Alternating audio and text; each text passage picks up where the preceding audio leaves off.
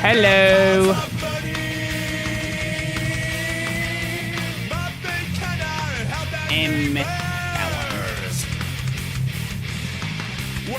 Hello. How are we doing? Have I watched the new OTT vid yet? I was just watching it before the stream started. If I knew it was out this morning, I would have been watching it, like, first thing in the morning. But no, not yet. I will make a video on it. The parts I did watch, I already have some things to say about it. Nothing bad, just things can be a little bit funky. For example, Elijah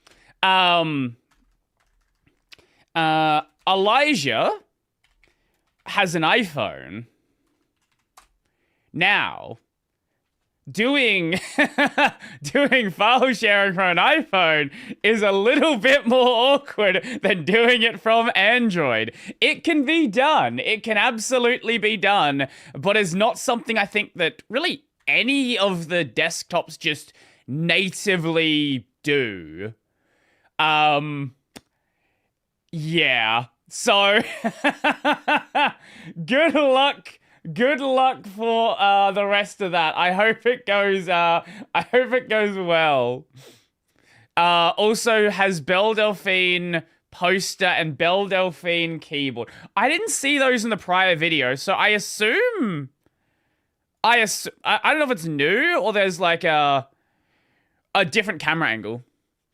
He buys this stuff ironically. Yeah, I'm sure. Oh, you are going to notice that things look a little bit different.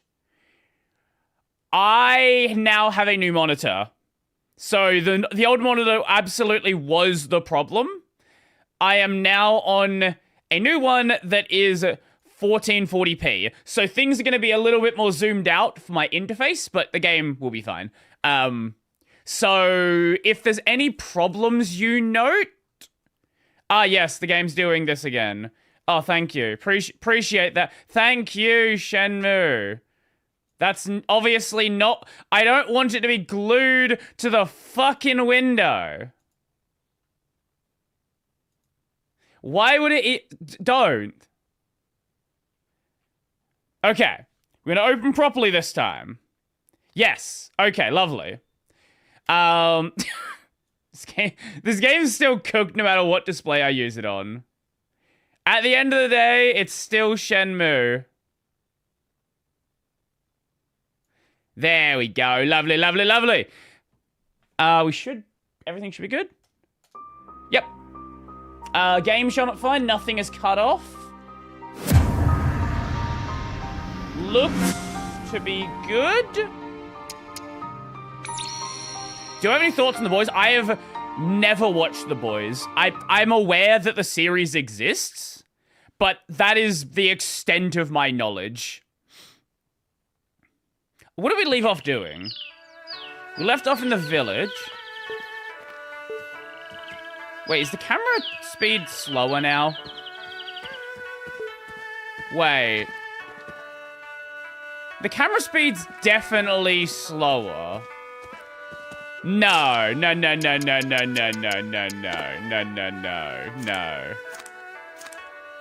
Was there a camera speed setting? There wasn't. Is the... Nah. You're not telling me. No. You are not telling me that the camera speed in this game is tied to the resolution. Surely not. This is not a fucking real game, man. This is not a real game.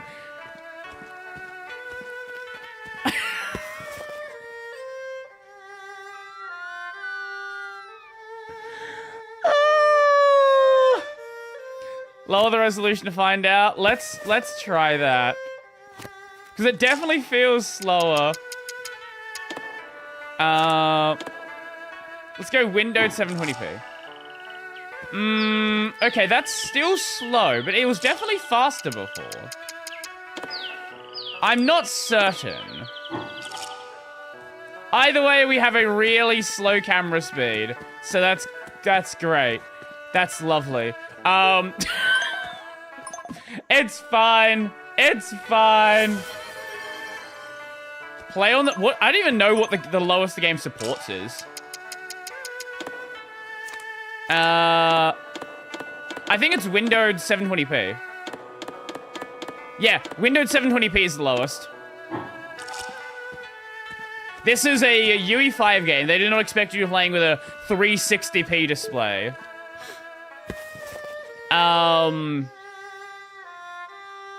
I think we just need to go see Shenmue.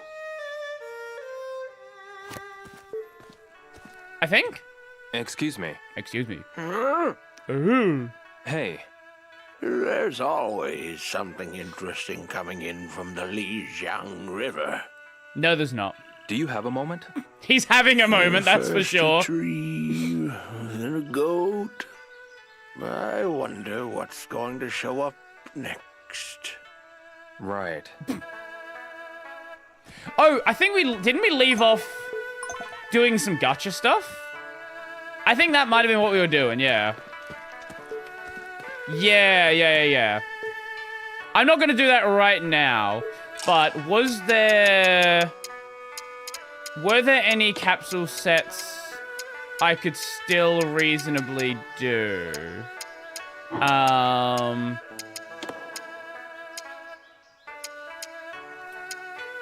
Back Fist, Shenmue 1 capsule set. Oh wait, is that this one?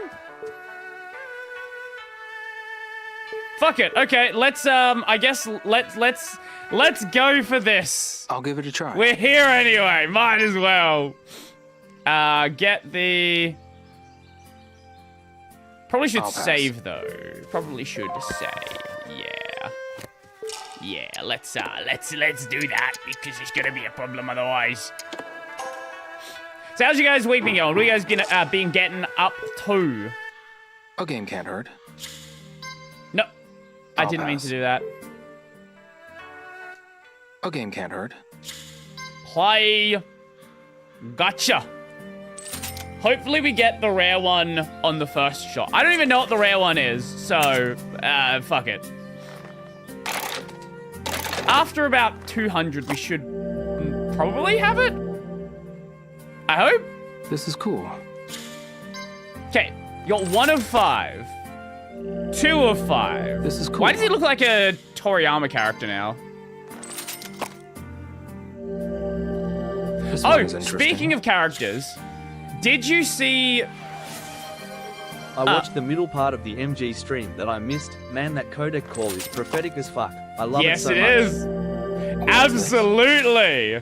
Oh, did you see the Persona 6 leaks?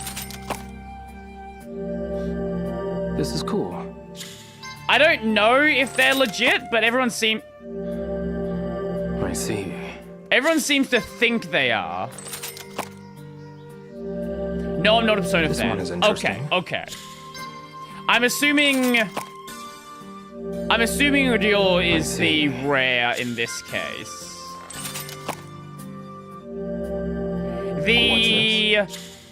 The leak designs, firstly, don't really look like Persona characters. This is great. Secondly, they look boring as fuck. I see. I think we might need to do another save on this one so we don't end up burning through too much. It's definitely... I see. Dio is definitely the rare here. What's this? Okay, one more and then we... No, we're gonna save now. We're gonna roll 10 and then loop that. Yeah, that's the plan. That's the plan. I'll see if I can find the, I'll see if I can find the designs. Persona 6 leaks. Yeah, here it is, here it is.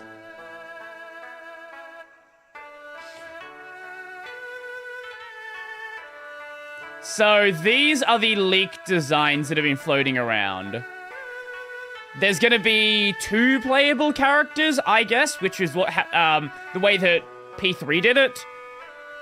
Neither of these look like a main character. Literally, neither of these look even remotely like a main character. He looks like the antagonistic third party member that joins who eventually becomes friendly. She looks like a generic love interest that you meet halfway through the game. Neither of them are like main character material, especially after like, you know, every other main character persona has this very distinctive design. Like you see Joker, you immediately know who that is. I hope these leaks are either not accurate or they're not for the main character because unless there's something we're missing, like they could be designs but not like final designs. ReZero is fucking scaring me. I'm praying that the amnesia plot doesn't last too long, or there's an actual good plot behind it. I'm curious about it. I'm real curious about it, because obviously, like...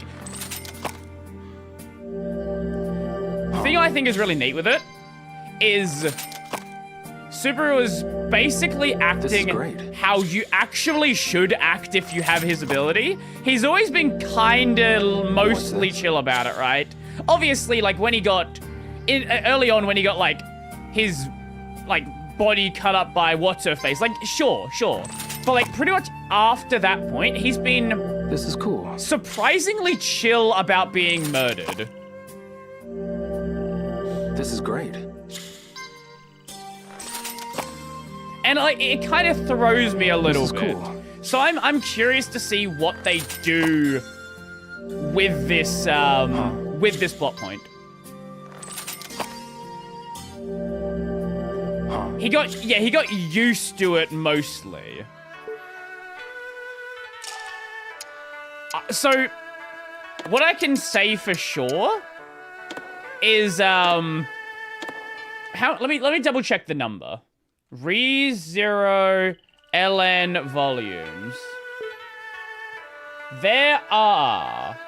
How many are we at now? Is it 45?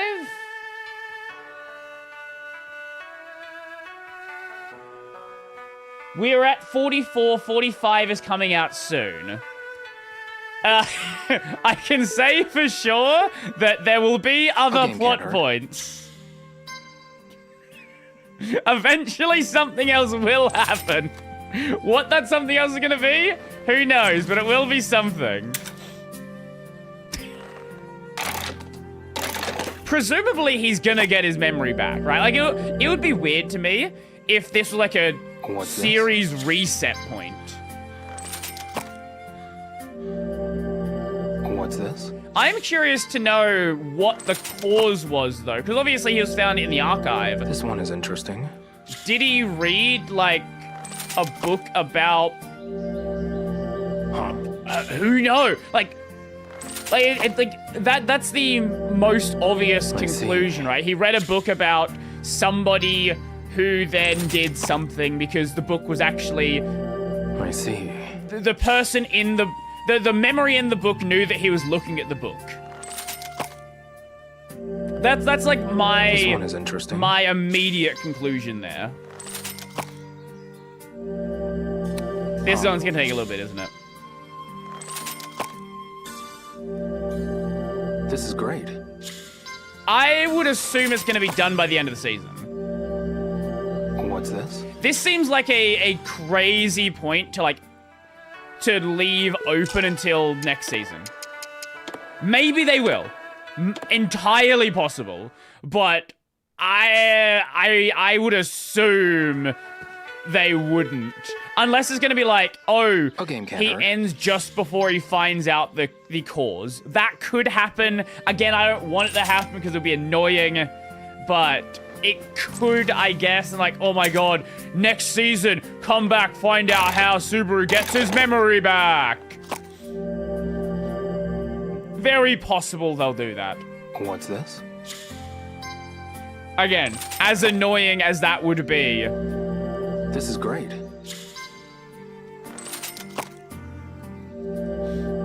This is cool. What is your, your list was the last person to remember? Yeah. Yeah. Well, that's the same reason This one is why interesting. Ram has an issue with Subaru as well, because of Rem.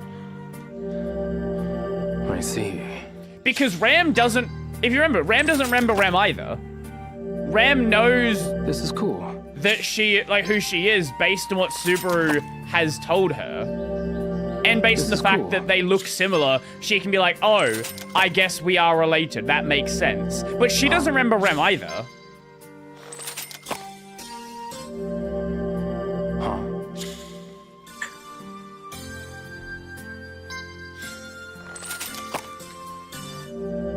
What I'm also curious see. about is how long the Rem stuff's gonna continue. Because I believe this I'll give it a arc try. should be when it gets I'll resolved. pass. But who the fuck knows how long this arc's gonna go for?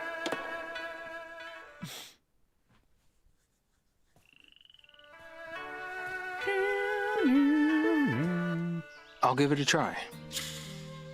Yeah, yeah. She didn't notice the second time, though.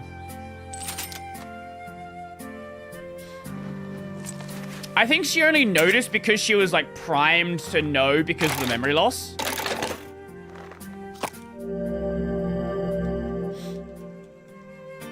This one is interesting. Honestly, that's what immediately told me that something bad was gonna happen here. When he didn't call her Amelia Tan immediately. What was the, I see. It was back in season 1. I don't remember now. What was the exact reason why that happened? This one is interesting. Because I know it was following him thinking that Amelia's name was Priscilla? Yes? Priscilla was the name of the Satella. Yes, that one. Who's... Yes. I see. It was following, a reincarnation What's this? following that, but I don't remember exactly why he decided it. This is great. I think he wanted to do, a reset? Because didn't This is she... great. It was on a timeline that she had been called that, I believe? We discussed in ReZero? Yes. Have you seen the new episode? Priscilla was the hot one, with the fire sword. Okay, yes. Yeah, I thought the name was wrong. I'll give it a try. Yeah, if you're not seeing the latest episode, big spoilers for that one. But what do you even think about the rest of the season anyway? Oh, speaking of spoilers, Subaru leaving the tower. Obviously, This some one is shit's gonna go interesting. down with Shaola. I see. Already watched it on my faves. Ah, nice. I'm loving this season. I am loving this season. I think the reason why I'm loving it is we're back to a relatively small cast. This one is interesting. And we have a relatively small cast in a relatively small space, so we're not dealing with 7 stories overlapping at once. This is great. Last season was good, but it was kind of hard to keep track of what was going on. This is great. It's the same problem I had. I love I Durarara, see. but it is, or Index, but both of them, it's a little This is bit cool. difficult to keep following along with some of these series. This is great. Especially Index. Index is real bad for it because at least with Durarara, they're in one city and all of the cast members mostly know each other. In Index, you have like 7 different teams in different parts of the world who don't interact with each other for like 2 seasons. I'm like, I don't know who you are. Who are you? Yeah, that's the problem with a lot of isekai series. Katakawa even acknowledges that isekai is becoming a problem. And the thing is, like, I remember this happening with Battle High School stuff. This is great. I love Battle High School, right? But I remember towards the death throes of Battle High School, every season what you would see is, oh, this is a Battle High School harem. The main character, he usually is either incredibly overpowered and no one knows it, or he's incredibly weak, but he's actually incredibly overpowered and no one knows it. Then there's usually a redhead tsundere as the main girl. There's like a Emoto character. This is cool. There's like a childhood friend character. And the redhead girl usually gets introduced by him walking in on her showering. And there was like 4 fucking series that aired at once that were doing the exact same plot. I remember when... This one is interesting. Asterisk War and, fuck, what was it called? Asterisk War, Mal... what was the other one airing that season? Fall 2015. Was it... Yes, Nakudai Kishi. Asterisk War and Nakudai Kishi airing at the same time. The first episode were the exact same fucking episode. Literally, beat for beat, the exact same episode.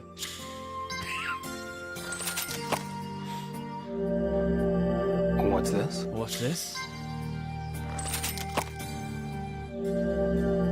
This is great. We're gonna be here for a little bit. And I love my Battle High School stuff, but we need a change. We need a change in the anime industry again. I don't care what the new meta's gonna be. I don't give a shit. But we really need a new genre to take over. Let it be fucking... I don't know, let it be... I was reincarnated as a villainous. Let it be mecha. Let it be romance. Let it be literally fucking anything. As much as I still enjoy these isekai series, it's getting a bit fucking much. This is cool. I was reincarnated into another world as the weakest job, but it turns out I'm actually the strongest job. This is great. I was reincarnated as an appraiser. Turns out the appraiser can learn any skill. I see. What? Really? No, I've never heard that before. This one is interesting. I think the meta for a while was I was reincarnated into an object. Or like an object or a creature. I was reincarnated into a goblin. I was reincarnated into a sword. Into a dog. Into a slime. Into a spider. Into a vending machine.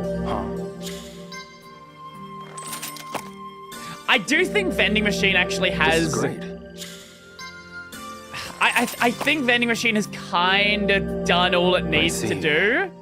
I don't know if you're watching it, but the last 3 big fights were ended in the exact same way. Hakon floated into the air and then landed on the enemy. Hakon floated into the air and then landed into the enemy. A game can't hurt. Oh, don't. He floated into the air and then he used water to direct himself and landed on the enemy.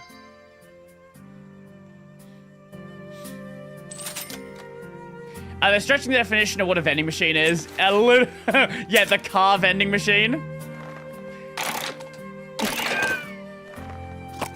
Oh, well, a car lot is disposing cars for money, therefore, it's a vending machine. I see.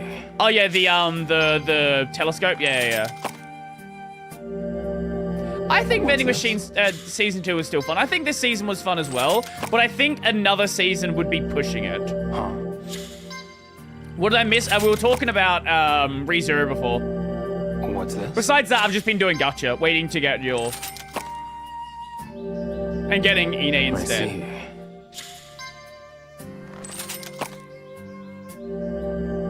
This is cool. This is cool. Good luck with gacha. This one is I interesting. fucking need it. I fucking need it.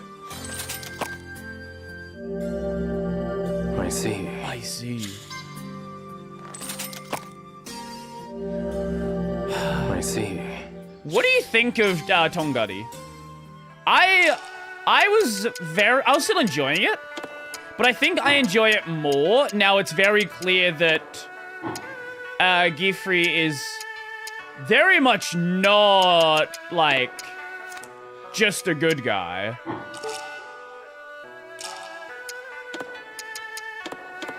Like, he's gonna cause some problems.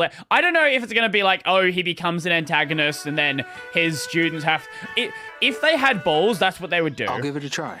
If they had balls, that is what they would do. They would make you fall in love with this character, and then... What's a good example? I can't even think of a sensei character that becomes an antagonist. It's such a rarely done... Like, you have backstory stuff where it's done, right? Like, you have, you know, fucking... You know, like Snake Boy in Naruto eventually becomes an antagonist. Forgetting his... Orochimaru, that one. This is cool. But I can't think of, like, a Kakashi... What's this? Gojo, you know, a kind of, like, main sensei character that goes down that route.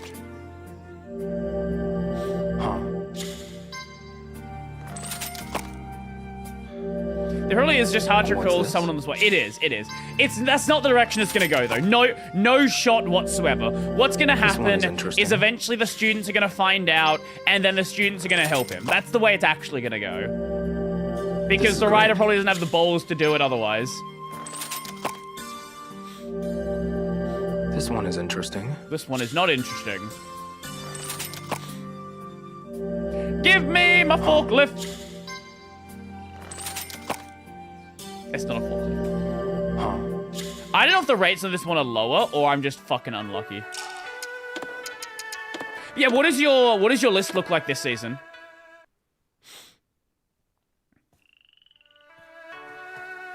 Because as always, mine is too long. Just a touch. Just a touch too long. Can't hurt. I actually did end up dropping a couple of things this season, which I don't normally do.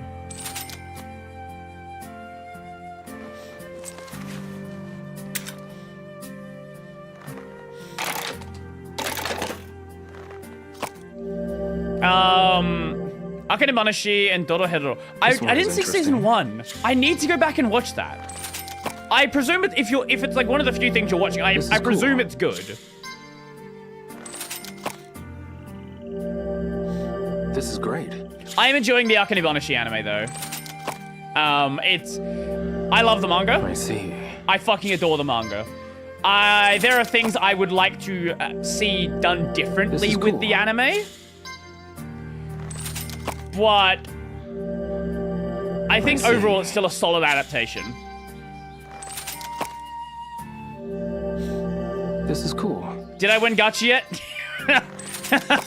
There's a reason why we're save scumming. There's a fucking great reason why we're save scumming.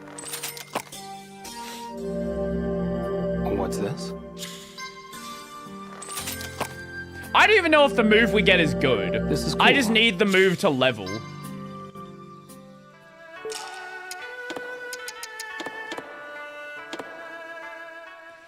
Just resaving if help. Yes, it does. It does re-roll the. No, the loot is randomized each time. A game can't hurt. Yo, Vulcan, how we doing? Yeah, no, I was save scumming one of the other machines. It definitely 100% works. It doesn't change the rates. The rates are still fucked, but it definitely works. This is cool. The Mysteries of that shit insane world. Okay. I guess I should probably check it out then. We are coming to the end of this season, so maybe usually between seasons is when I have time to like grab something I missed. This is cool. On that note, what the fuck is airing next season? This one is interesting. What do we got in?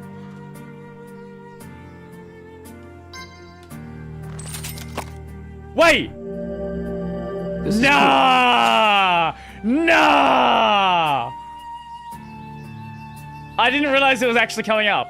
I knew it was coming eventually.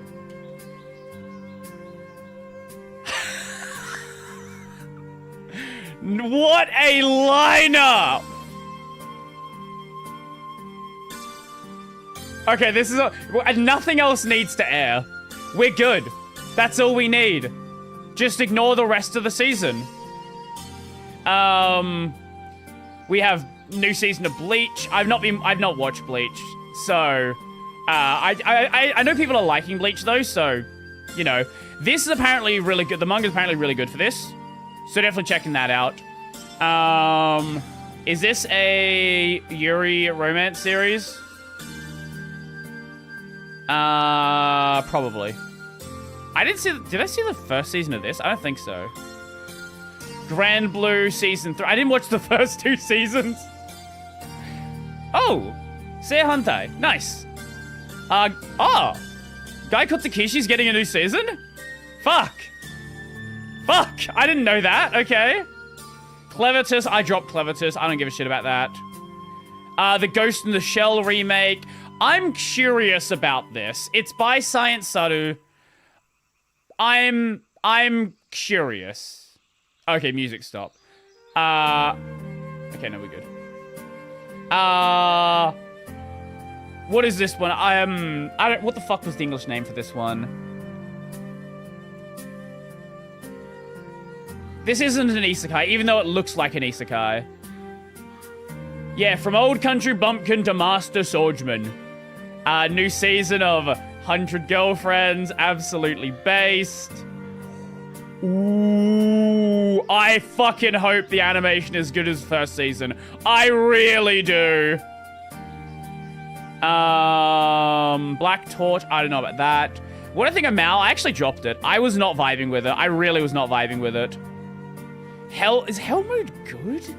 I saw the animation for the first season, and I thought it looked kind of mid. Oh, this is the one about the cat girls who smoke. Yeah, okay, I'm watching that. I love when the name takes up the entire image. Oh, look at this, another, what is this? In this world, the concept of levels exists. Most people are only around level 1 to 5. Let me guess, the main character is level 999. Wow, I've never heard that one before. That's a new one.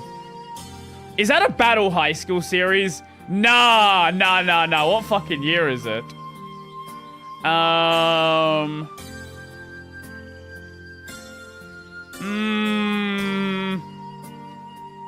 really check out the Oh, the Azure Lane comedy one. Okay, sorry, I thought it was the main Azure Lane series. Banduri.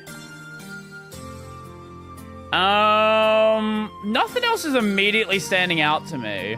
I'll probably check out trailers though. Cigarettes, not weed. No, the cat girls don't smoke weed. That would be funny though. What's this?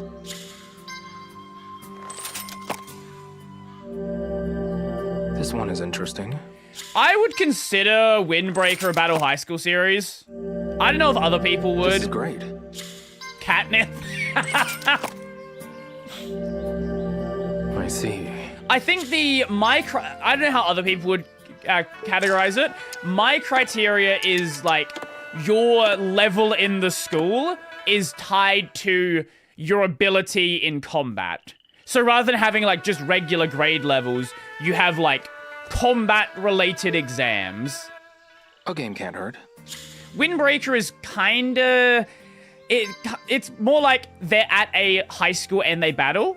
If you want a series that is not technically a Battle High School, but is a very similar format, Kakegurui. I think I would consider that Battle High School adjacent. You tried to get into it? Yeah, I watched the first couple of episodes and I was like, this is cool. This is not, that's not what I thought, actually. That's not what I thought at all. This one is interesting. Yeah, I wanted to like it as well, but I watched it and it had, I didn't know what the fuck was, like, I don't know why it had anything to do with needing an overdose. It wasn't. It just happened to have the main character in it. Are you enjoying it? No, if you like it, like, enjoy it. I just was not vibing with it. I felt like it was way too pretentious. It had nothing to do with... What I was expecting was either like some sort of like time loopy thing where you go through different plot lines with the main character, or just something like that. I see. But instead of doing that, it decided to start after her story was over, which just... That was not what I was expecting from the series. This is great.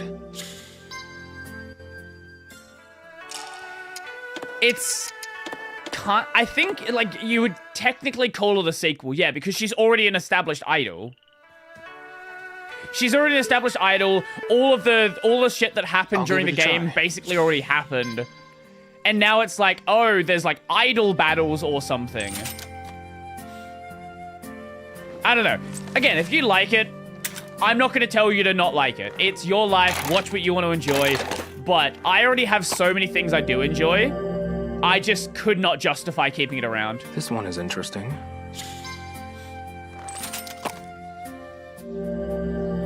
I see. Why can't we skip the dialogue anymore? This one is interesting. Oh, it's X to skip the dialogue. I see. Surely it can't be that many more gacha. This one is... I don't even know, like... Why do I even care enough to finish the gacha? This one is... What's this? I'm just sad because Mint did mention she has a role in it. Oh, that's cool. That's cool. This is cool. Yeah, that actually is cool. Thank you, Joel.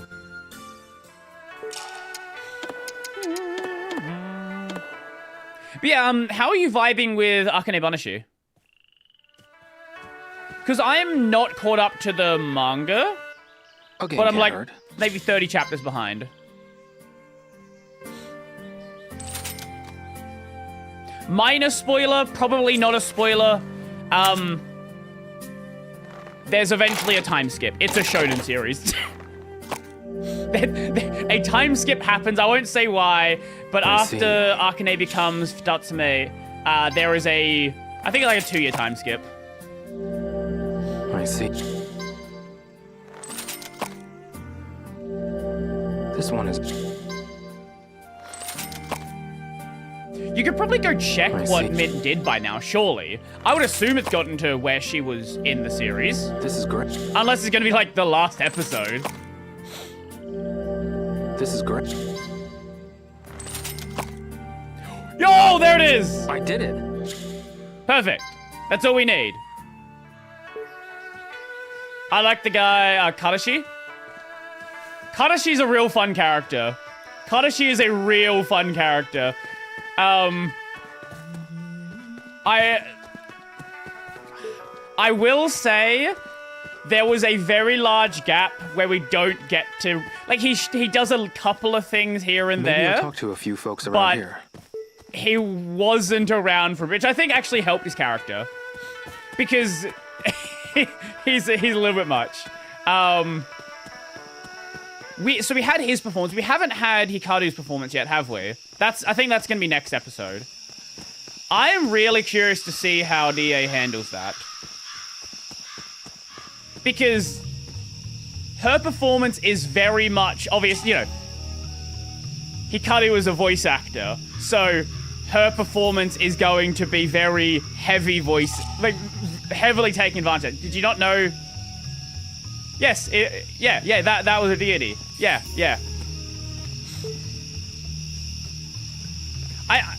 I thought I mentioned this. I know I played the trailer for it. Let me just play the trailer again. You'll hear now that I've mentioned it, you're gonna hear it. Akane Banashi trailer. Is this the one? Is this the voice acting trailer? Yes, this is the voice acting trailer. 茜は好きでいてくれた。 Oh yeah, also new to the game. So we don't have fucking crickets in our ears. その思いに応えたい。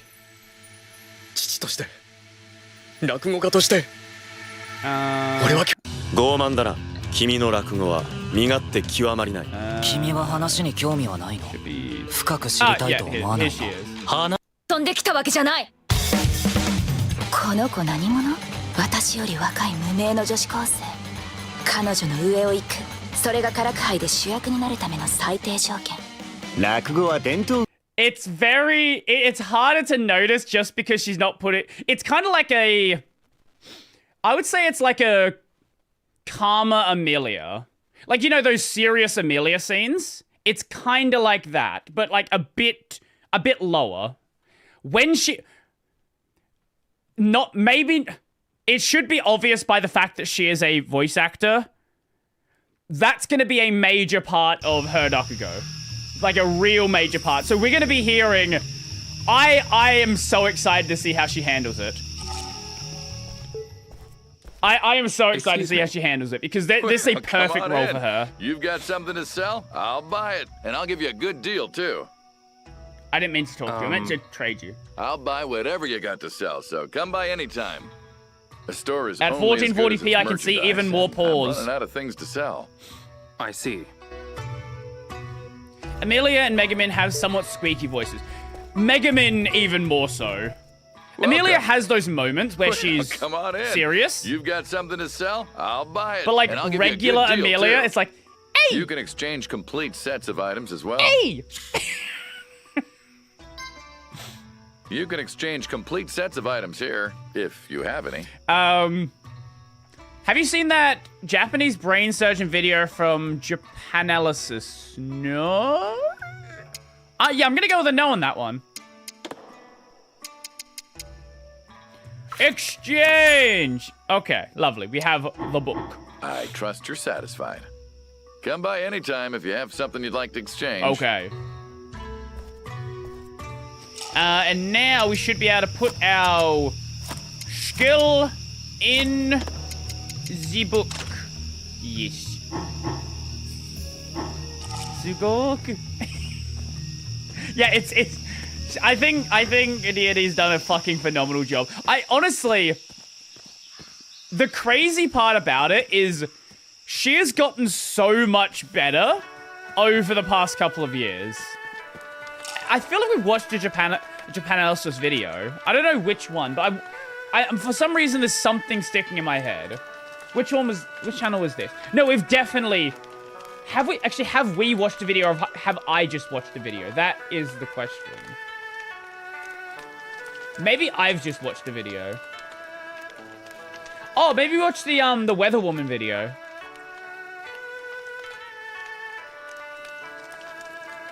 Oh, the Japanese memes video. We definitely watched that one on stream. Okay.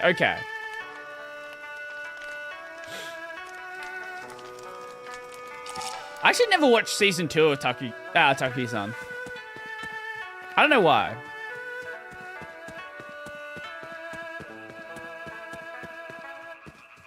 Okay, maybe I watched it in my own. Watched the Japanalysis video on my own time then. Because the video was watched on this channel, on the gaming channel, which I don't usually watch on the gaming channel unless I am gaming. Unless I'm like on stream. So I'm not sure why it's watched on that one. Maybe I was just accidentally logged into it still. That could be the case. Not certain.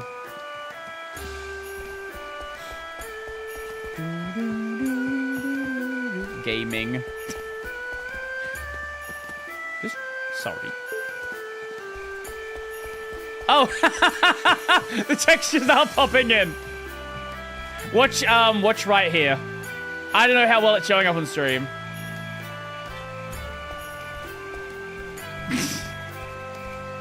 Guys, you don't need to pop in textures that close. Oh my god, that's bad.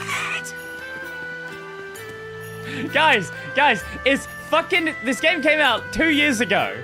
3 years ago. People have SSDs now. Excuse me. Here to train? Have you come to... Which will it... Let us I have the spar. perfect sparring partner for you. I can't unsee it now. This is Red Tiger. You may start immediately. This is what I do to people. I do this all the time.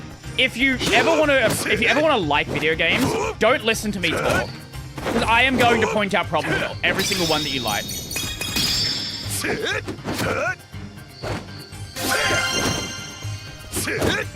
What is this animation? Oh, speaking of animation, I was watching the latest season of Bucky, and I watched Yujiro kick Musashi Miyamoto in the balls. That was how he ended, or partially ended a fight. Brody, I like Yakuza 0. What issues does it have? Does it have issues? I guess you could argue the progression system can be an issue. Like, the money system basically invalidates the rest of the economy. Like, you're never strapped for cash just because you need to have so much. Does it have issues?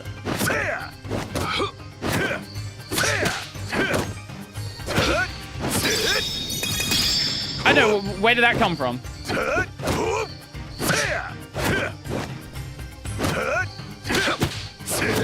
No, what I'm saying is you can buy infinite items in Zero because the XP is money. And by the end of the game, you're spending like 7 million yen on a level. Will you keep going? So when something costs like 500 yen, or like 20,000 yen, it's like never even a concern. Like even really early on, you can just start like farming Mr. Shakedown pretty early.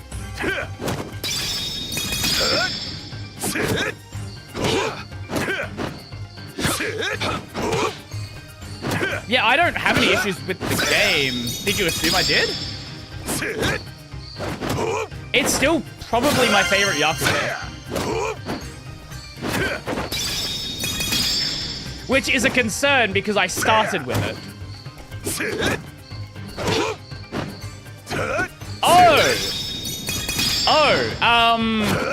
Did it have any bugs?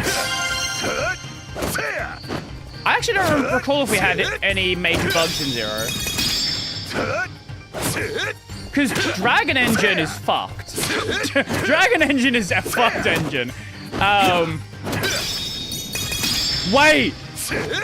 I just realized. Stranger Than Heaven's probably Dragon Engine, isn't it? Are we gonna get some fucked Dragon Engine stuff? Or is it gonna be more in line with Lost Judgment? Where they actually cleaned up the usage? I am so fascinated. I hope it's still cooked. I hope it is.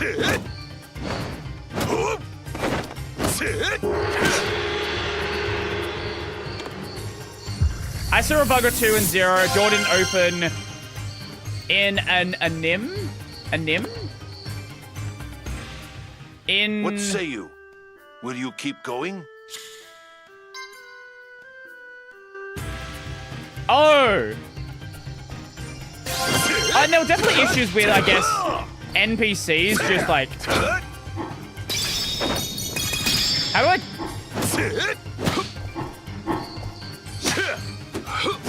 I forgot the button to change our attack.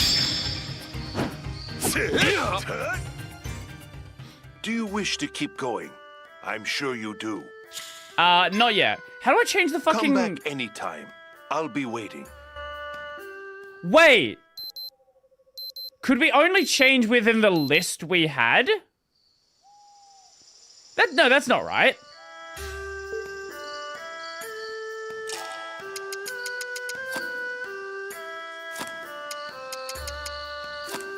I don't think so, at least.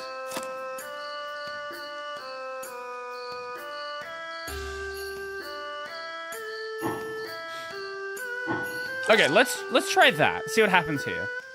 Excuse me.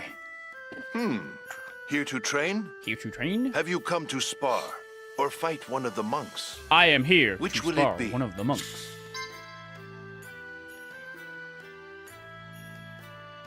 Oh, it is.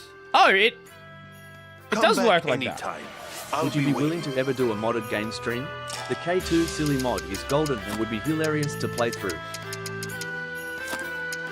The K2, as in Kingdom Hearts 2 or Kiwami 2?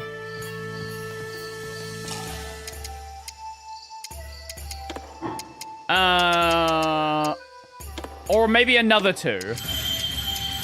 Kiwami 2. Yeah, I'd be open to messing around with it at least. I have done a KH2 randomizer before, so I love when people just throw out abbreviations as if everyone knows what they mean. That's my favorite thing. I love it especially from developers, because they like to throw out things like, do you know what A11Y is? No, no one does.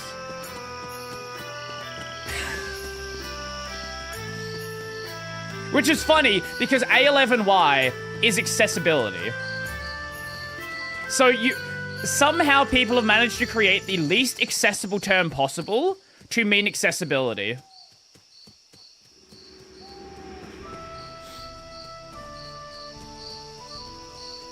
This is why pictograms are far more useful than fucking words if you want to describe stuff.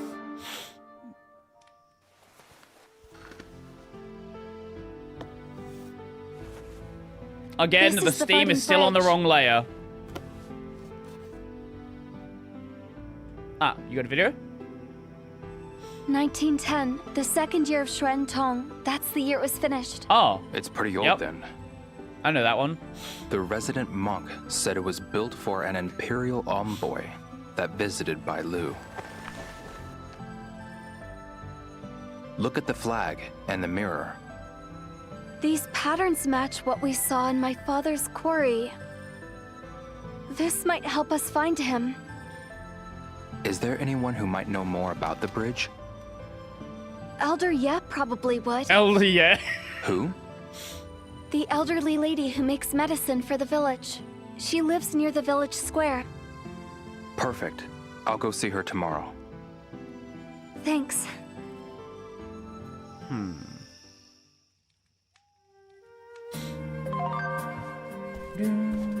Okay, let's have a look at this mod.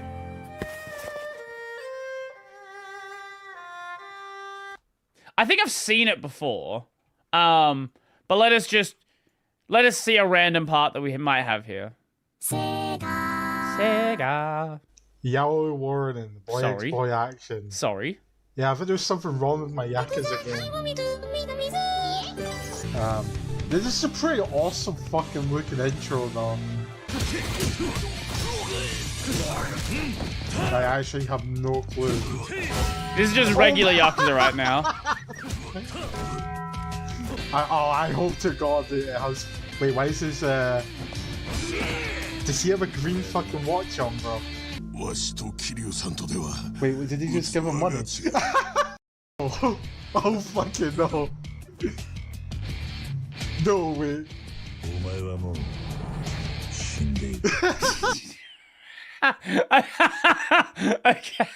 Okay, that's definitely not regular Yakuza. Yeah, it's gonna be these moments where I just forget that I'm playing like a modded version of this game.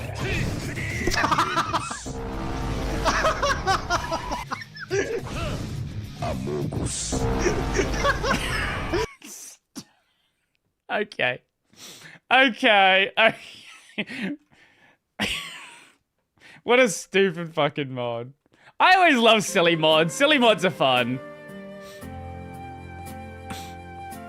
Like, as much as I appreciate, you know, lore accurate, making game better, It's fun to just have a chaos mod, a silly mod, just some bullshit that's just bullshit.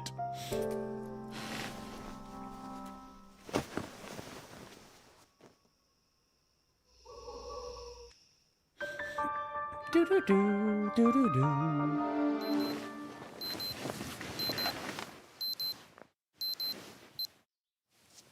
He's looking very orange today.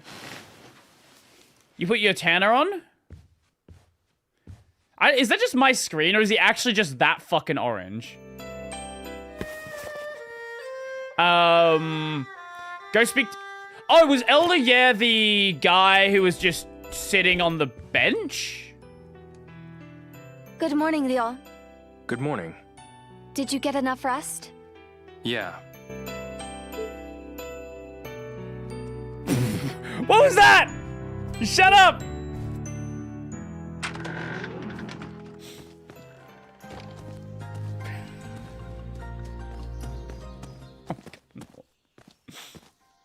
Leon. See you later. Tell me that's not the entire cutscene. Yeah. See you soon. Oh my fucking god, it was. Why did that need to be a cutscene?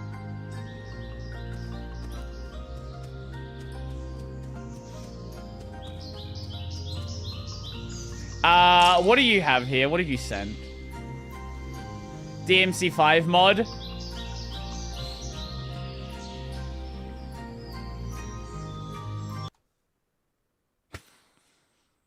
What is this?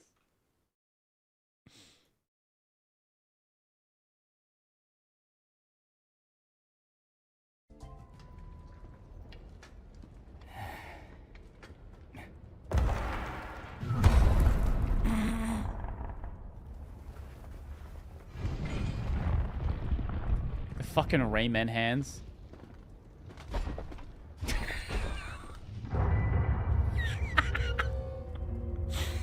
Nice. Getting the band back together, huh? What evil lurks? I must destroy. I thought that was the plan all along.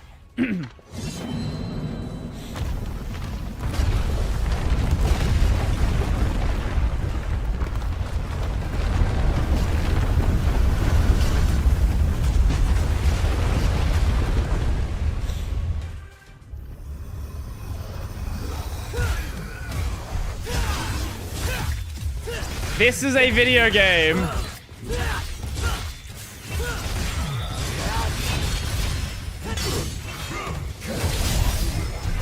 Wait, this guy's actually not terrible at the game.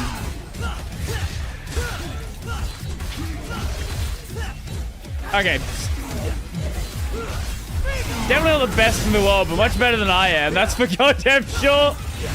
Oh, okay. Yeah, that explains it. He's been playing for a little bit.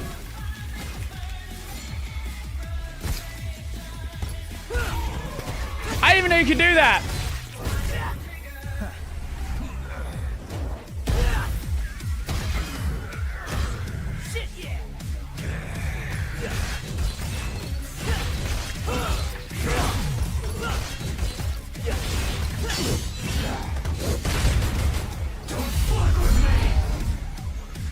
I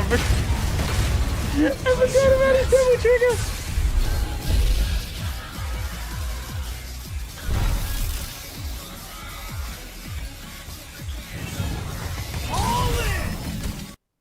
Wait, that's sick. Nah, that's sick. I wasn't even focusing on the mod at the end.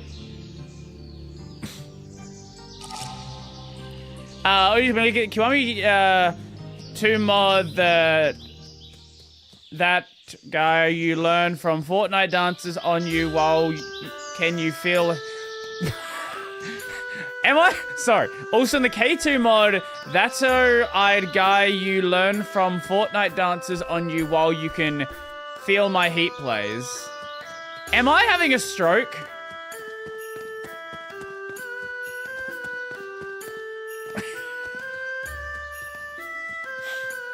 Yes? Fuck. That's a problem. I can't type. Don't worry, I can't read.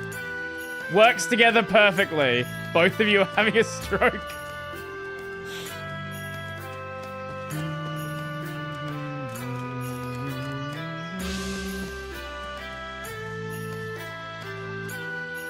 Why is this game...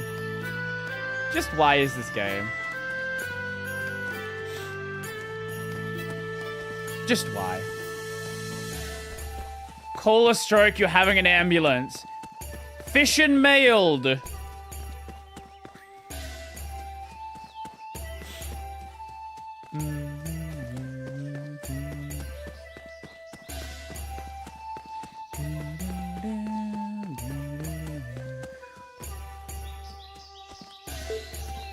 Let us train our 1 inch. Maybe I'll give it a shot. You can move in the cutscene.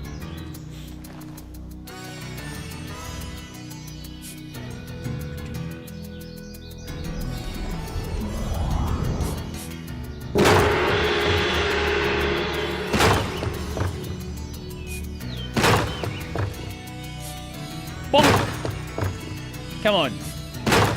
Surely my timing's not this bad. There it is. Okay. Fucked it up again. I keep going slightly early.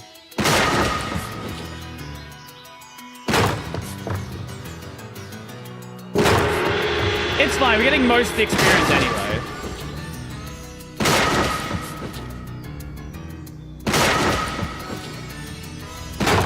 Fuck that up entirely.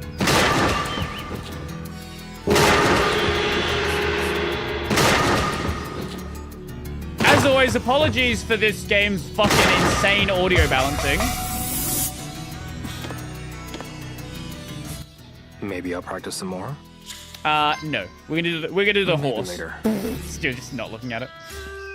Okay, we've got a timestamp. What do we have here? Oh, to that video.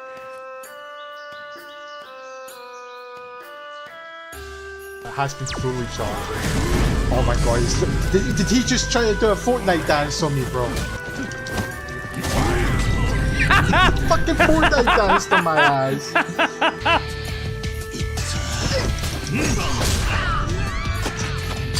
What the fuck?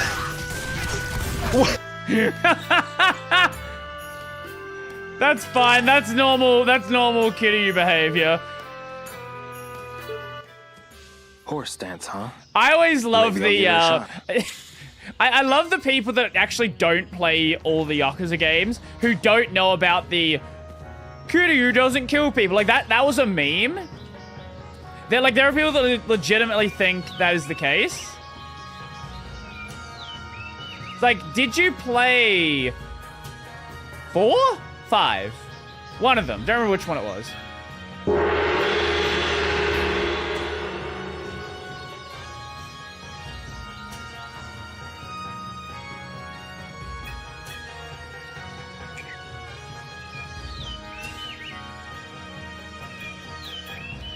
Kiryu's killed a bunch of people.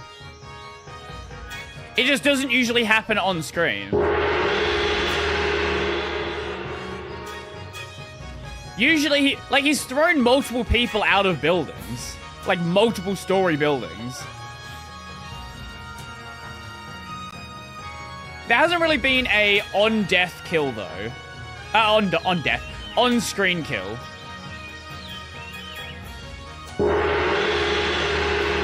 Actually, wait, has there? Or more importantly, have we had a named character killed? Like, by Kiryu? Maybe I'll practice some more.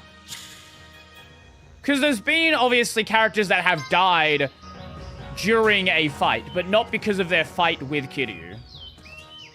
Like, they go into a fight already injured, and we're gonna die anyway. But they're like, I'm gonna fight, I'm gonna bleed out. This is the most important thing for me to do right now.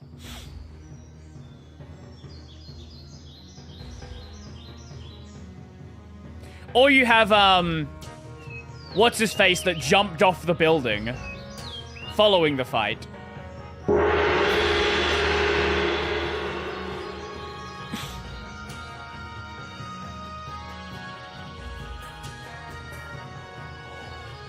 We should all be training our horse stance. It's probably a really fucking, really good workout, actually.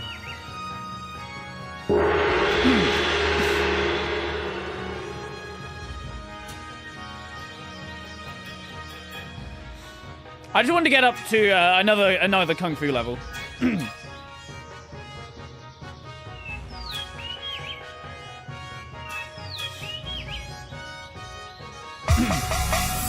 Yo!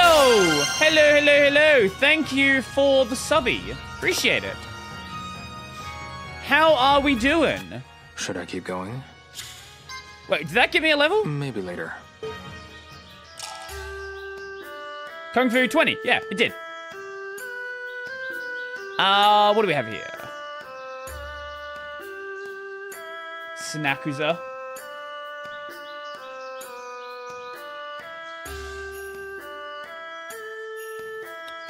No, I'm not fucking... Shut up. I wasn't age verified on my second account. Oh, that one. That one. Yes, yes, yes.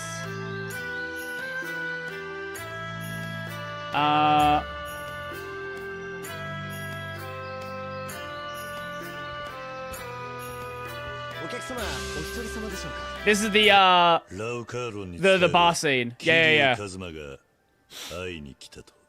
いえ、あいにく当店にそのようなものはおりませんが。お客様。ダメダメダメよダメなのよ。Yeah, he's pretty dead. 好きで好きすぎてどれだけ強い。Kiryu's never killed anyone before. True and real. Google forced me to age verify on my main EVTHO. All I watch half the time was politics LOL. Luckily they didn't require a fake scan or ID. Just looking what info related to my email still pissed me off THO. Not a fucker scan.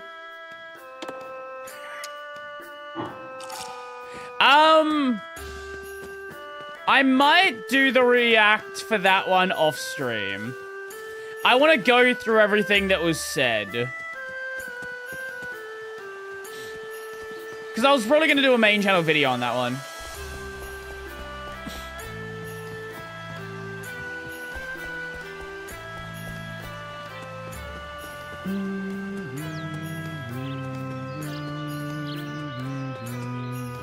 What capsules were here? I know we already did. I don't think there was a trade on that one.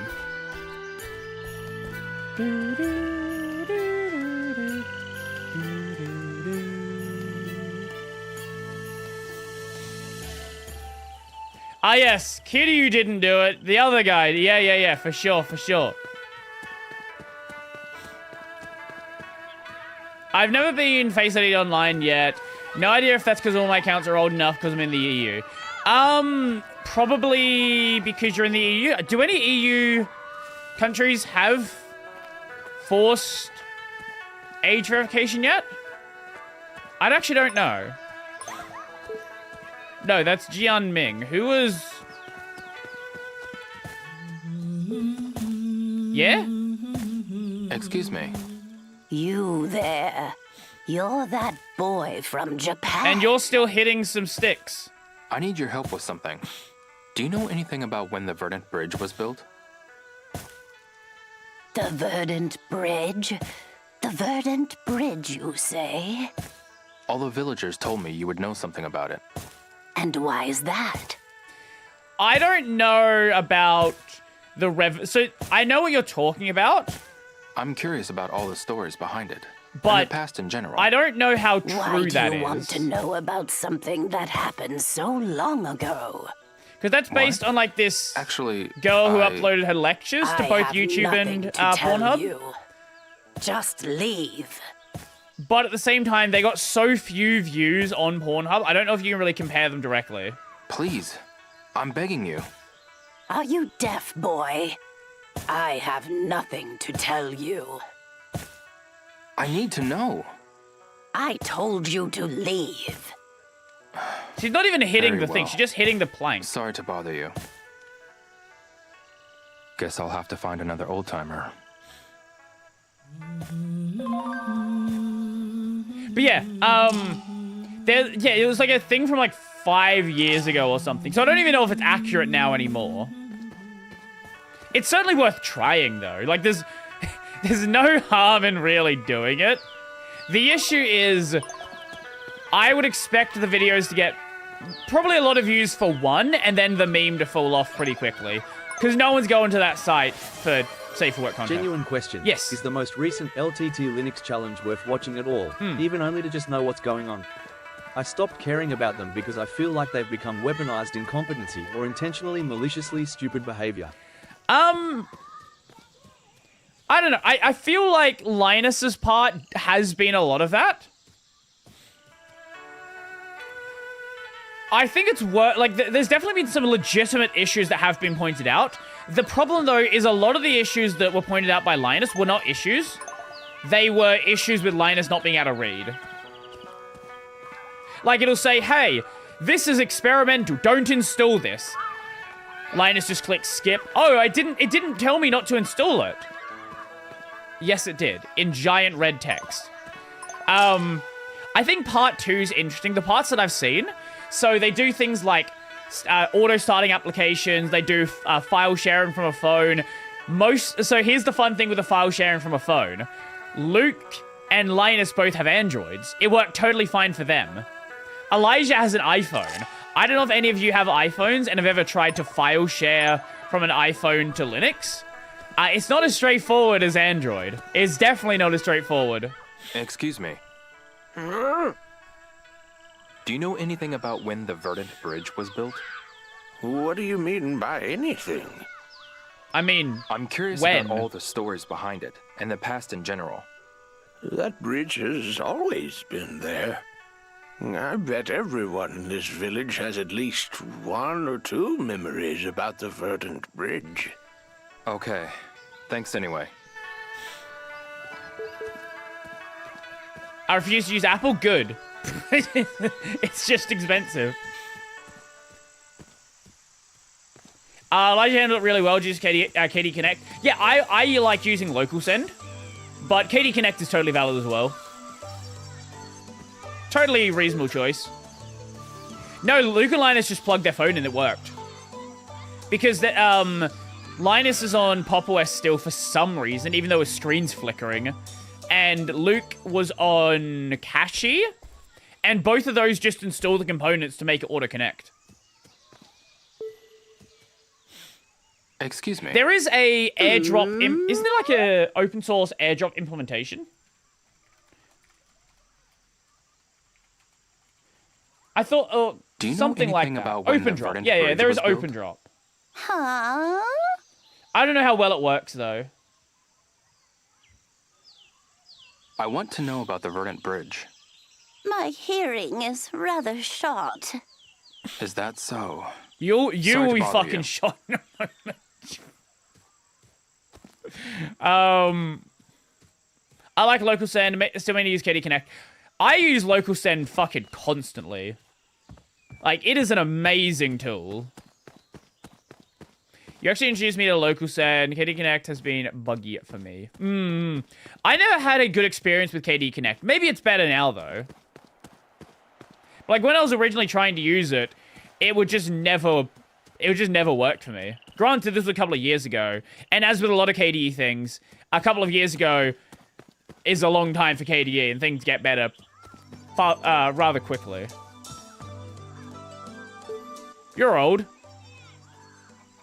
Excuse me. Huh? You talking to me? I'm talking to me. Yeah. Oh, wanna have a drink with me? It's going on your tab, Mate, you're buddy. already drunk, clearly. Seems like you've already had a few. I'm just having a good time. I'm not drunk. Who said that? That is the worst drunk I've ever... I don't think the voice actor's ever had a drink in his life. That's not what a... I did use USB to transfer from my phone. Just sync. I set up sync thing though for my Obsidian notes. One of my gripes with Locust End is it can't background transfer. I also need to keep the app open on my phone. It needs to stay in the background. Yeah, I do kind of wish that... I'm not sure what the limitations are with Android, but I do kind of wish it could run as like a background service. That would be cool. But again, I'm not sure what can and cannot be done with Android. No, that's what I'm saying. I think it would be cool if you could run it as a background service.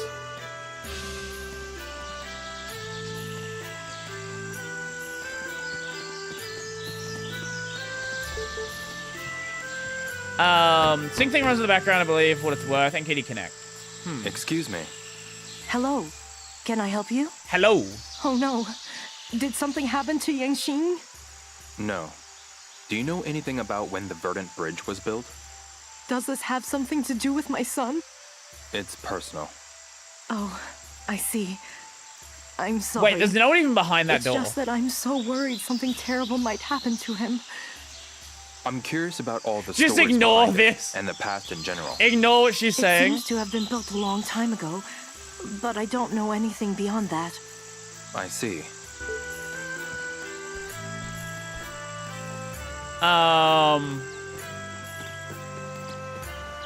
Git is a completely reasonable thing to use for notes. Notes are typically just text files.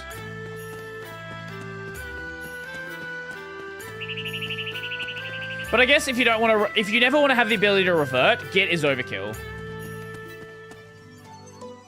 Like, yes, Git is a simple, easy thing to use, but if you're never, if all you want is latest iteration, like, there's no reason I would go and use that.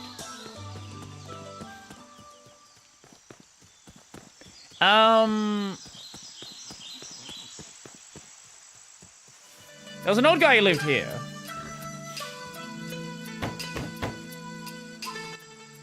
Hello? It seems nobody's home.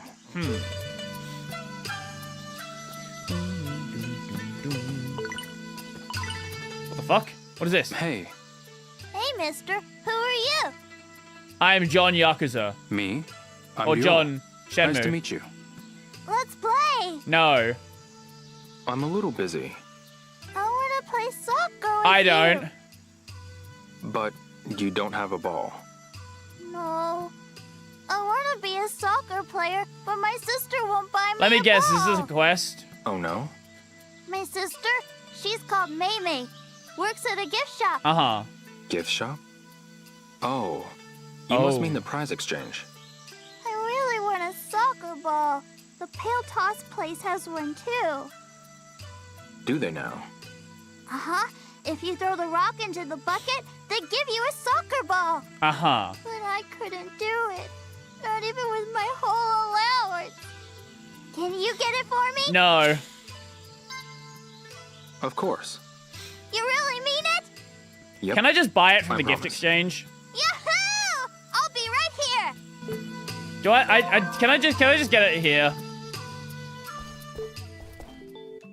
Howdy, come on in. Want to trade tokens for prizes? Howdy! With that amount, here's what you can choose from. Do we have ball? Whole tomato. No ball. Okay, Don't I guess want we have to get it anything? from Pale Toss then. Fine. Fine. I guess we'll go get it from Pale Toss. Bam, bam, bam. Bam. Oh. Music ended.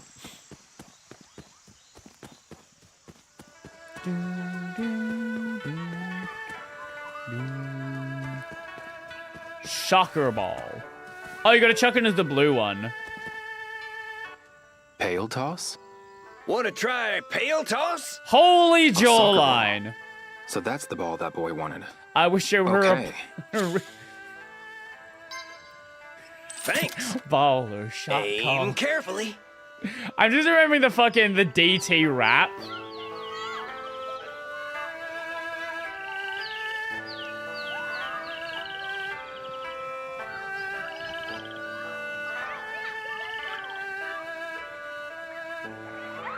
Oh, like that. Okay, okay.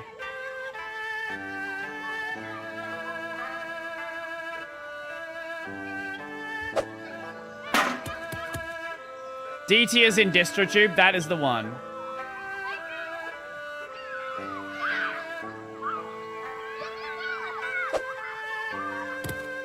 What do you mean? That went in!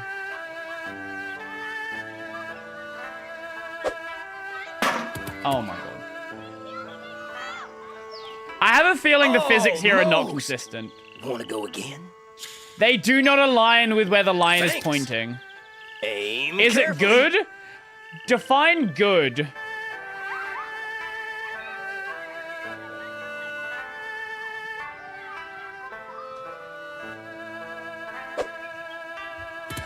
The line went into the pail!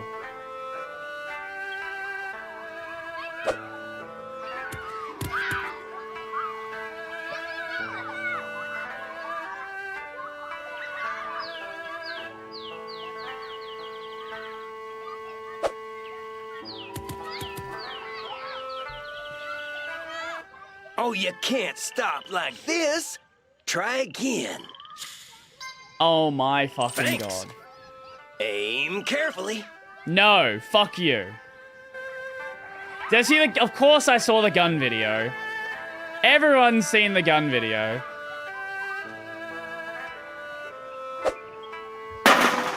Is that it?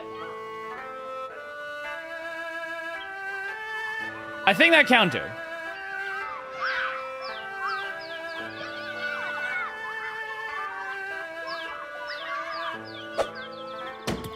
The line doesn't... No, the line's not correct. The line is actually a lie.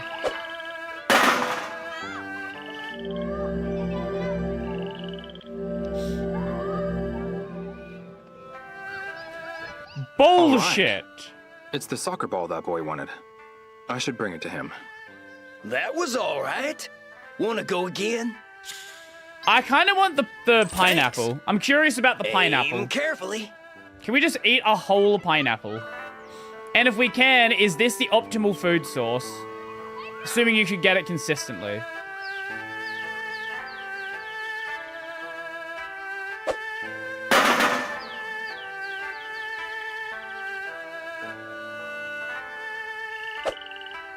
Yeah, the line's wrong. The line's actually just wrong.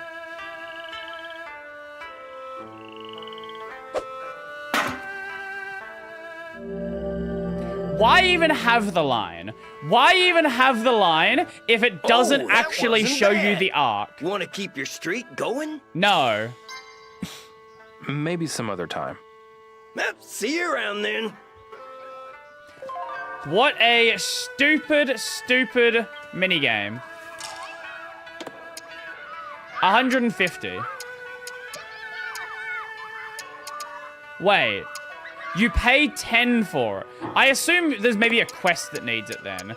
Because that's not even a better food source than just eating a whole raw garlic. Whole pineapple, less food than whole garlic. Righto.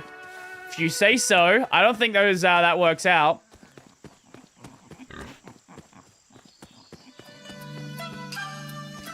Bim, bim, bim, bim, bim.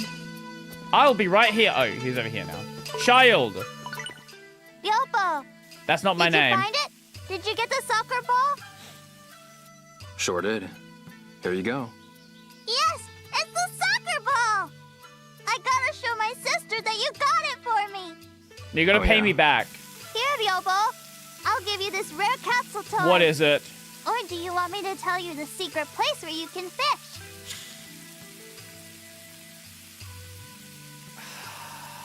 Fuck it. Give me the capsule toy. Wow. Oh my god, he gave me a toy I already had. Thanks.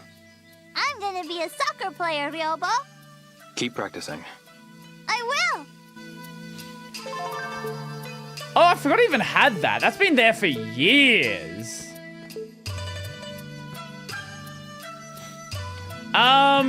Anyone else who... That's a good question. I haven't changed the emotes in so long. Never seen you around before.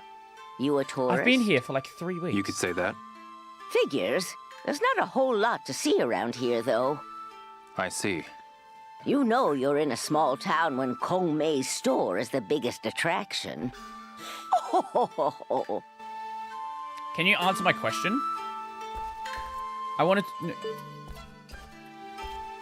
I guess I'd never interacted with her before. Speak to me! Hello there. Howdy, come on in. Gorgeous. Excuse me. Gorgeous. Oh, please, young man. What is it you want? I just have a question. Do you know anything about when the Verdant Bridge was built? The Verdant Bridge? I'm curious about all the stories behind it, and the past in general. I don't know much about it. What are you, a sus way to ask that question? I'm a lot younger than you think, you know. That bridge was built long before I was born. I see. Old Sue might know something about okay, it, wait, we have a clue. He's an insufferable old coot that can't stop bragging about his family. Where can I find him? Where is this person? He ought to be on Sunset Hill. Sunset Hill, okay. If you bring up stories about the good old days, he'll sing for you like a bird. Got it. Thanks a lot. Sunset Hill, where was that?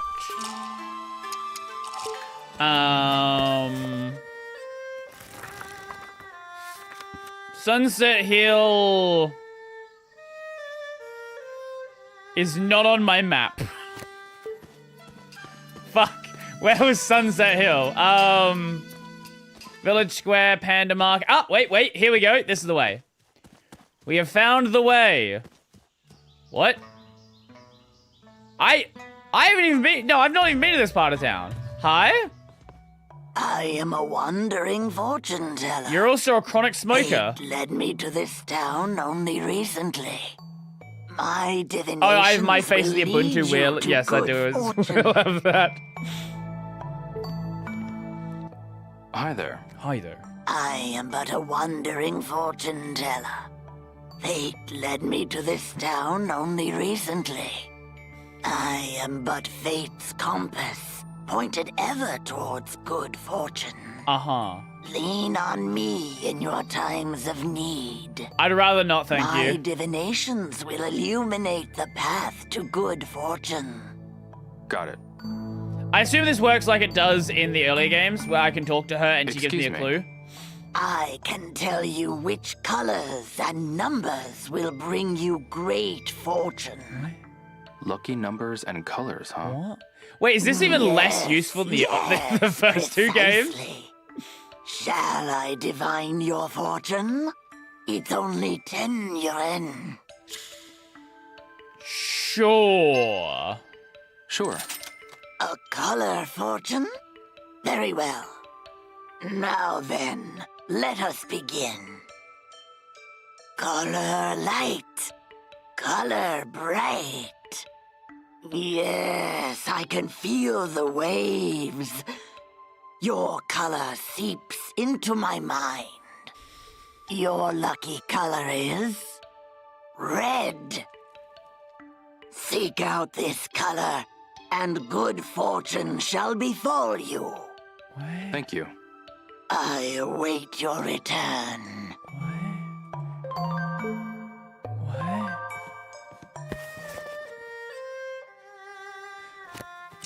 Let's look this up. What the fuck does that mean?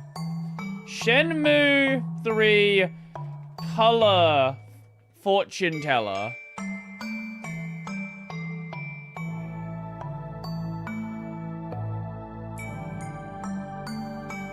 Oh, this is for betting. Oh, you can rig the gambling system. You know what? Respect.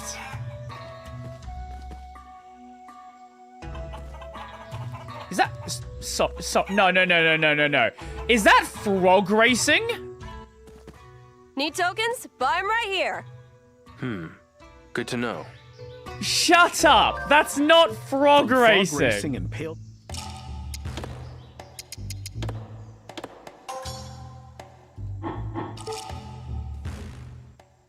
Wanna play? I've got a whole range of games. Uh-huh. Yep. How much are you betting? It's frog racing. Let's do 500. Go ahead, pick a frog.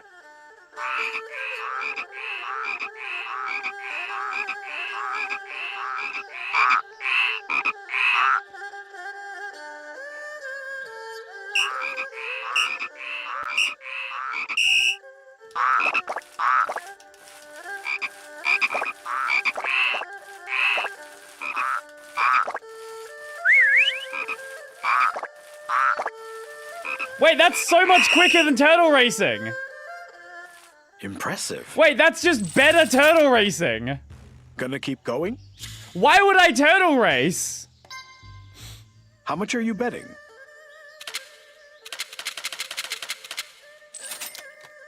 Go ahead, pick a frog.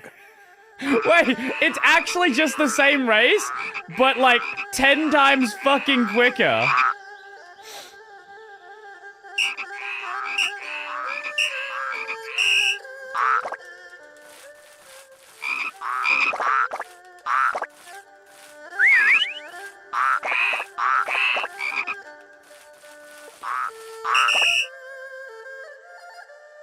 Don't put your luck to waste. Go for another. How much are you betting? Okay. Fuck it, let's just bowl. Oh, you can only bet 800. Okay. So that's the way they slightly try to balance it. Doesn't matter. It's so much faster. It literally doesn't matter.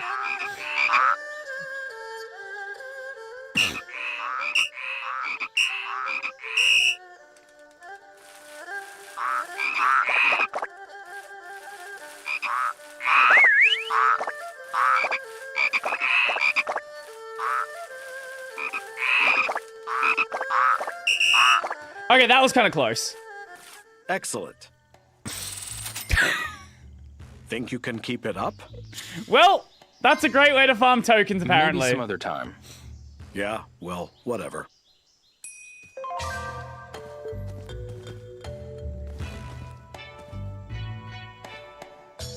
$300. 100. What is this? I'm confused. One play, 100. Oh, wait, is this just, you can like throw it in and then get that return? From frog racing and pail toss to flower, bird, wind, and moon and lucky hit, we've got you covered. Wanna play? Why are you reading it like it's an ad? I've got a whole range of games. Let me just do the pail toss. So you pay 100 and throw. And you can possibly pay out. I see. So if you were to get the perfect blues, you could triple your money.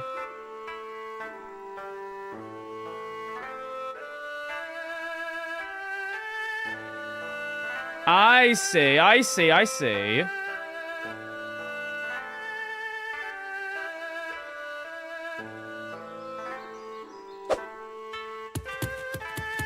Fuck you! What's that? What are those physics?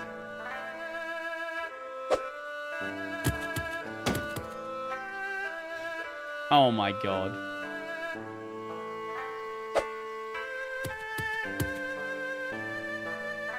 The arc's even worse here! Gonna keep going? No, pail toss is just a fucking meme. Yeah, well, whatever.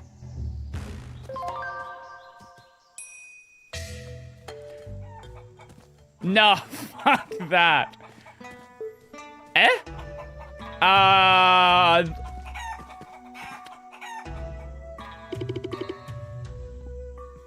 That... Guys, did you forget we're in China right now?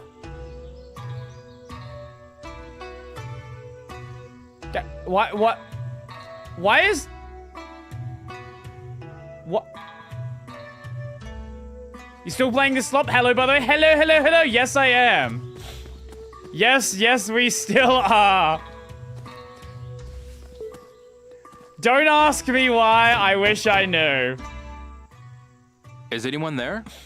I guess nobody's home. Doom. Oh, cutscene. This is it.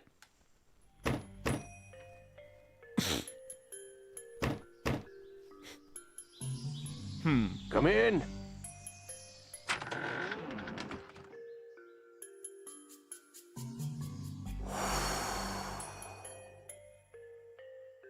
What is it now, eh? I have a question for you. You and everyone else. None of you would know anything if not for me. Go on. Tell me about the completion of the Verdant Bridge. Verdant Bridge? Is there anything you can tell me? Why is he like squaring up with him? I don't get asked about it every day. But you look like the What a insistent type, so I'll tell horribly you. uncomfortable chair that is.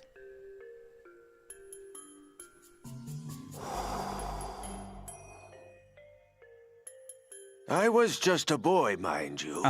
But I recall that an Imperial envoy was to come to the village. The bridge was built by the villagers as a way to welcome him. It was? Yes. The bridge you see today was built for the envoy's arrival.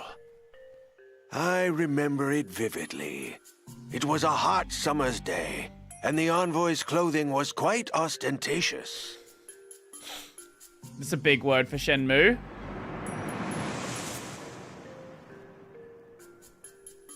Walk Why animation. did the envoy come to buy loot? The walk animations are scuffed in this game. I don't know. Nothing? I was just a boy. Like I said, I was just a kid. Is there anyone else who might know more about it? No, they're all dead. Well, let me think. I'm pretty sure Sun was there. Where is Sun now? In the grave. These days, I hear he hangs around the market. The market? I think their entire budget went Yes, into the particle system. But he's a bit of a drifter. I can't guarantee you'll find him there. A drifter? He's gonna be a truano? Understood. Thank you.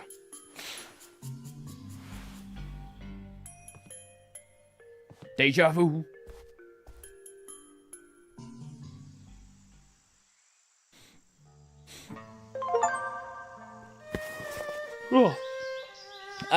Where is Suan? No idea where he lives. What if we just ask random ass people? Hi, random ass person. I can't speak to you. Oh, we can. Excuse me. Yes? Sorry to bother you. Are you that friend of Shenhua's who came to town recently? I am. Yeah. I knew it as soon as I laid eyes on you. The rumors were true. You are cool with a slight bad boy feel about you. Wait, rumors? What's your name? I'm Hazuki. No, your first name. Oh, Ryo. Ryo, is it? I'll remember that. Didn't answer my question, though. Apparently he's down in the market. So I assume the panda market is what you're talking about.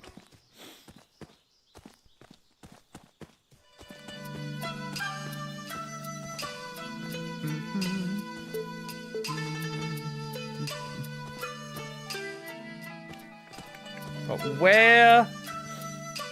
where would you be? Also, we probably could buy one of those items now at the price exchange. Hello, welcome. Have any tokens to exchange? Actually, there's something I wanted to ask you. I pressed the wrong button. What is it? Do you know someone named Sun? I just drove him off. Guy couldn't take a hint. Where can I find him? He sometimes comes here to drink. He's a dirty old man. And when he's not here? I don't know where he is, and I don't want to know. I see. He's a dirty old man. Howdy, come on in. Want to trade tokens for Her prizes? accent makes no fucking sense for a character. With that amount, here's what you can choose from. I feel like they found a bunch of Fiverr voice actors.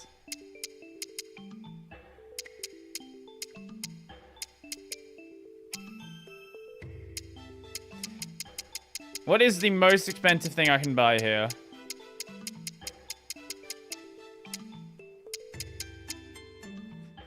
Oh my god, sneakers.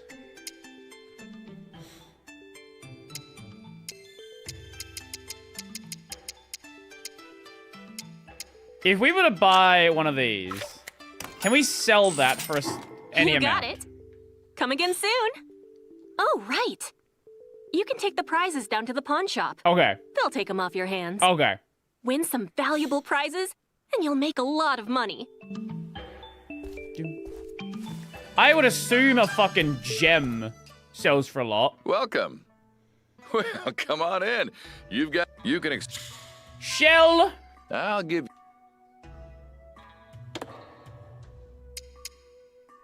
$255. Okay, that's something. Thanks for your business. I'll buy whatever you got to sell, so I guess, come by anytime. I guess good money is probably frog racing and then selling gems. That's what I'm thinking is a solid way to make money. I don't know if it's the optimal way. Mr. Ka. What is it? Sup, what do Ka? you want? Do you know someone named Sun? I used to see him around the market from time to time. Sometimes at the restaurant, sometimes at the liquor store, and sometimes at the steam bun place. I don't know if he's bored or broke or what, but he was always lurking around. I see. Can't say I've seen him recently, though. Got it. Thanks a lot. Thank you, Thank you, Timu Kratos. I appreciate it.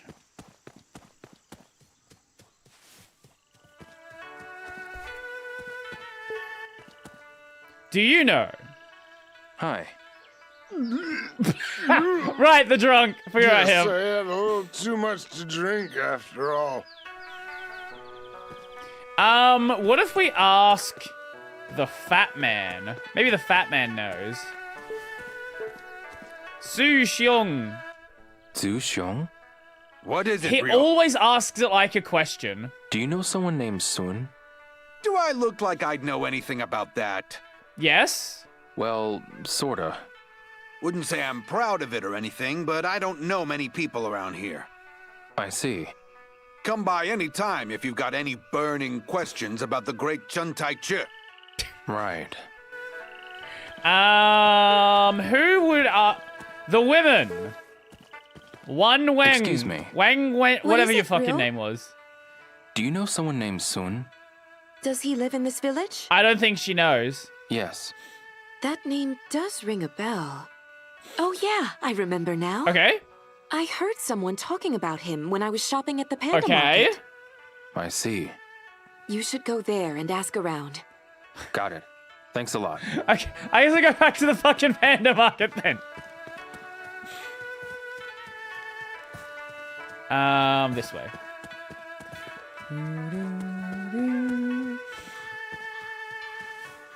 I think my laptop's a bit too full of Arch and Devouin for that right now.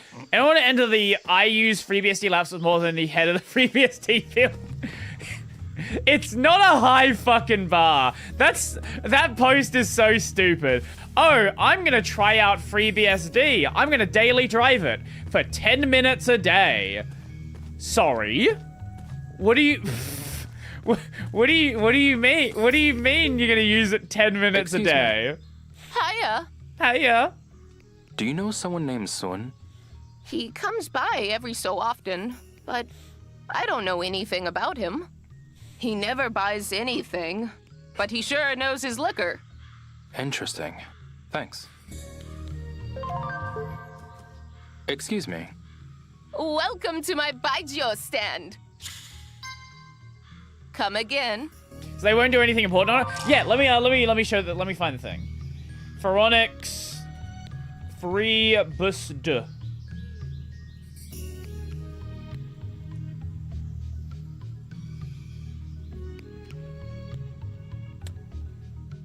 FreeBSD Foundation Executive Director tries daily driving FreeBSD on laptop. With FreeBSD having worked on improving its laptop support over the past 2 years, with some big changes and ongoing efforts for making a nice KDE desktop experience on FreeBSD, FreeBSD's Foundation Executive Director has been trying to daily drive FreeBSD on laptops. Similar to the Linux Foundation Executive Director, at least in the past, being seen at conferences using Apple macOS, it turns out the FreeBSD Executive Director, Deb Goodkin, until recently, hasn't been running FreeBSD as the daily OS on her laptop and desktop hardware. Deb Goodkin presented at last week's Open Source Summit, hosted by the Linux Foundation in Minneapolis, and her experience trying out FreeBSD on modern laptop hardware. As the executive director of the foundation since 2005, so she's not new. She's been running it for 20 years.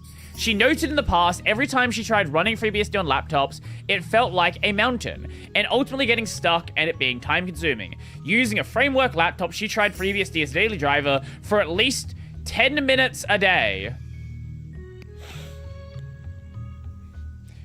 With the framework laptop, the touchscreen just worked, as did other basic functionality from the KDE desktop on FreeBSD, including peripherals like a wireless mouse. Among the challenges were Zoom failing for video calls, but eventually worked. The web camera took steps to enable. Microsoft Teams only partially worked. To be fair, it only partially works on Linux as well. With the help of online resources, ultimately she was able to succeed in her journey of running FreeBSD daily on a laptop.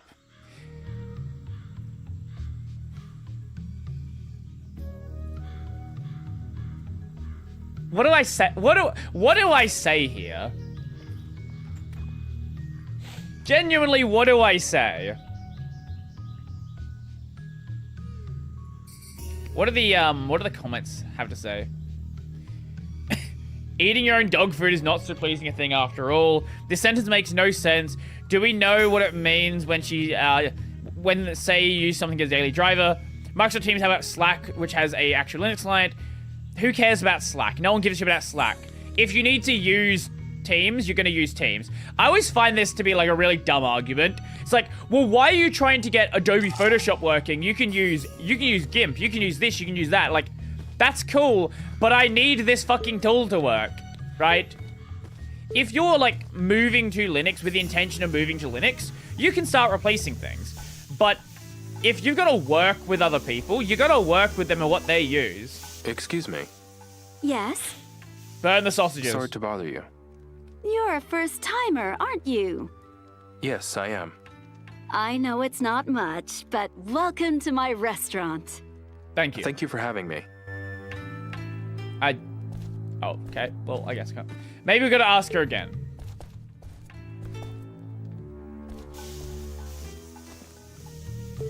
Let me speak to you! Xia Lian?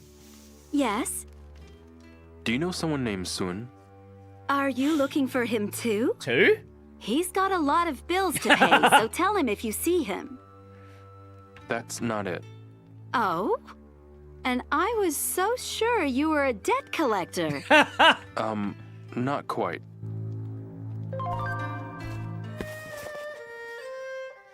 Sun appears to be broke. Sun comes to the market to buy alcohol. What a lad.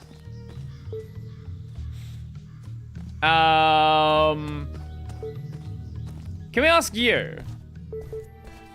Hongmei. Hello there. Howdy, come on Howdy. in. Gorgeous. We call her gorgeous again. Excuse me. Gorgeous. Oh, young man, you're making me blush. I just Are have you a question. 4 foot tall? Do you know someone named Sun? What? You're not here to buy anything? I'm really sorry, but it's important that I find him. He hasn't been by today. Where can I find him? You can ask away, but I don't have a clue where he lives or what he's doing. Oh, but I do recall him saying that Feng was an old friend of his. Feng? Oh! Are you talking about Grandmaster Feng? He's the one you should be talking to. Got it. Thanks a lot. I told a VTuber doing art, can we torment you and make you use GIMP? She replied, so you hate me that much? GIMP's totally fine for doing image editing, but like, I would not want to fucking draw in it. I can't even imagine the nightmare of doing that, especially when there are good tools already on Linux. Like, If you want to draw on Linux, Critter is a great tool. Grandmaster Feng. Who was Grandmaster Feng? Was he the guy at the temple?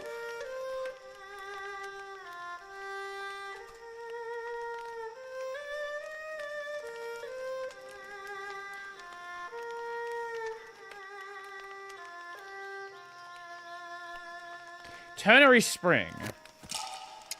Ternary Spring. What the fuck is Ternary Spring?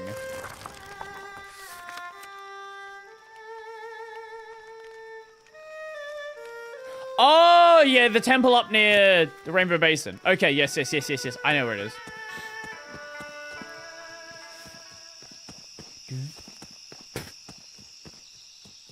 The music fades between things so fucking badly.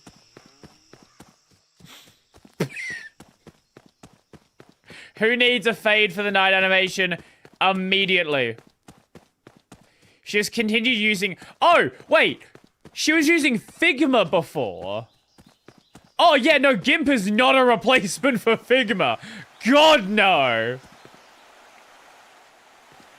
Absolutely not. Oh, no, Ternary Spring was this one.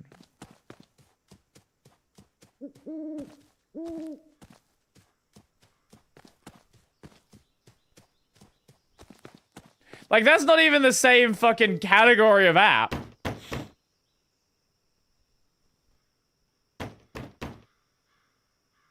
Is he not home? Yes, hello? Yes, hello. It's Hazuki. Ario, did we ever meet this guy? I don't even remember. Grandmaster Feng, I just have a question. Do you know someone named Sun? Ah, Sun. I know him well. He's an old training partner of mine.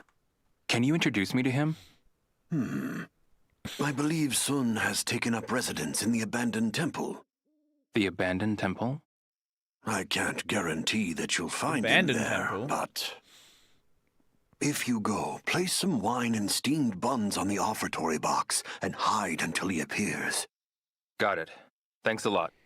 Don't forget the wine and buns. I guess we need to go find some wine and buns. That seems like it's really important to get some wine and buns. Wine and buns. Now, where can we get those? That is the question. Probably we can get them at the Panda Market.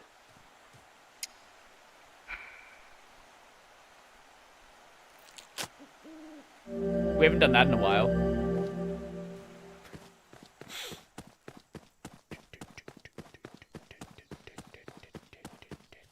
Probably can't get any at the fresh market, though. No. There would be a no in that one. Yeah, Panda Market is my... Panda Market is my best guess here. I can't see anywhere... Maybe it's at the general store outside of town as well. But I know there were stalls over here that were selling... There's a store that was selling alcohol, and there's a store that was selling buns. So, assuming that they will sell them to the player... We should be fine. Theoretically. Probably. Maybe. We will find out quickly, won't we? Excuse me. Hey there, young man. Please don't talk to me. Not you. Come again soon.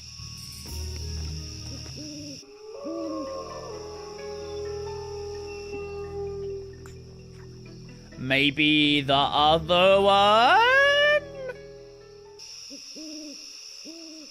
Maybe? Yes? It's gotten so dark. That's what happens at night. Maybe I should head back to Shenhua's house. But nope, do that later. You sell alcohol. Excuse me. Welcome to my Baijos.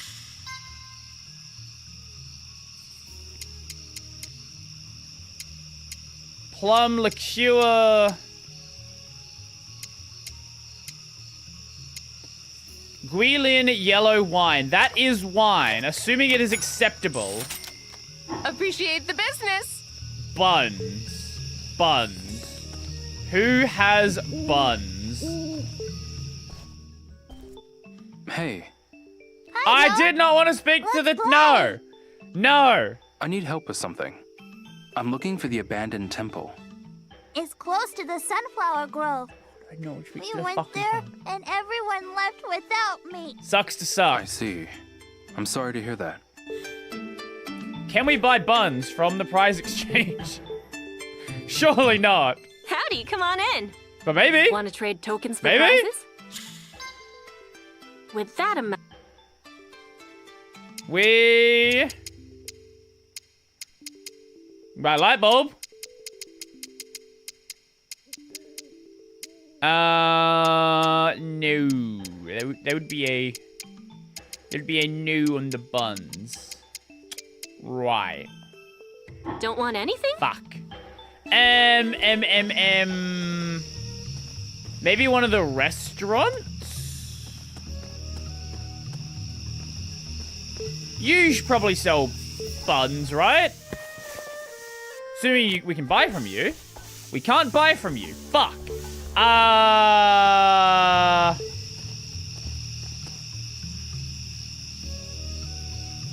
Did you 6-7 again? Stop doing that.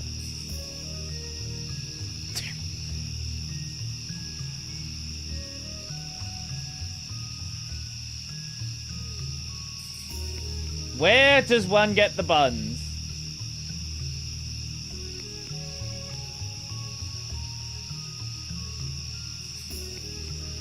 The wine and buns are both in Panda Market, are they? Who? Who sells the buns? Are you a vendor? No. Oh, yes? Hey, mister. How about a yummy There steamed it bun? is. I just assumed the child was not a vendor. Have a bun. They're freshly steamed and delicious. Oh my god.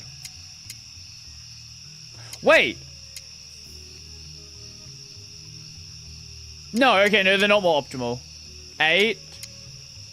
No, garlic is still more optimal.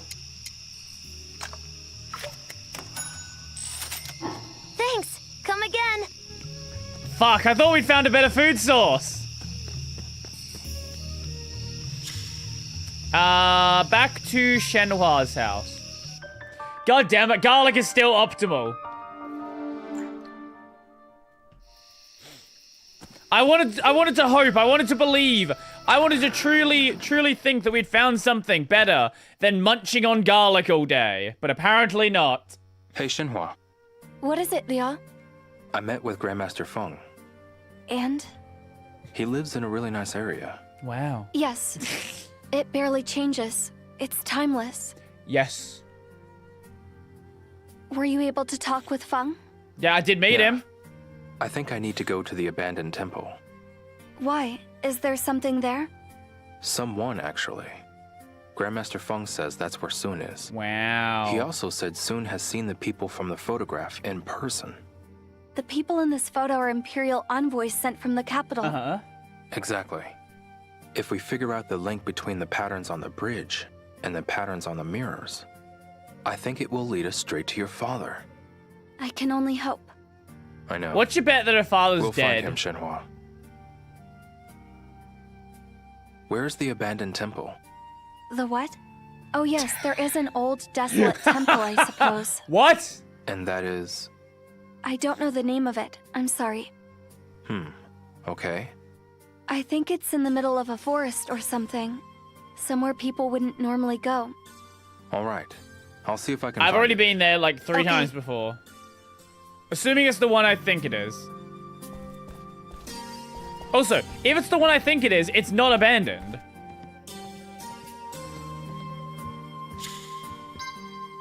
Like, there was literally a guy that we met there.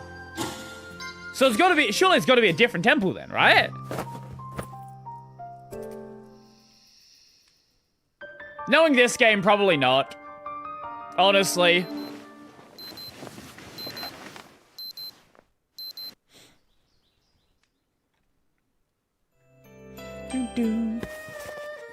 Place the wine and buns on the offertory box.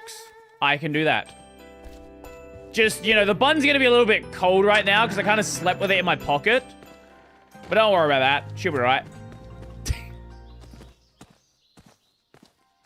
Leon. Yes? See you later. We did this yesterday! Yeah. Why does there be another cutscene? Damn it! Piss off!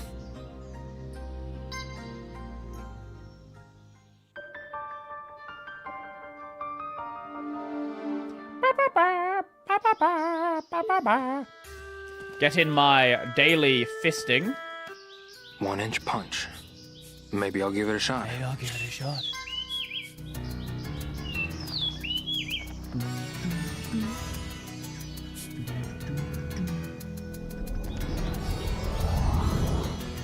Boom! Hey, perfect. Fuck.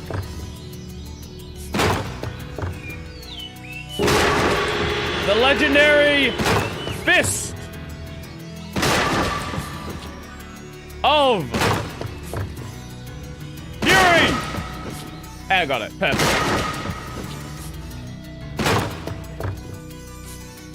I do wonder what the max level is for this. We're like, we're at tier 4 1-inch punch. It's still not a 1-inch punch, but at least we are progressing.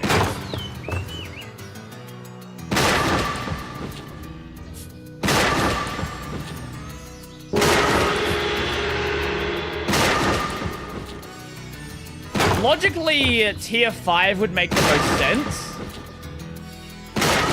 But who knows with this game? Could be like, here you go. Tier 99. Fucking kill yourself. Maybe I'll practice some more. Never mind. Horse stance, huh? Horse. Maybe I'll give it a shot. Maybe I'll give it a shot. Maybe I will.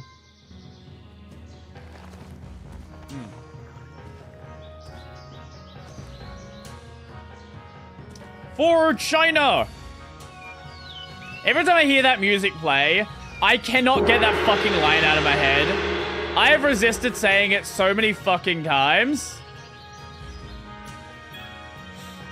Every single fucking time that I start hearing Mushu saying, for China! I'll handle it. Oh, speaking of Kingdom Hearts. Big news for Kingdom Hearts. Did you hear that KH4 has apparently restarted development?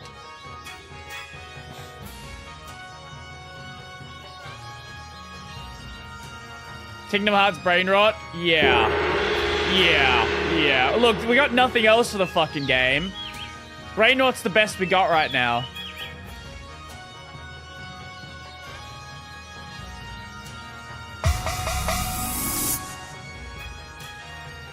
KH4 development restart. No. I think we had a KH3 situation. I think they decided to delete the game again.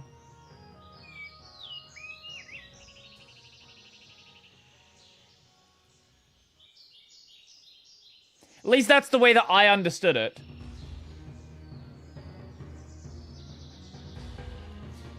Unless what they were saying was they stopped development for for Dragon Quest 12.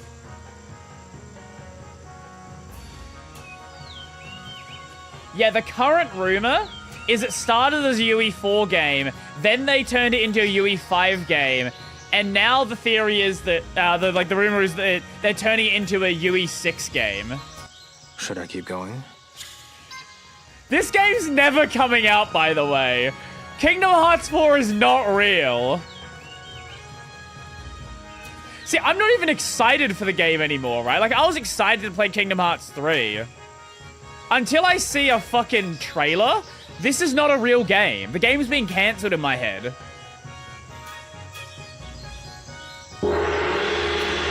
that the end of it? No. Apparently tier 5's not the end. Rain smooth. Yeah.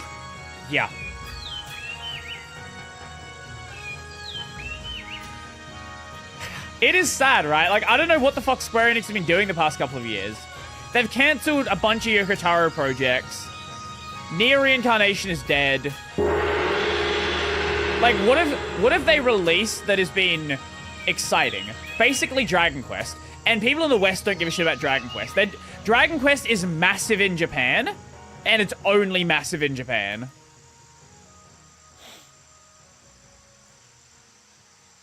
So right now, they're just like, I don't know what's going on.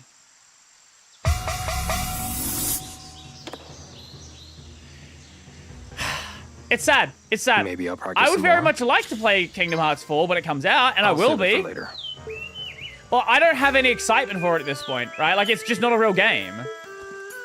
Right now, Kingdom Hearts... You know what? Kingdom Hearts 4 right now is Versus 13 to me. Maybe I'll give it a shot. That's what it is. Everything we've seen so far isn't real.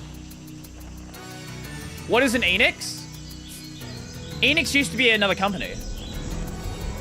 They're called Square Enix because Square Enix was a merger of Squaresoft and Enix back in the 90s. No, early 2000s. If you go look at Kingdom Hearts, like the original PS2 version of Kingdom Hearts 1, it's developed by Squaresoft, not Square Enix.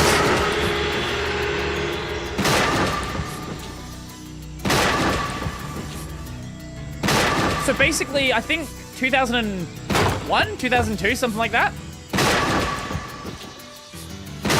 I want to say... Was Kingdom Hearts 1 the last Squaresoft game?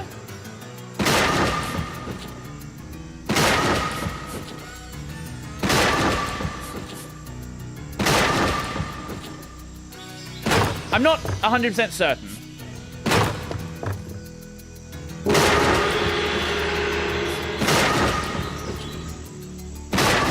Or is it going to be some, like, weird niche title that no one even remembers exists? Let's find out. Final Squaresoft game. Why is our bitrate low?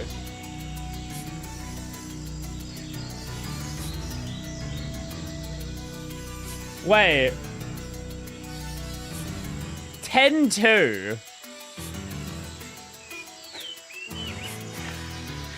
Nah, their last game... Shut up. Their last game was not 10-2. Oh my god. So what was the first Square Enix game?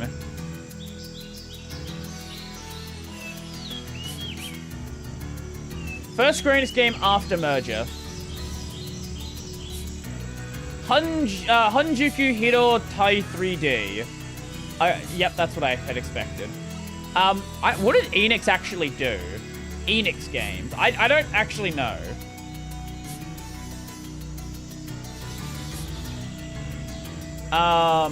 Enix games before merger. List of Enix games. Because I believe all of the franchises that you really love, I'm pretty sure most of those... Oh, here we go. Okay. So yeah, Dragon Quest was published by Enix, developed by Chunsoft. Dragon Quest... Paladin's Quest...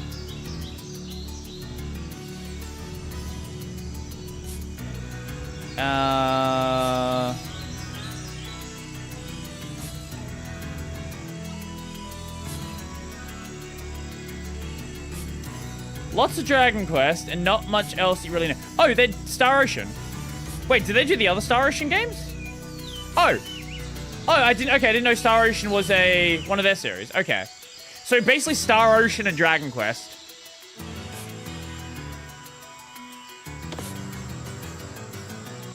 Should I keep going? No. I'll save it for later.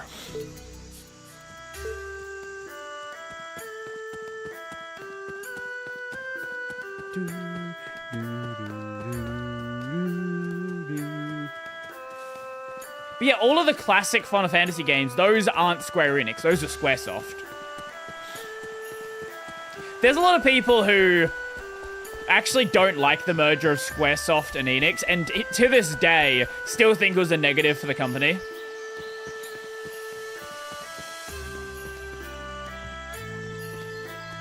how did the merger happen? Was it a... Do you know if it was an Enix decision or a Square decision?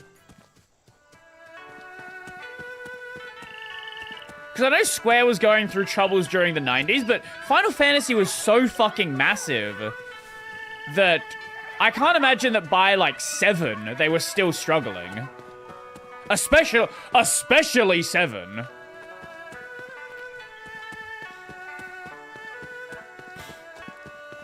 Square Enix has been doing just Enix stuff lately then. So you couldn't name any big releases other than Dragon Quest. Basically, yeah. Yeah, okay, let's find out. What has been the last couple of games? Square Enix games. Well, I guess besides, like, FF14 DLC,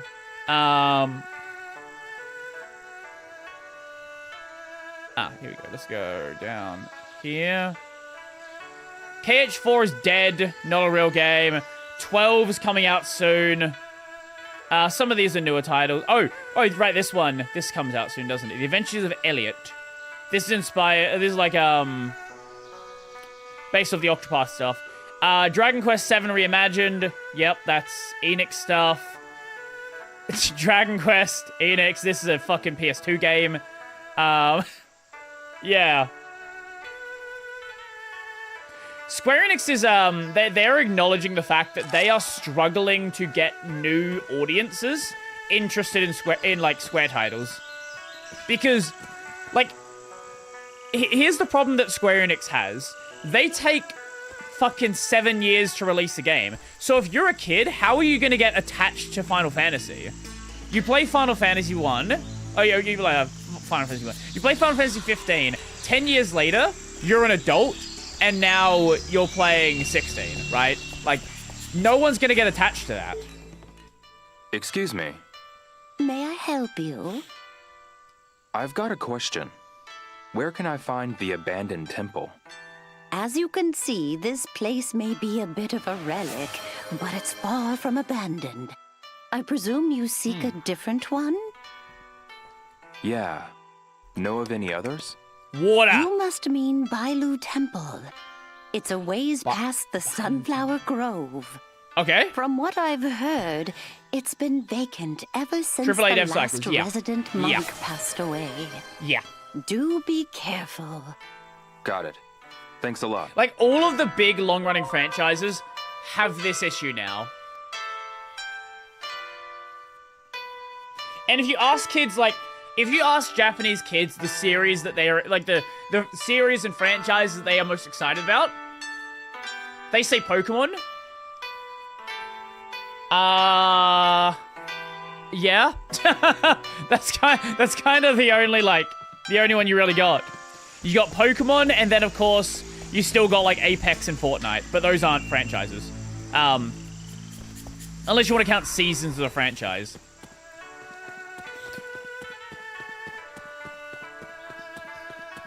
And I feel sad, right? Like, it's... like, these big series are kind of struggling to survive. And a big part of the reason why they're struggling to survive is because, frankly, a lot of the recent Final Fantasy games have not been that great. Like, I do enjoy 16, but it's...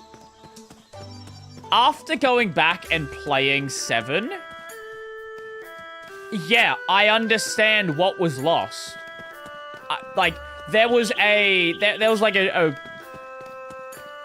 there's a feeling, there's a vibe that was just not there anymore.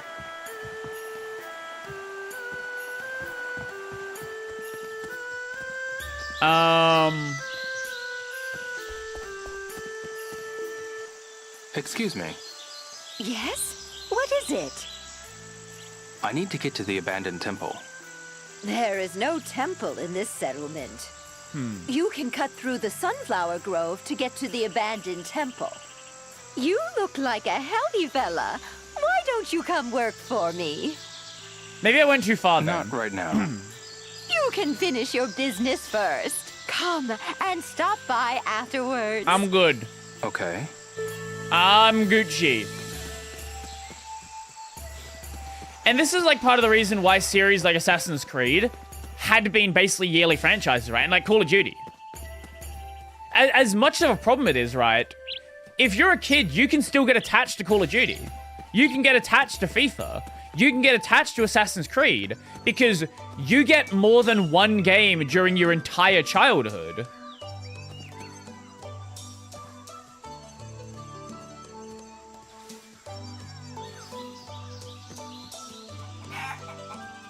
Like, you can maybe get attached to one Final Fantasy game, but that's pretty much it. Oh, it's this one. Ah.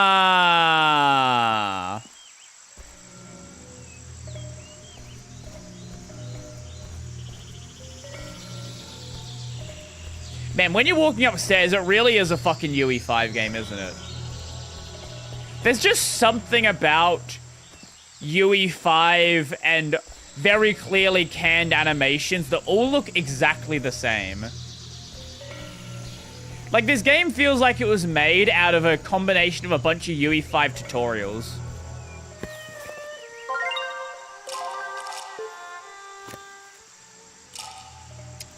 Now, where is the offering box?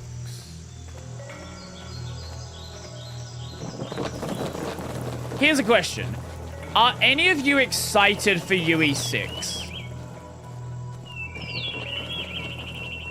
Do you think there is a possibility that things are going to change with UE6, or that things are just going to get worse? Because I'm kind of in the... I expect things to get worse and games just to be harder to run without any graphical improvement.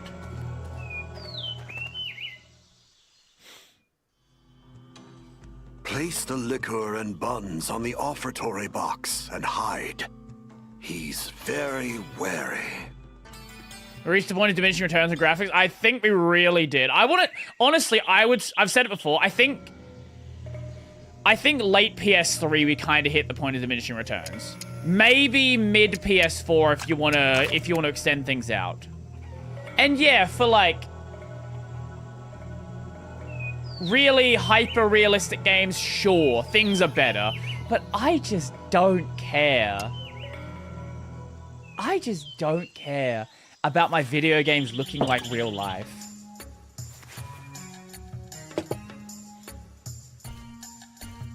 Revengeance graphics? Yeah, that's totally fine.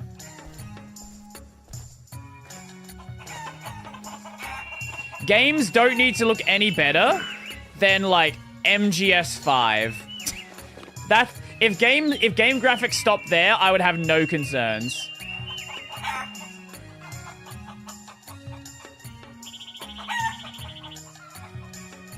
Huh?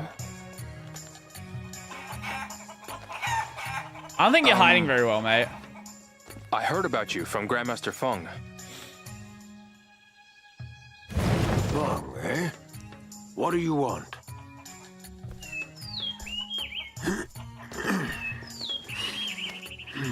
Very wary, it seems. There's something I'd like to ask you. This opinion is your mental gear.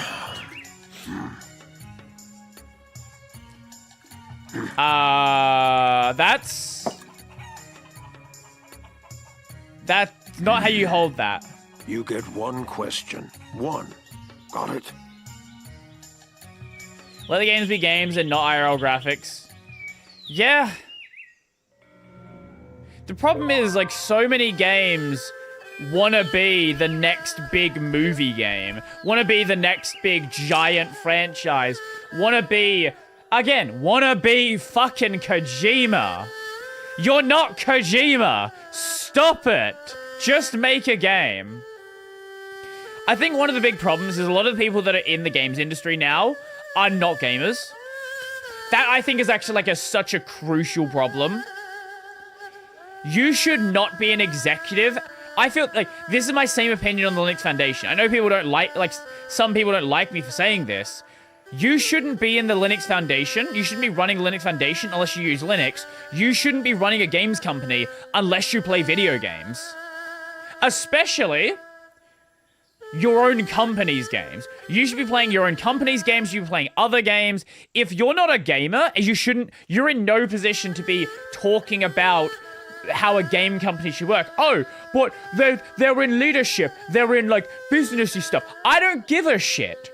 I don't think a business person, I don't think a manager, I don't think someone higher up in a company should have no knowledge of what the company is actually producing. Because when you have that, things become fucking terrible. Anyway, rant over. Hey, I need your help with something. Very well. I'll give you one question. Well, what do you want to know?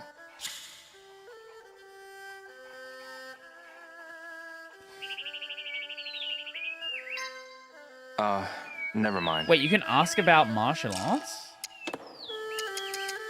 Maybe we have to feed him again if we ask about martial arts. I'm curious. Hey, I need your help.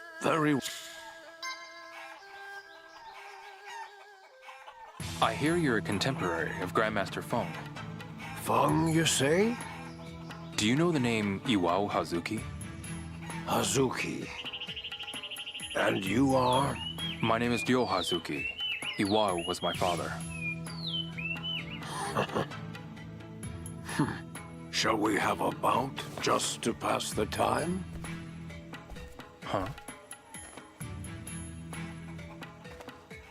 What?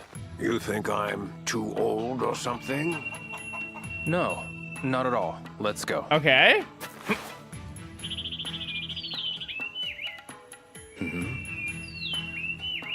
Quit daydreaming and hit me. Hit me with your best shot. Fire away. Block what you're throwing at me. I've heard things like even that. Trying? Your moves are too sloppy. You're full of openings. Where did you learn these weak techniques? First you're watching. Nice. Are you ready to get serious well, I hope you now? had fun. Enjoy your sleep, and I'll be back same time next week.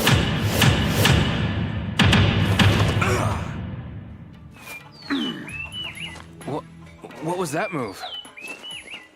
It's Budgie Tren's signature move, the body check. Oh. Okay. So, you knew my father. Mm-hmm. Is there anything you can tell me about my father? I might need to get some more water soon. Yes, when I'm good and ready.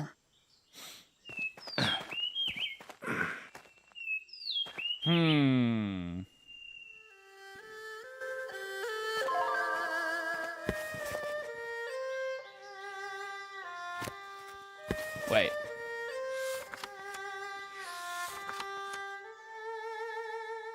Oh, okay, so we can go buy a new... If we go buy a new bun and a drink, then we'll be able to ask another question. Yo, Babbler, how we doing? You didn't miss out on a ton. We've kind of just been grinding some stuff out.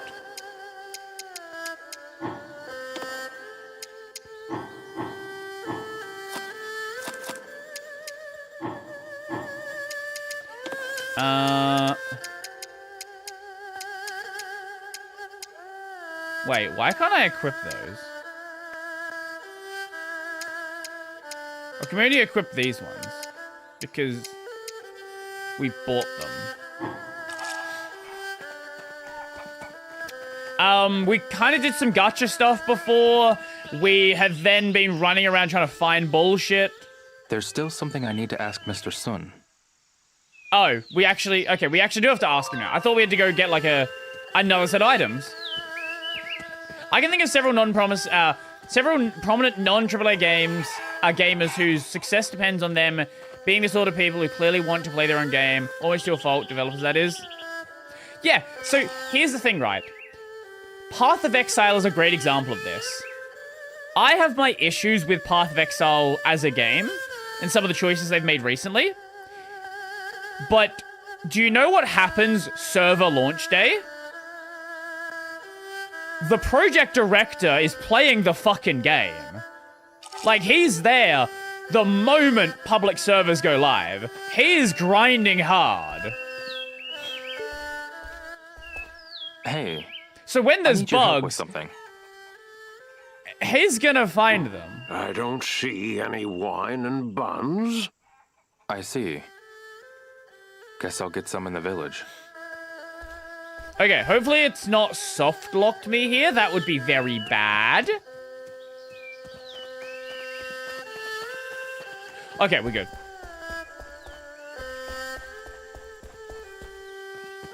I'm curious to see what's going to happen with PC prices over the next couple of years. Because a lot of people have said that the idea of a personal computer is dying out. I don't know if that's going to happen. I think if things don't change, though, there's a high probability of that happening. Like, if things stay the way they are, if, you know, if it continues costing, what, $2,000 just for a basic system now because of RAM prices? I don't know. I do not know. Oh, where'd to go? No, Panda Market is where we go. If PC dies out, I'll quit using tech. No, you won't. No, you won't. You will learn to live with it. Yes, I will, unless it's necessary. Surely. So here's the thing, right? Computers are not gonna, obviously computers are not gonna die out because servers are computers. But I do think things are probably gonna continue getting more annoyingly expensive. Ad time? We haven't done that in a while. Fine, okay. Sure. Brody, go take a piss.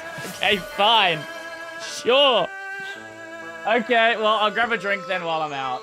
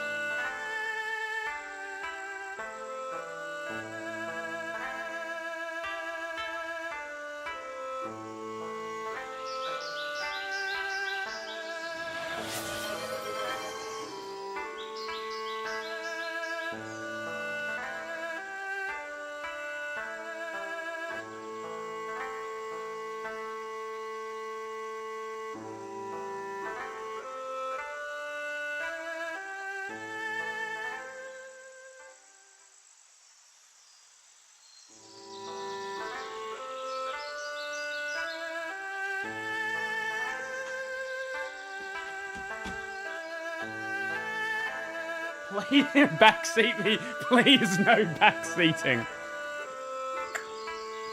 People don't really use that one that much. I might change the timing on that. I think that is a fun one. I think we're gonna set like 30 minutes right now. I know, I'll mess with the timing as people use it a certain amount. I set it to 15 minutes right now.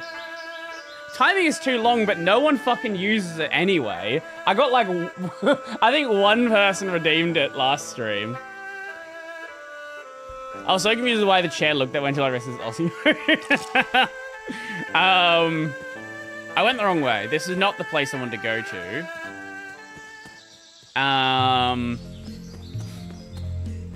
That just popped into existence. Mark it there. This one? Yes. Yes, this is the one.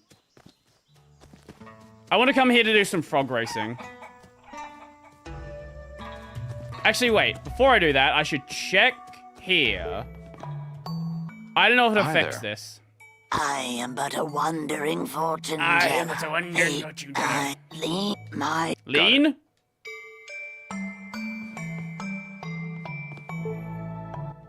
Excuse me.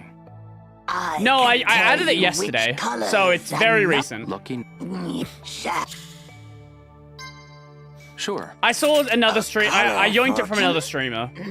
Someone was talking about it on Twitter. Your red. Red. Thank you. She kind of sounds like Frieza. Like just a little bit.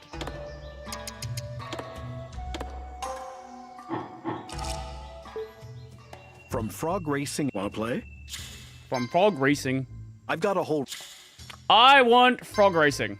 How much are you betting? I am betting infinite money. No, let's just do 500 for now. Go ahead, pick a frog. Red Boy's been doing good for us.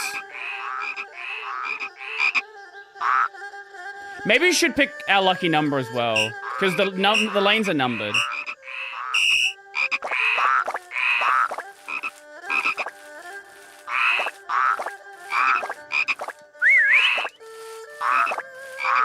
There we go.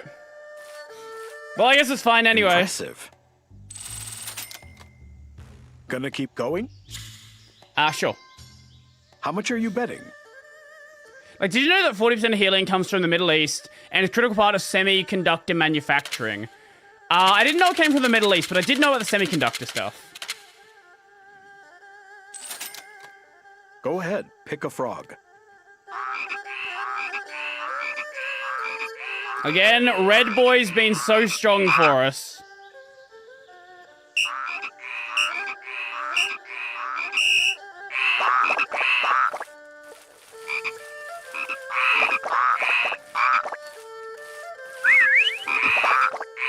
No!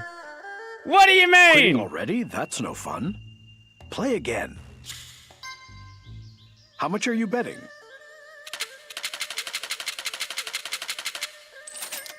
Fuck you. Go ahead, pick a frog. From frog racing and pail toss to flower, bird, wind, and moon, and lucky hit. Why is the audio playing? You know what? I'm going with you.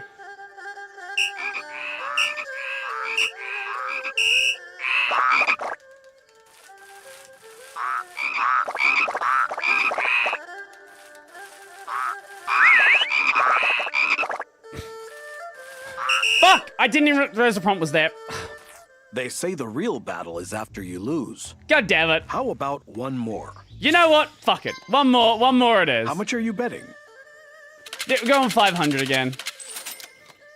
Go ahead, pick a frog. That was a fuck up. Going back to Red Boy. Red Boy has been so good. It was good for us earlier.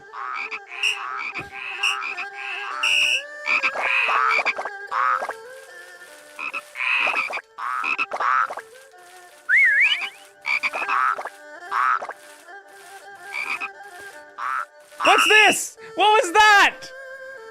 And we have a winner. Another? Fine.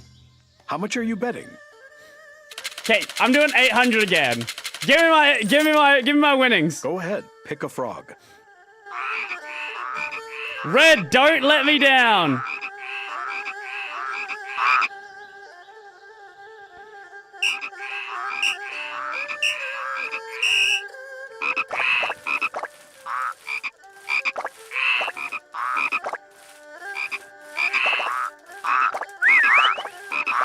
Red, what are you doing? Tough luck. How does another sound? One more, that's all. I think the difficulty definitely is tied to the bet. Go ahead, pick a frog.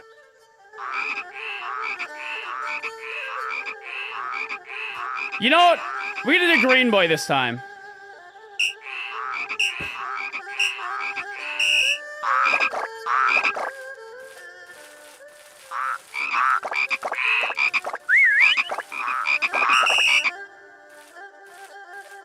Looks like you pulled through.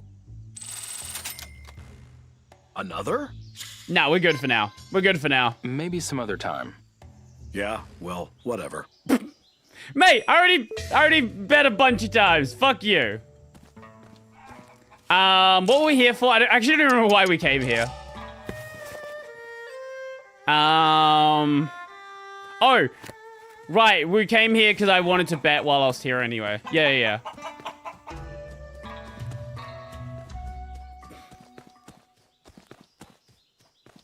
I just wanted to make you take a break when I would be... Fair enough. Fair enough. Eh.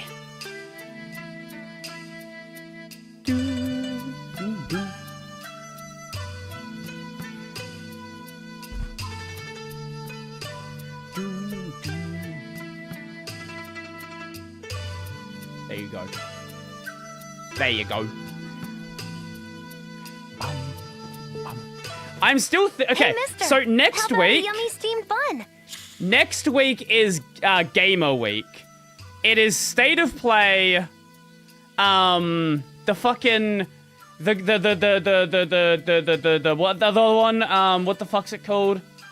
And the Xbox game one. The fuck was it? Where is the post? Summer Game Fest. Yeah, so... What is that? June 2nd. June 2nd is... June 2nd... fucking give me a calendar. I don't have a calendar installed in this system. Time and date. Here we go. June 2nd... is Wednesday... Oh yeah, that'll be Wednesday for me. Then on the 5th is Summer Games Fest. And then on the 7th is fucking Xbox Showcase. Have a bun. I don't They're know if freshly I'm gonna steamed and stream them. delicious. I'll have to check the times. But all of these are happening next week. Which is interesting. I hope we have... something. Just a video game, for the love of God. Anything. I will take anything at this point. It's been so long since I had a good Want to announcement. trade tokens for prizes? Like, he had a, like, Stranger Than Heaven, yeah, for sure. But actually at a here's what you can choose showcase. from. I think the last good announcement at a showcase was the reveal of Stranger Than Heaven.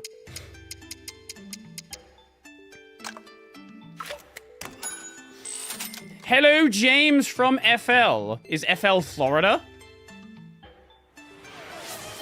This what you want? Jeff announces You've got High Guard 2. expensive taste. If Geoff announces soon. High Guard 2, I will quit the stream right there.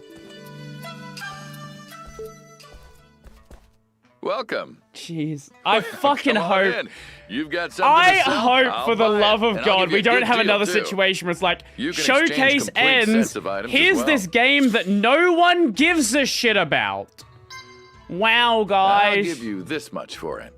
Guys, it's a boring fucking arena shooter. Thanks for your business. I'll buy whatever you got Wow. So exciting. to... Welcome. Well, come on in. I have no You've hope got anymore. something to sell? I have no I'll hope. buy it, and I'll give you a good deal, too. Maybe at Sony You can they'll have exchange complete something. sets of items as well. Who knows? You can...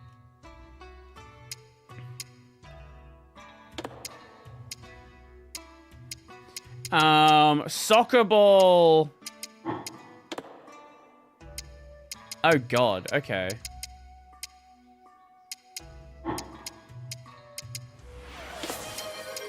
Imu betting hectolittle size anaum set. I was wrong last time. You're But wrong that this time. increase my chances Surely. of being right this time. Fucking portal Another 3 time, as well. perhaps. Surely. You have something you'd like to orange exchange. box に For the Game Cube OFC. Yeah, you're not gonna get any of that. Howdy, come on in. Want to trade? I love that everyone's still coping that With that they're gonna see amount, Half-Life here's 3 what for you can the choose from. Steam machine. It's not gonna happen.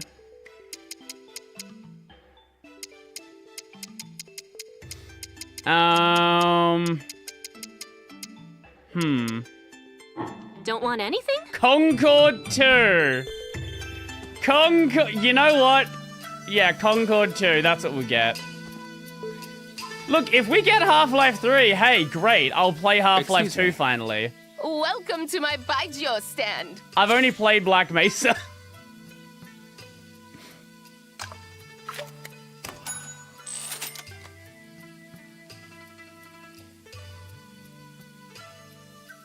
Unreal. I was just looking at the replies to the Summer Games Fest one. So, Summer Games Fest put out a post on Twitter saying there will be games at Summer Games Fest. Confirmed we will not be getting any games. There will be 0 games. Appreciate the business.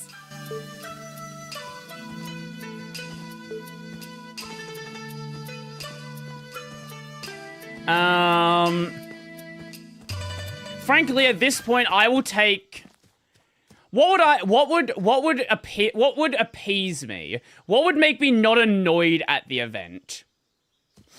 Oh, the AI cat game? I even forgot about that one. Fuck, I will take another trailer for fucking Tides of Annihilation at this point. That, like, fine. That'll be enough. Hi. Excuse me. Ah, you again. I've got time on my hands. Tell me a story, won't you? Why don't you tell me a story? Well, actually. If you got no good ones, let me tell you old stories about the village. Oh? I'm all ears. A long time ago, this village was robbed by a band of bandits. It's been almost 70 years ago. 60, 70. The bandits were here for gold, liquor, and the women. When the time came, the men ran away, and those who claimed to be fighters disappeared into thin air. Out of nowhere, a young man shows up to face off against 100 bandits. He took a butcher's knife from one of the bad guys and left a sea of blood in the village square. I expect to see an announcement for a new color of the PS5 controller. On horseback and took every last one of them down. The peace of the village and the chastity of the women were protected. That young man. Well, there's no hiding it. It was me. Right. Thanks to that, all the ladies wanted to marry me. Surely. It wasn't easy dealing with all those proposals. I've been around the block a few times, but never took the plunge to get married. You can turn 80, and the only partner you still need is liquor. My business is doing well, but I've given up on striking it rich. I see. Who's the... I don't even remember. I don't remember what the game was called. Right. AI cat game. AI cat game Game Awards. Catly. Catly's the game. This one. You probably remember seeing the trailer.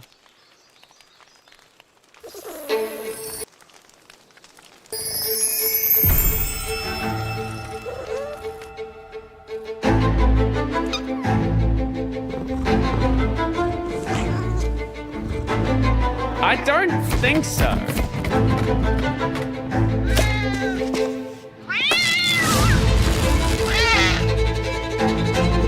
Let's see. No, to be announced still.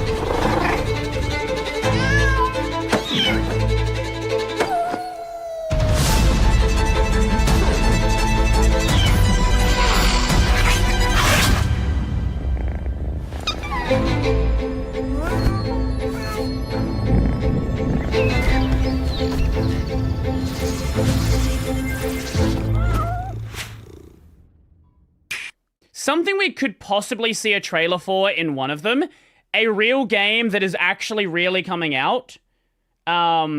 we could possibly see another trailer for Trails in the Sky. Like, this is a real video game. Here we go. Here's the latest trailer. Like, I guess we could... there's a possibility... Like, this game comes out in September. Oh, Tides of Annihilation. I don't know. Tides of Annihilation. Who's the developer of that? Eclipse Glow Games. What have they done? Tides of Annihilation. That is all. Gang Ho!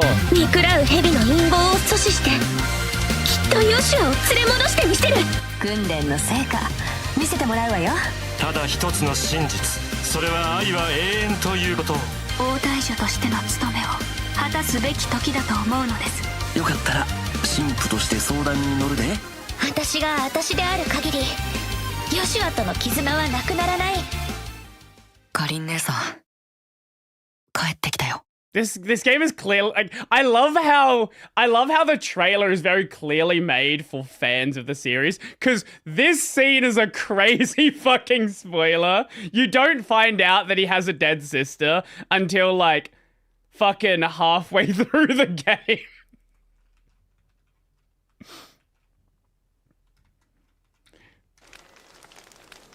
I don't remember if I've even seen images of that Tides thing. Tides of Annihilation. No, you've definitely seen Tides of Annihilation.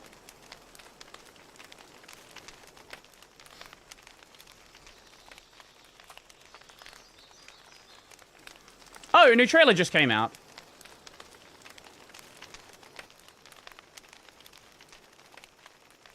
I'll play this one.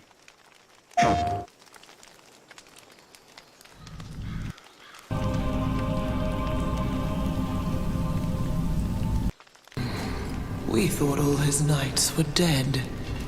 Yet Lamorak sends one more. I almost admire... You're one of the White King's sorceresses. You destroyed the White Lands. That destruction... A lot of what you speak...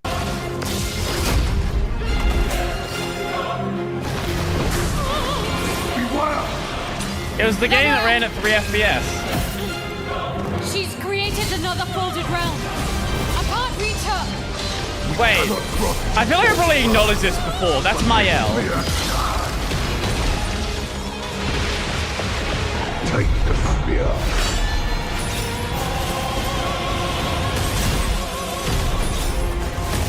Yeah, and you had like stand abilities as well. She's human again.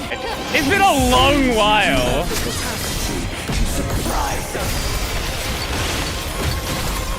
Like, we had way overdone them before, but there's a part of me that kind of wants to do another one at some point. We're still not done Elden Ring. Elden Ring will have to happen eventually. Also, I've never finished Dark Souls 3. Trust the plan. Gaben is in control. Half-Life 3 will come in my lifetime. Believe in Gaben. Gaben will eventually do it. This way. Yes, we want to go back to town, then we can... No, not this way. This way. I have Butterfest checked some errors. Oh. Oh, that's a problem. Gaben will give us Half-Life 3. I promise it's happening. Surely. Surely. One day. Sorry, did you just... What was that shirt? Oh, actually, a bunch of sharks. I thought I saw a Star of David. Sorry, that threw me for a second. This way? This way. There we go.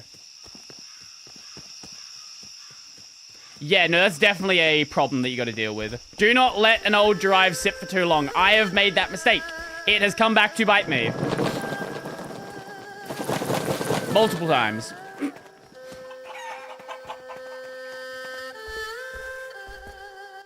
Hey, I need your help with something. Very well. I'll give you one question. How much are drives right now? What do you want to know? Like a 1 terabyte SSD. Please, tell me about the completion of the Verdant Bridge. The Verdant Bridge. Twice as much I paid a year ago? Yeah, yeah, I can see that. They sent an Imperial envoy here, to Bailu. We built the bridge to welcome the Imperial envoy. Right. I remember waiting near the bridge let's go with 2 Ye terabyte. and Sue to catch the envoy's arrival. Let's go SATA. Price low We to had high. to shove our way to the front, but what I saw was etched into my memory. Are we just giving up on SATA SSDs and going all NVMe? There's like 4 SATA and SSDs listed on this site, was the and envoy one of them's sent to $1,000 for 2 terabytes. That's the question, isn't it? For a Phantom River stone mirror. What does a mirror have to do with this? Oh my god. That envoy was on a mission to get a mirror made by the greatest stonemason in China. They came by decree of the Emperor. And who was the stonemason? This is cooked. His name was Yuan Liushan, and he stood above the rest. He lived in Bailu. Man, this is awful. He was Yuan's grandfather.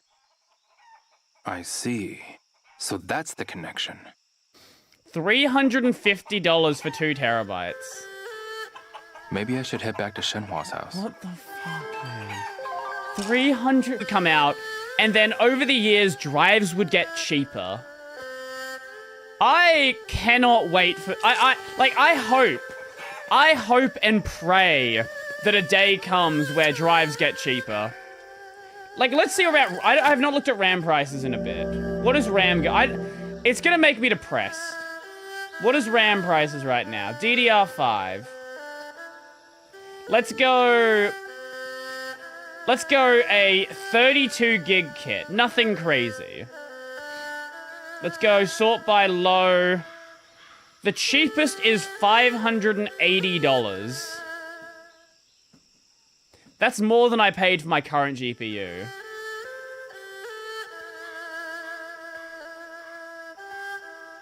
What?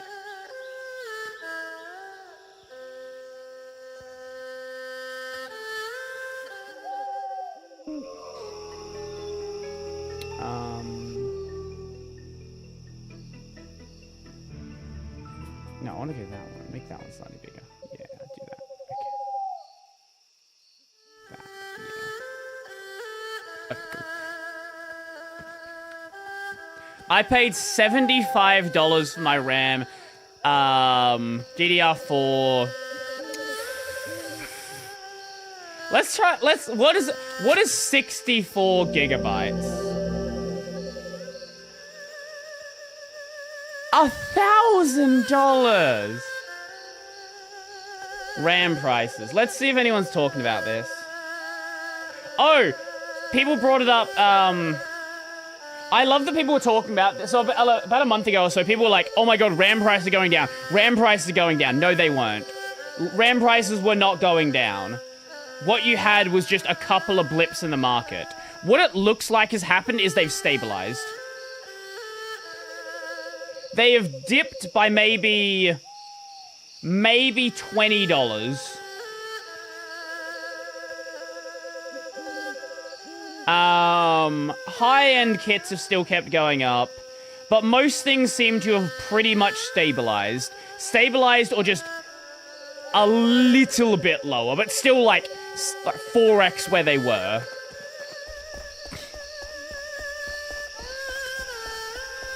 I saw my neighbor throwing out 2 empty boxes of 2x16 kits. Must be a rich kid. Must be a fucking moron, because DDR5's really not stable on most boards with 5 sticks.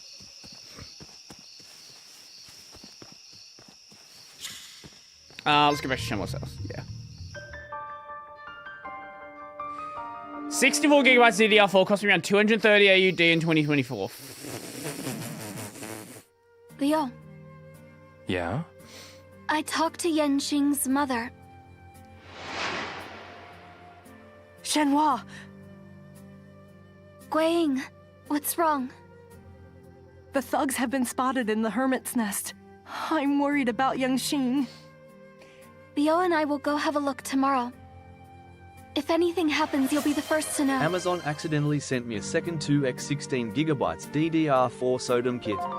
Wasn't charged for it. I could sell it so much. Hey, let's go!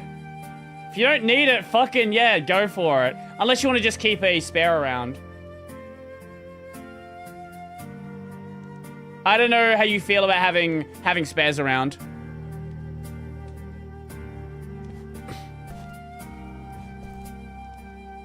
Fuck, didn't mean to do that. Had it for like 2 years now. So current estimations, current approximations of the market, 2028 is where we're looking at.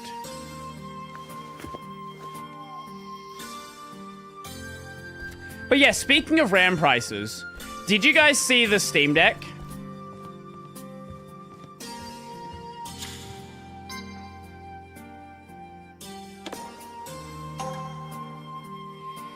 Yeah, it went up by $300.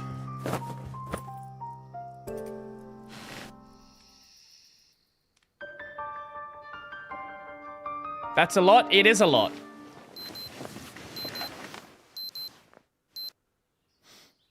They cut out the bottom tier model a couple of months ago, and now they raised it by... let me just make sure I'm right there. I'm pretty sure it was $300. Steam Deck price increase.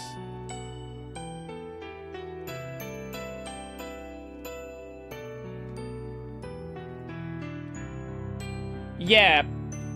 100. Yeah, they went up by 240 on the low tier, $300 on the OLED.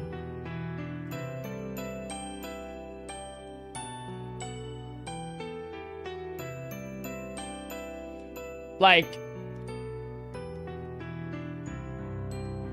I don't know where it stands alongside the rest of the market. That's the thing, right? Because there's... Good morning, Leo. Good. Did you get enough rest? Yeah. Like, hardware-wise, it was not worth raising the price.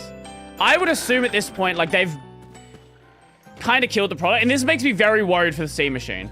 I don't know... Like, the Steam Machine could legitimately be, like, $1,500. That wouldn't be, like, out of the realm of possibilities. Leo.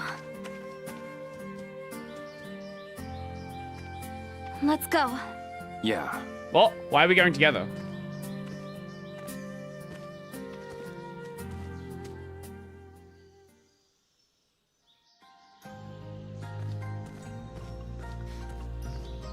I'm still paying off the Steam Deck I bought for my wife before this nonsense, but glad I jumped when I did. Yeah, I get it. I get it. What's the Hermit's Nest like? It's certainly the most remote settlement in the I don't village. even... Do you know the way I to get don't there? know. Because it's going to be underpowered and it's going to be crazy I went expensive there once now. to look for Yanxing. That's right. I hope he's okay.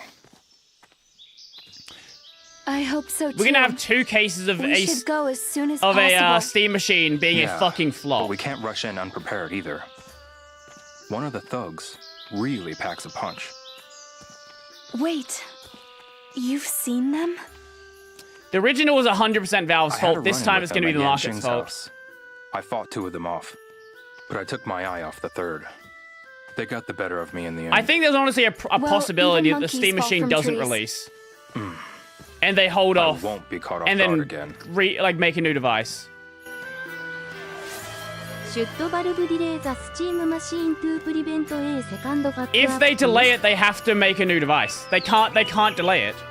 If they delayed it until RAM prices went back, it would be 5-year out-of-date hardware. That it would just make no sense to buy. 1-inch punch.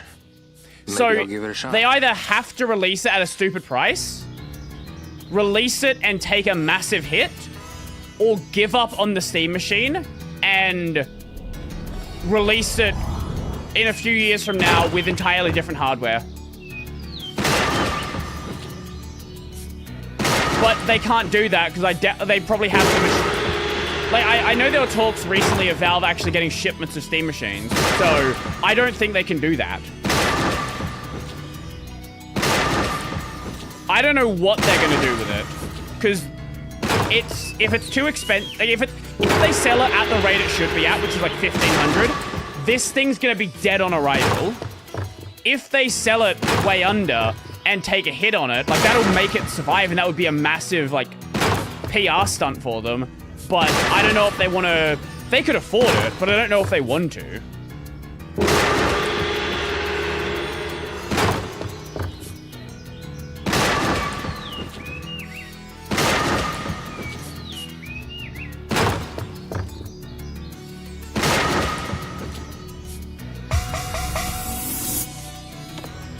Setting else might get more people in the Linux game. It would. It definitely would.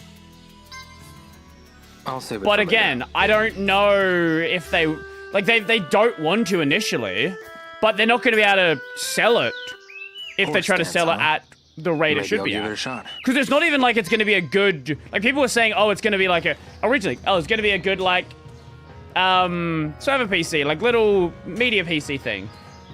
Not anymore. No.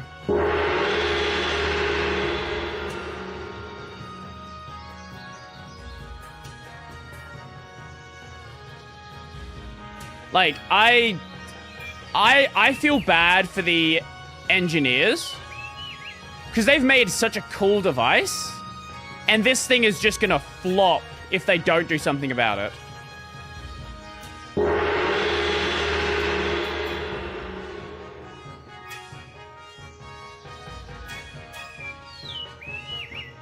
Yeah, I don't know. Like, usually that does happen at some point with old server hardware getting thrown out. I would hope they throw it into the secondary market, but we'll see what they do, I guess.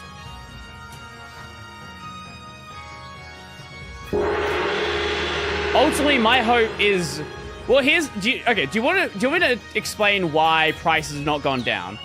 Because you might say, oh, $1,000 is too much for RAM. The reason why it's not gone down is, one, they're making so much money in the data center space, and two, the money they're making from the consumer space, people are still buying the hardware. That's the problem. So people have this idea in their head about how markets work. Like, if you double the price, you lose half the customers. That's not how it works. You can sometimes double, triple, quadruple the price, and if people are in a situation when they need to buy it, they will continue buying it. I feel like the reason why it's leveled out now is simply because people are not buying it anymore. So it's never going to go down. I think there's a probability of that happening. I don't want that to be the case, but I do think there is legitimately the case of that happening.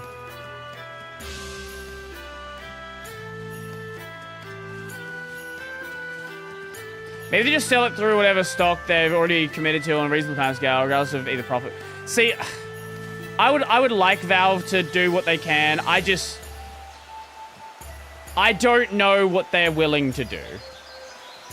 I do not know what they're willing to do. I don't want to be a downer about PC hardware, but I'm just, like, saying it for what it is. Like, there is a chance that you are witnessing, like, this is normal prices now.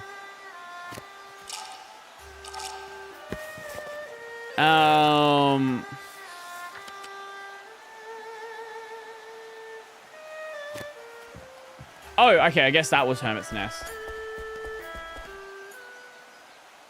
Oh, yes? Hello? Hey, about the Hermit's Nest? Well, what about it? The residents there all seem pretty old. Yes, only elderly people live at the Hermit's Nest these days. It's almost like it's the Hermit's Nest. If thugs show up in a place like that... Come on. We have to hurry. I'm with you. It looks like Yansheng is not our only concern. Right. But the thing is, people seem to think this is not going to happen with consoles. Sony's not going to take a $400 loss on a PS6. the next generation of PlayStation and Xbox, they're going to be stupidly priced if things don't change. Console people have this idea in their head that they're immune from this. They're not. It's just Sony and Microsoft are more willing to take a loss on sales. But there's a limit to how much they're willing to lose on per sale. I assume profit margins are high right now, which will attract additional investment in manufacturing if the market itself doesn't contract too much from the prices. Assume profit margins are high right now, which will attract additional investment in manufacturing if the market... Yes. The thing is, I don't know how much they want to expand, though. That's the annoying part. I don't know if they want to expand to what the market actually needs when the market is willing to bear what exists. And also, any massive increase in production is still going to take a long time to happen in the first place. We have to get to the Hermit's Nest. Leo. Yeah? Oh, yeah, this is like a Shenmue? 2027, 2028 thing. At the bare minimum. Thank you so much. Assuming things don't get worse again. For helping everyone in the village. Ah. Those thugs have to be dealt with. What other choice do we have? I guess so. They are the link to our fathers. And the mirrors we've been looking for all this time. Yes.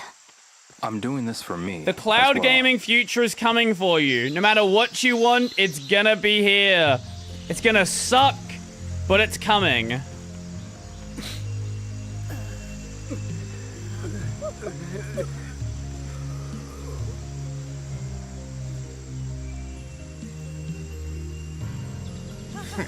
Now that's crazy that you don't know. That's actually crazy. You nosy hicks should have stayed inside. What, it's been like 2 years now.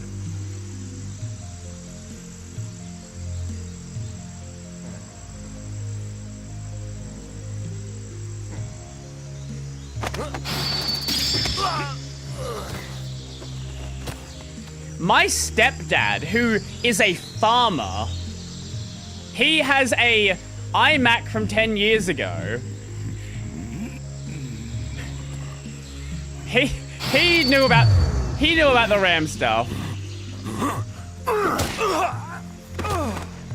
The QTEs are very fast in this game.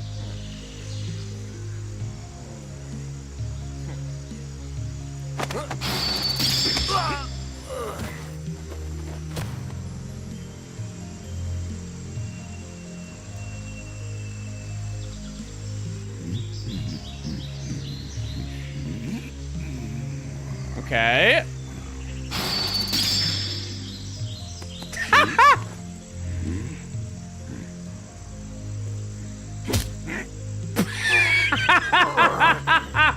Shut up.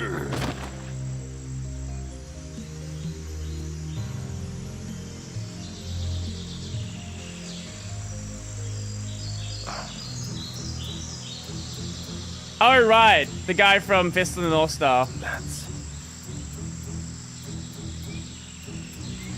Oh no, Yanqing. Damn it. I'll go knock on the door. Then while he's distracted. Oh, you're running T2? Nice.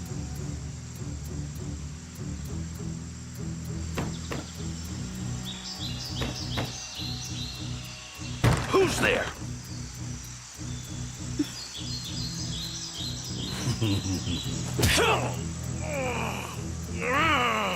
Did you really think that little trick would work on me? Is his back tattooed or is that a shirt? No, I think it's a shirt.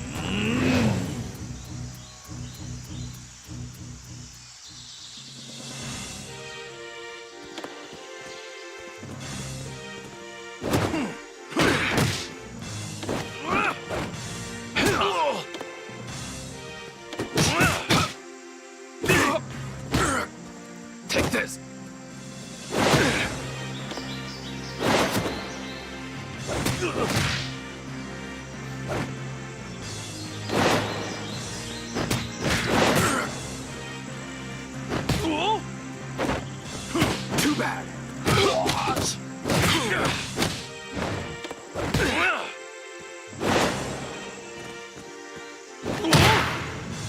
Okay. Here I go. Eat this. Okay, we got him. I think. Did we lose? Did we force lose? Even though we won? Leo. You're pretty dumb, kid. Did you really think you could beat me with kung fu like that? You give this chicken a good talking to, Missy.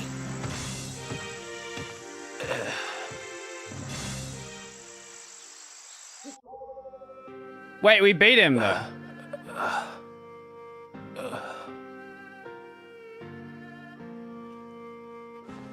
Is this a fucking... Is this a fucking Leon Cage 1 situation where you lose no matter what? Where did they go? They've You win, you lose, you lose, you lose. While they look for the mirror. And Yenshing? He's still holed up in the hermit's nest, but we've got to do something fast. Fist of the North Star goon. He needs our... Leo, don't. Fist of the North we don't goon. Have time. You have to rest. Let's think this through. I suppose. Fist of the Goon Star. Goon of the North Star.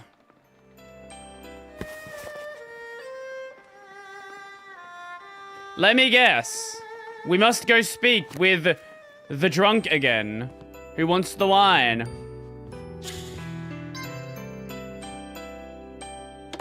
Shave. Oh, we can't sleep yet. Oh. And it did heal us. Lovely, lovely. Dun, dun, dun, dun, dun, dun, dun.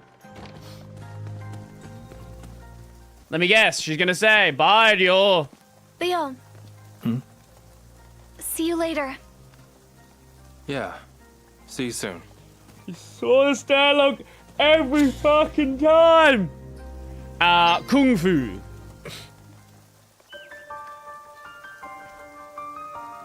Yeah, what I was getting to earlier, I got sidetracked. I understand why there's people out there who don't like Wayland with the pricing of hardware, right? If you're on a... By Ryo. If you're on, like, a 2017 NVIDIA system, right? Wayland is not good for you, right? Wayland's entirely unusable for you. You don't have the driver updates that make it function. The open source drivers are not supporting it properly. You're not gonna ever be able to do Wayland on that. And you can't replace your system. Like, we're entering a situation where people in developed nations are starting to have the same concerns that existed with people who were, like, you know, from, like, India 15 years ago, before there was a lot of the development that happened there. So, like, people are now starting to have those same concerns in, like, America and Germany. And now they're starting to realize, oh shit, there might be a problem here. And there's no reason why Wayland can't work on older hardware. It's just there's not been much focus put onto it. Excuse me. Here to train? Have you come to what concerns performance? Or fight one of the monks? Wayland Which is would it be? much heavier on this older hardware. Like, this is a problem. So, you've chosen to fight? Then now. We haven't beat him yet.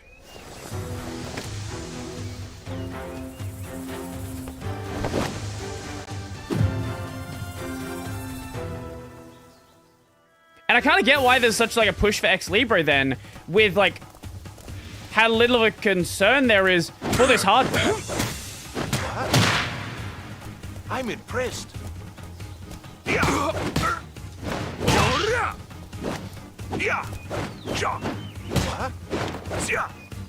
Not a chance.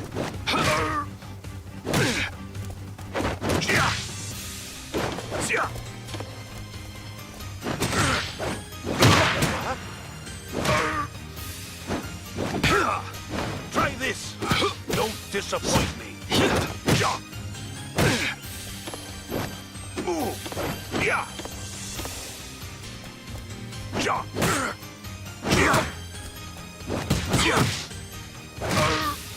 What? Is that all you're No, we got so close. Perhaps that was bad luck. What? I thought you had trained enough, but there is an element of luck to any fight. Do not give up. Okay, we're gonna save scum him because I don't want to burn through my food.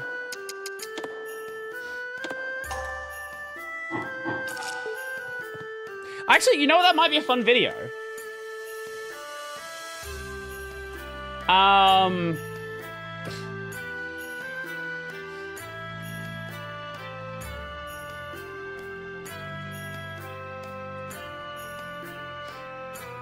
X11 and Death of PC.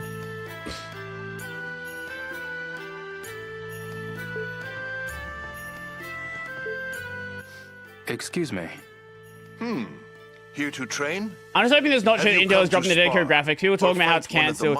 It's just getting good. It would be nice if things did improve. You've chosen to fight?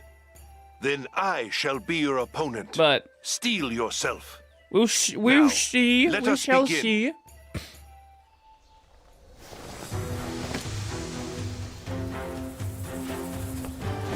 Come on, Dan.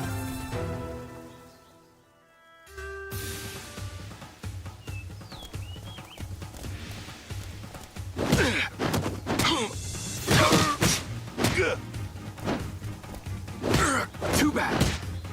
What? Got you.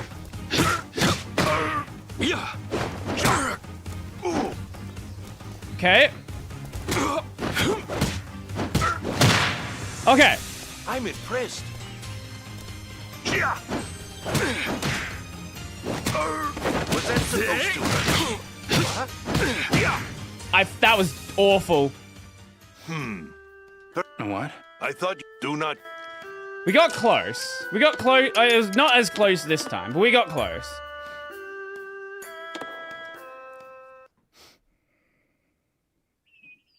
We should be good to be able to take him, though. Like, stat-wise. Excuse me. Have you come? Which will it... So, you've chosen... Then, now. At the very least, I will say, at least monitors haven't gotten expensive. There's that. Could be worse. It could certainly be worse.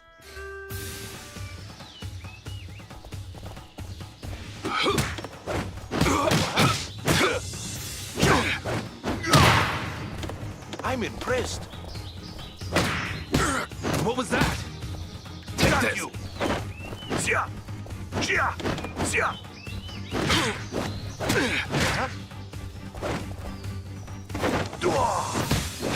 Okay. Damn it. Was that supposed to hurt?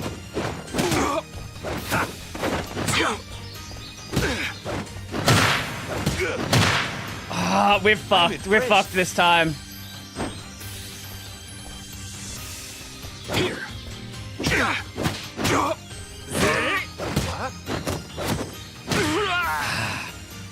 We got him into the yellow before. What? I thought do not. You were just looking. Okay, yes, you can buy stupid expensive monitors, but like, there are great monitors at like good prices now. Excuse me. Like a $500 monitor. A $300 monitor is actually really good now. So, you've chosen... Then, now.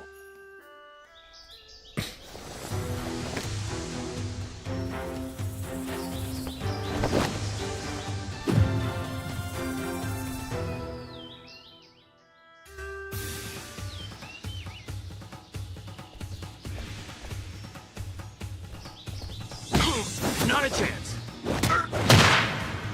You're no simple opponent. That won't work. Try this.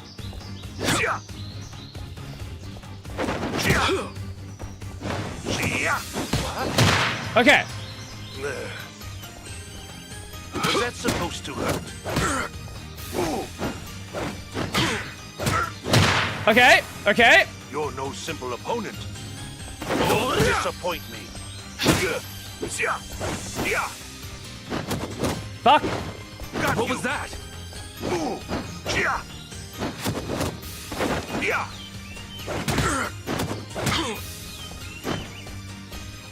Come on. Fuck. God damn it! We were going so well off the start. What? I thought you do not. Come on.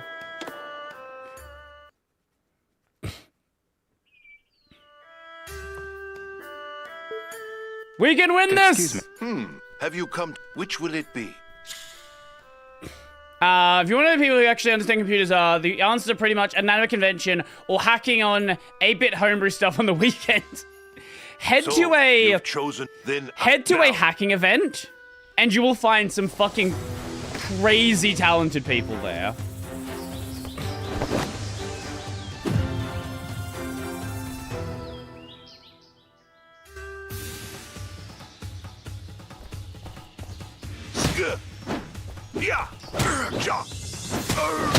Okay. I'm impressed.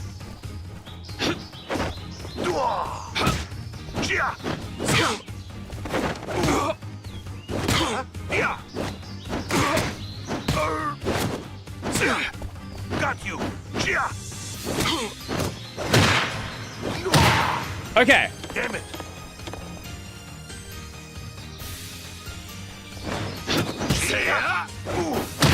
Okay.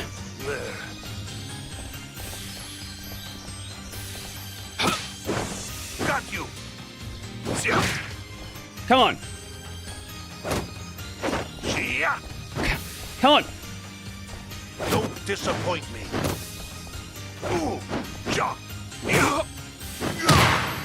Okay.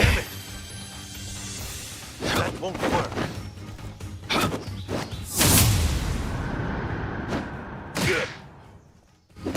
What was that? What the fuck? What the fuck was that? Wait, what was? Perhaps that was bad luck. Wait, what was that? I thought Why you did had it slow trained down? enough, but there is an element of luck to any fight. Do not. Clearly something was happening there. We got very close on that one. Excuse me. Have you come? Which will it? I think if we focus on elbow assault instead of the spinning kick, we can probably get more hits in.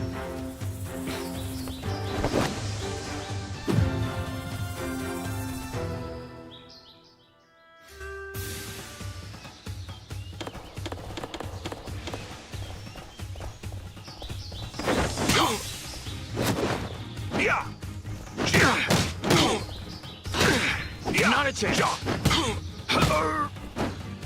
That's...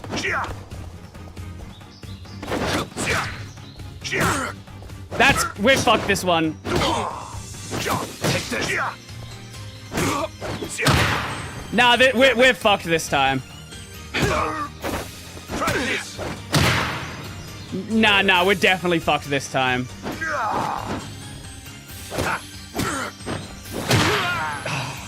That was bad. That was bad. Perhaps that was bad luck. What?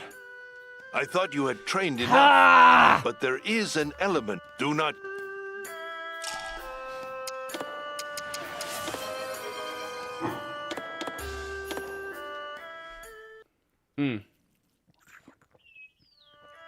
I don't know what we get for winning this fight. I'm just curious. Excuse me. Because we've gotten so close so many times. Which will it? So then, now. Come on, Golden Tiger! You gotten a little bit old since we last saw you.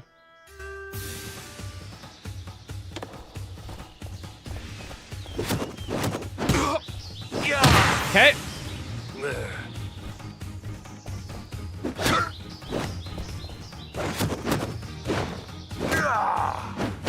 Okay. Damn it. Ooh, yeah. That won't work. Okay. You're no simple opponent. Ha. Ooh. Yeah. Okay, we need to back away, get some...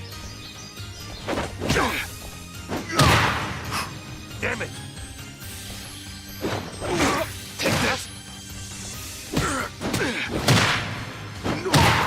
Okay. I'm impressed. Okay. You're no simple opponent. Is that all you're made of? Here. Come on. Don't disappoint me.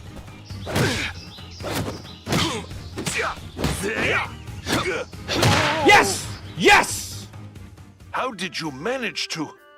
I must That was so commend you. close. You are now the top-ranked fighter.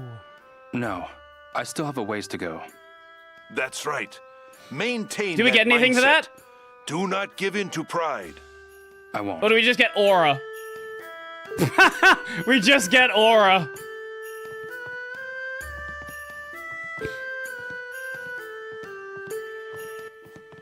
Pardon me. Yes?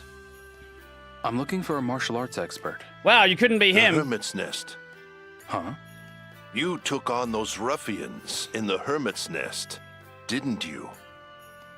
I did. And you're looking for a way to beat them, yes? We're already stronger than him, so... Yeah. Well, you won't find the answer here. Huh? Why not? Your desire to save the villagers is admirable. Nay, it is your duty. Uh-huh. Then you have to. Bow bow. You are not ready. How do you know?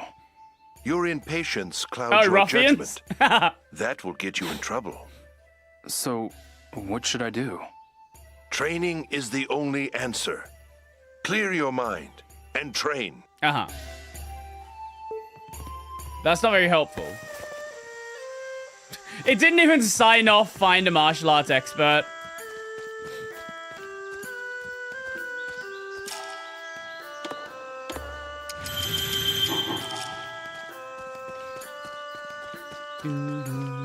I love when games have no knowledge of things you've already done. So it's like, find him. Are you a martial arts expert? We've already beaten him in a fight.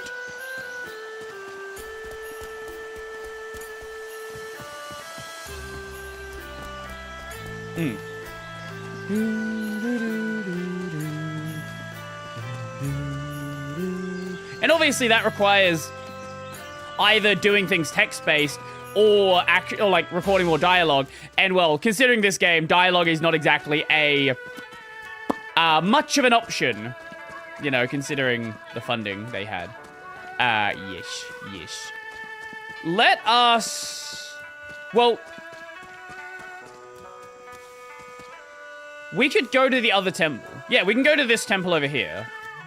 Or then maybe we can ask the other guy we were just asking before about stuff.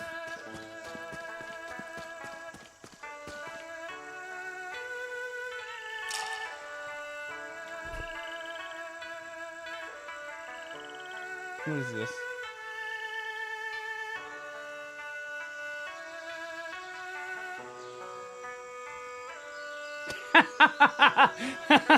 Okay, that's kind of funny.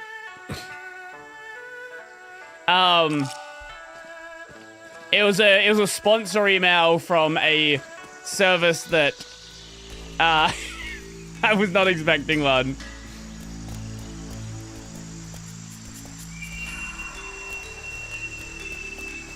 Are you a martial arts expert? Excuse me. May I help you? Do you know any martial arts experts? I'm afraid not. May I ask you a question? No. Sure. I heard some ruffians took over the Hermit's Nest. But then, one brave soul took it upon himself to drive them out. Ruffians. I don't mean to pry, but it was you, wasn't it? Someone had to do it. So it was you after all. As someone who believes in justice, I understand that the misdeeds of those ruffians cannot go unpunished. But as someone who knew your father, your reckless behavior troubles me. I'm sorry. Allow me to pray for your safety. May you be blessed with wisdom and foresight. Okay. Please I'm don't blessed. make any more rash decisions. I have I'll been try. blessed. Thanks. I'm gonna do exactly that anyway, so don't worry about it. I think we go ask the guy. We go ask Mr. Bun and Wine Man. Or I guess we could ask the girl. She probably is. I don't know if she considers herself a martial arts expert though. It's on the way, so we'll go to her anyway. The guy, the girl that doesn't just look exactly like Chun-Li. You know what my favorite thing about Chun-Li is? That on the Pornhub top character search list, it is Chun-Li from Fortnite.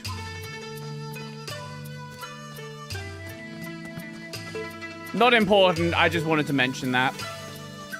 You were the wine seller. Excuse me. Welcome to my Baijiu stand. Welcome to my Baijiu stand.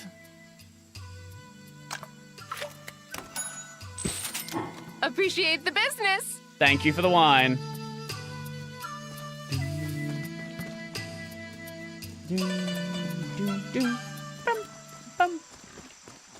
I don't remember the game looking this nice. This is maxed out settings, so yeah. I don't know. It does look. It is a UE5 game, so it does look pretty. Ooh, let me speak to you. Let me speak to you.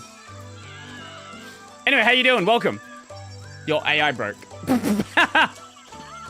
There we go. I need help with something. Is it safe for you to be out here? What? I heard that you were ganged up on by the thugs in the hermit's nest. I'm surprised you're not in bed. Ah, she'd be right. Other than a few cuts and bruises, I'm The fine. one I have in my face of had I'm ears the looking for entire some martial time. arts experts. You shouldn't be walking around right now.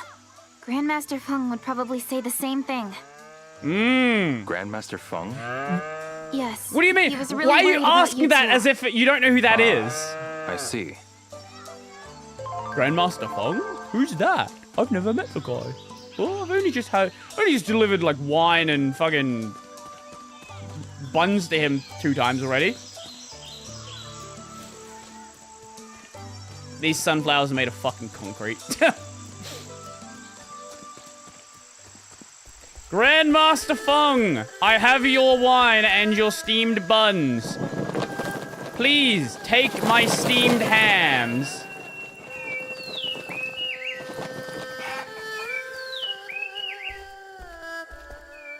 I cannot do that.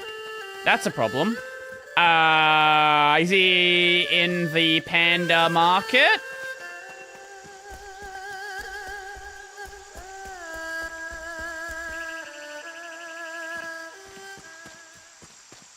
I run $15 VGA panels and an HDMI to VGA converter.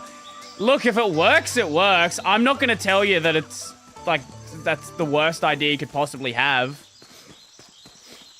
Do what you need to do. I think the problem, like, modern computing, we've kind of lost that, like, hacker spirit. Everything needs to be this, like, clean, optimized, gamer aesthetic. Nah.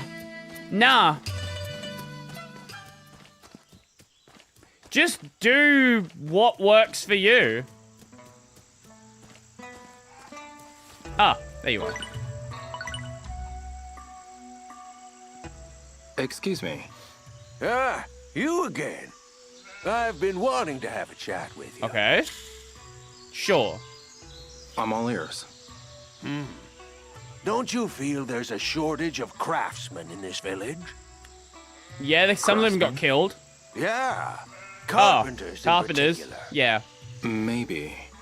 But we've got houses, temples, and even a marvelous bell tower. Who do you think built them all? Let me guess, carpenters. Beats me. Well, there's no hiding it. It was me. Right. The first few houses I built weren't so great. They were failures, so I thought about destroying them. It's been almost 50 years since the villagers begged me to let them stay in the houses. That said, the bell tower was completed on top of my failures. When I die, the buildings will eventually crumble and fall. But I guess I wouldn't have to care anymore. It was a mistake to make Rock start to think. That woman Why did we do sure that? is persistent. Why did we do that? She never leaves me alone at night. If only I were younger, I'd make better company. I see. I see. That's all in the past, anyway. Right. Making rocks think was a bad idea. All it did was ruin everything. Here we go. What? Okay, I don't know why we couldn't interact with Master Feng before.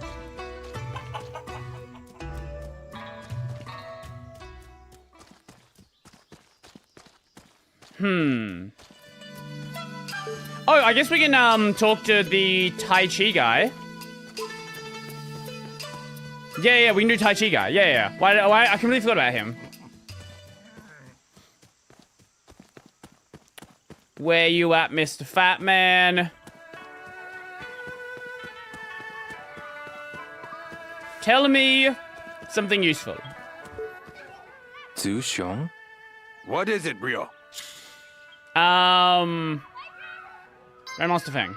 I need to get to Grandmaster Feng's house. I don't know any Grandmaster by that name. Come by any time if you've got any burning questions about the great Chun Tai Appreciate it. Zhu Xiong? Zhu Xiong? What is it, Ryo? I hate to bother you, but... You seem kind of distant. What? Think I haven't heard? You went toe-to-toe with those thugs at the Hermit's Nest, Yeah, didn't you? we did. No, Chun Tai Chu could clean up this mess in no time, but this one's on you to fix. I'll do my best. Okay, well, we've asked all the martial arts people I can think of in town. Hi, random guy. Lei Ming Young. Hey, what do you want? What do you want? Do you know where Grandmaster Feng lives? I do, but dude, you have to introduce me. I'm dying to learn some martial arts. Another time. I'm gonna hold you to it. So, do you know where his house is? It's past the Sunflower Grove. Sunflower Grove, okay. Okay, thanks. So past the Sunflower Grove this time. Are you ready to bust into my...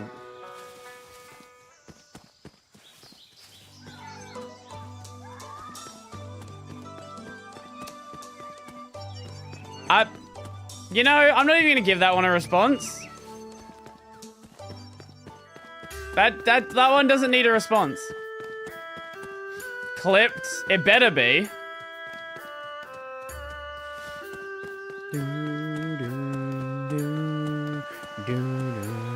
Oh, the guy over here should know. Because he was friends with Grandmaster Feng.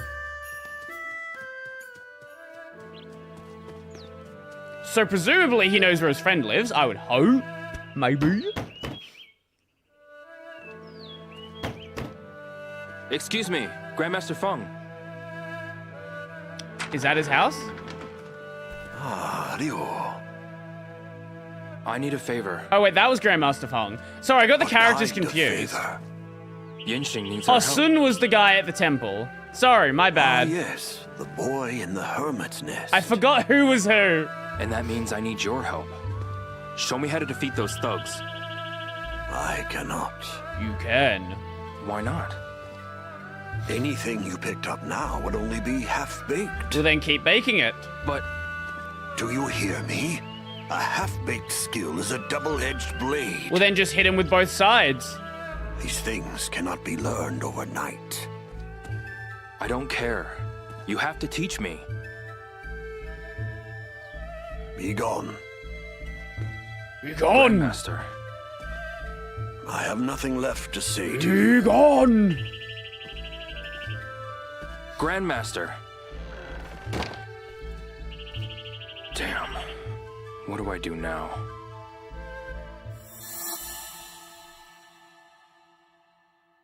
What happens to my brain when you start talking about Halo prices? Sorry, I had more Kingdom Hearts brain rot in my head. Be gone! Random line. I don't know why. Random unimportant lines stick in my head from that game.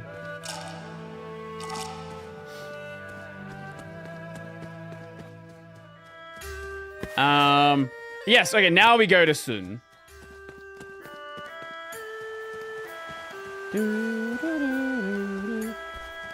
Kingdom Hearts 2.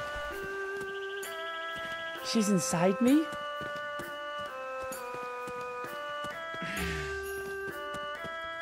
Two.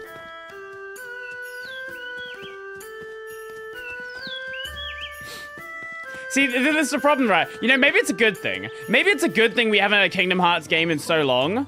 Because the, there's no, like, Gen Alpha Kingdom Hearts brain rot. Keyblade.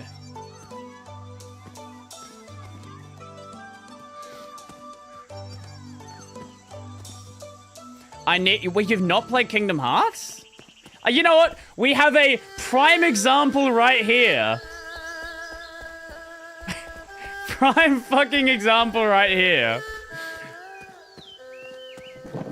Unless you're, like, over the age of, like, 25, you probably have no attachment to Kingdom Hearts.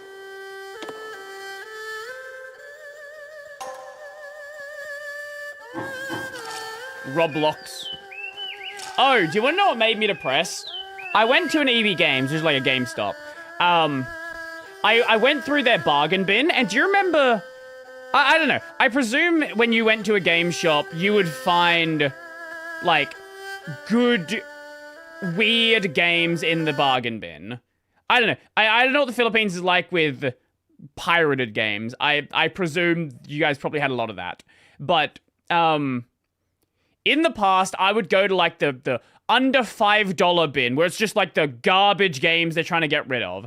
And you would see weird shit that is actually, like, sometimes good. And, like, you'll find some hidden gem basically every time. I went through a bargain bin. There were 12 copies of FIFA.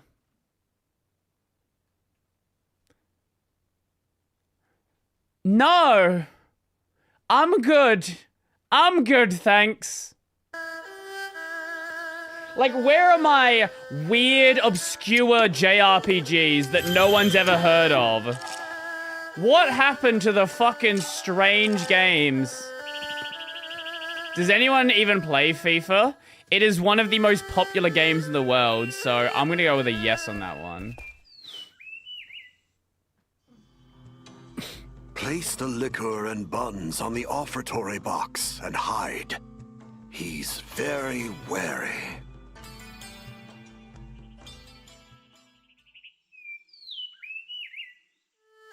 It's a normie game. It is the definition of a normie game.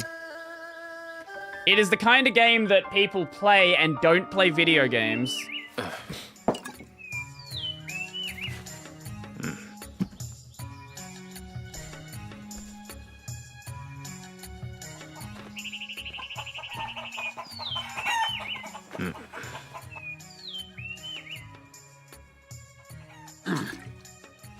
Pardon me, Mr. Sun. What is it now? I'd like you to teach me a technique. Gunball car. Yes. Specifically, the body check you showed me when we sparred the other day. Gotta love the gun and ball is a gamers. Signature move, one of the 8 big openings in Baji Tren. And I can't just teach it to you for nothing. What about more wine? I'll and do anything. Buns. Please. Anything you say? Yes. So, you promise to follow my orders to a T with no back talk? Yes. I can't hear you. Yes, sir. Then find me some aged Lao Jiu, a 7-liter jug. Aged? At least 50 years. What does that have to do with... Back talk already? No. I think we can get that in Panda Market. Get going. Shoot! Okay. Oh, speaking of cars, 50-year age did you see the Rocket League stuff? With the announcement of UE6? Rocket League is not a game that needed a graphics update. In fact, I think a graphics update for Rocket League is just gonna make the game, like, less playable, because it's gonna massively raise performance requirements. There's already a UE6. It was just announced. There are no games released with UE6. We know that Rocket League is being released in UE6, so that means that Fortnite will probably have a UE6 update sometime soon-ish, maybe a year or so from now. I'd like some wine. Gladly. What'll it be? What? Sorry, what is this camera angle?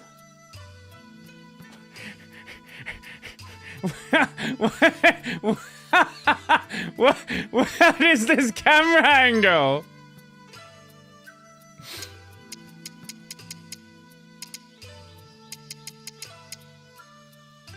Come again.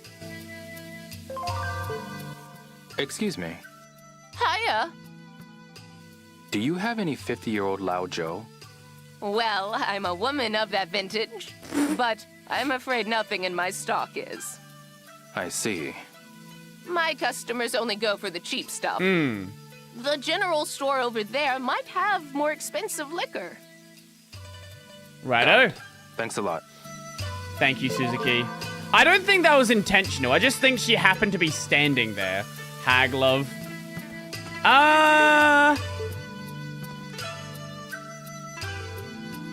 Probably not in this case. Here's the hag. Let me guess. You're not here to buy anything, right? Well, actually... Oh, so you're really in the mood to shop? Yes. Yeah.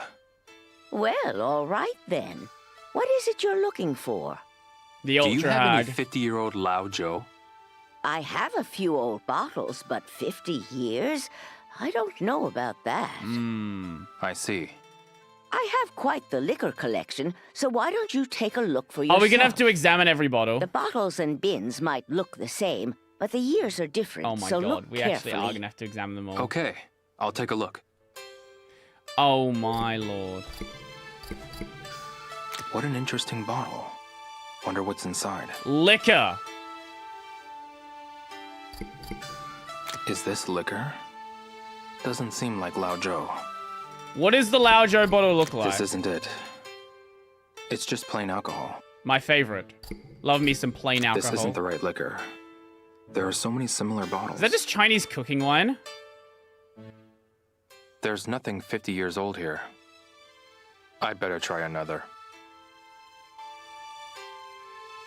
What do you mean? That's what I was doing. I know there's nothing. That's why I was examining the other bottles. This isn't it. This isn't it. This isn't the right liquor. Could it be? Into the drawer. No. No dialogue for the glasses? Crazy.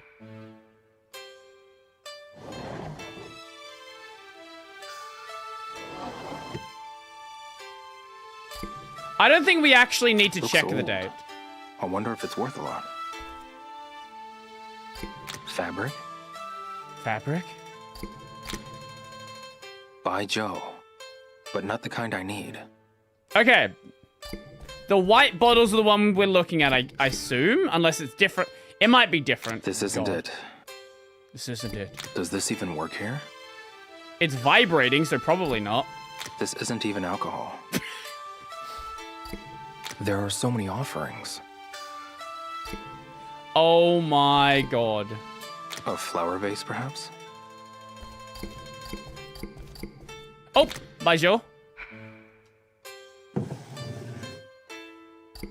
By Joe.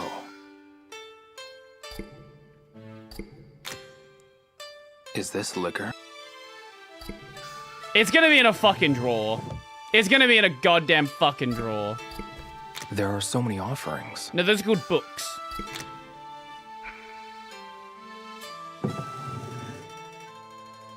Fabric.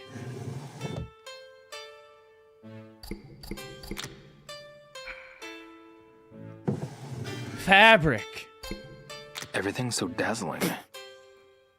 Everything's so dazzling. Okay, I guess that one's clear. Potato chips. Caramel. It's been a while.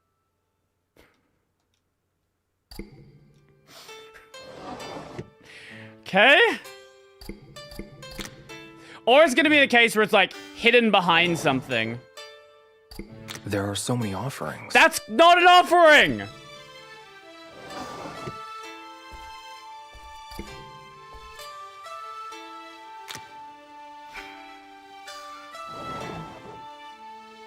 Jasmine tea.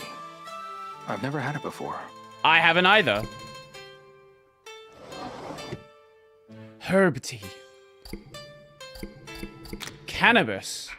I've never had it before. What's this? It's a jar of inks for the magic.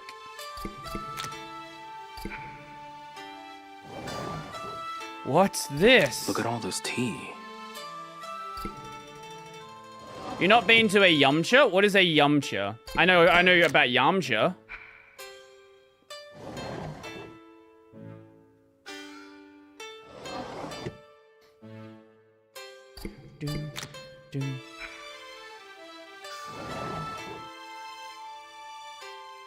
You're gonna make those models and then not have a comment on them. Oh, a Chinese restaurant?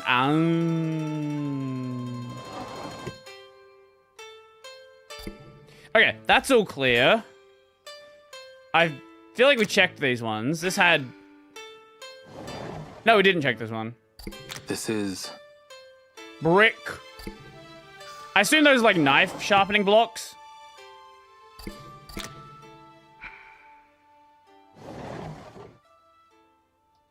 Okay. Oh my god, man. Oh my fucking god.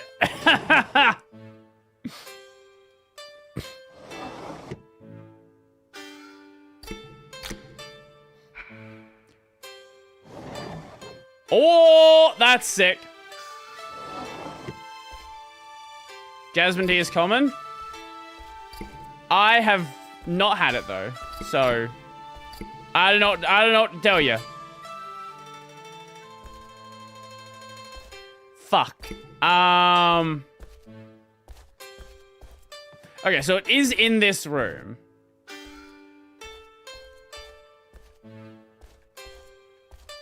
A beauty from long ago? Where could the alcohol be? I didn't check these ones, did I? Looks old. I wonder if it's worth a lot. Oh yeah, no, Chinese food's great.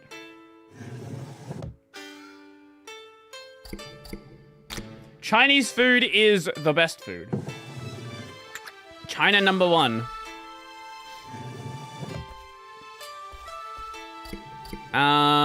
Nothing up there.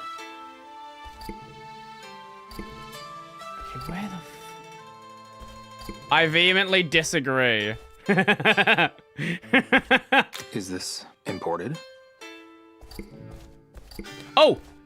Box there. That's obviously the box you'd put it in. I wonder if it's worth a lot. Chicken teriyaki or death. Also a very solid What's this? choice. I respect the choice. What an interesting bottle. Okay, we already checked interesting this. bottle.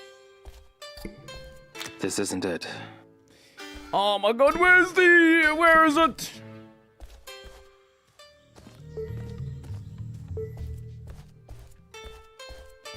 Like, the fact that it's getting us to search means she probably has it. Hello there. Do you have any 50-year-old? I have quite the... I have... Thanks. Oh my god. Oh my god. We actually do have to look around.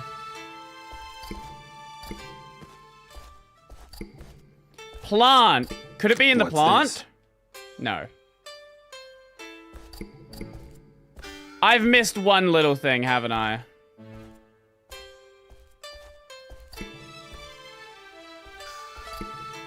I've absolutely missed one little thing. There are so many offerings. Can't lift any. Oh my god, where the fuck is the stupid fucking alcohol?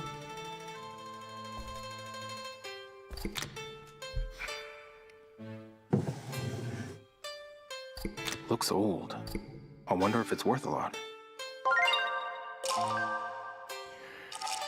Hey. I've checked everything that I think I can check. Where the fuck have you put it? Watch it not actually be here. And the game's fucking with us.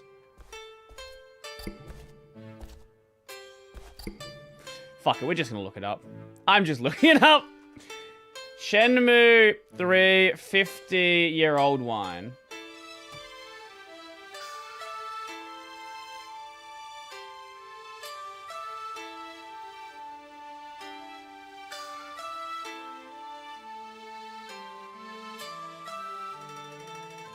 It's not even in this store!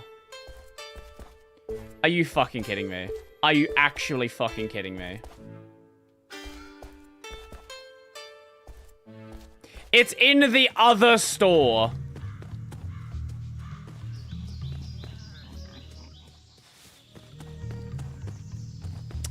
Fuck you, game.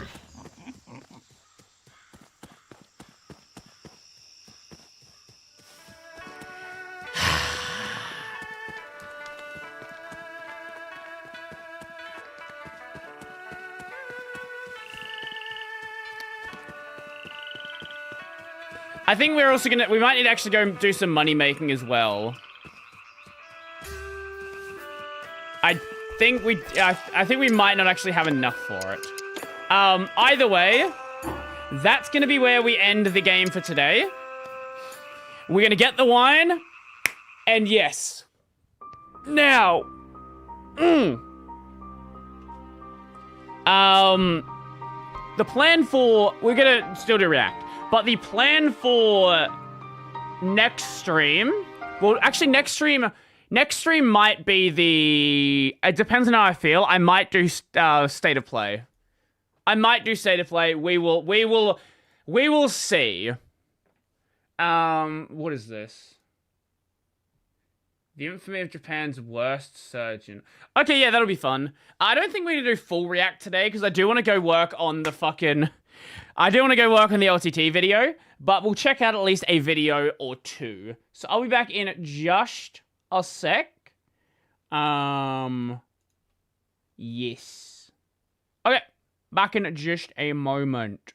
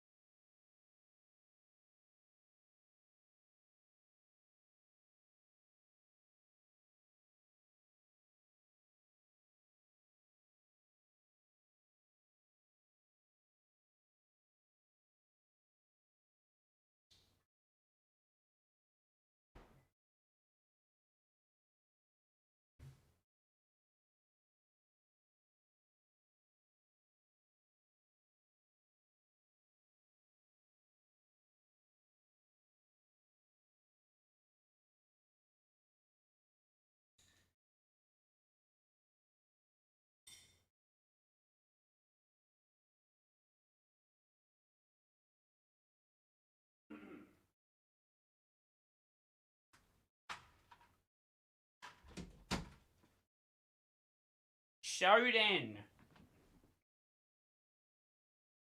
Sam stole my ram. Fucking Sham. The fucking dog. The fucking dog cunt. Okay. Here we go. Yeah. What is your pick? What we got here?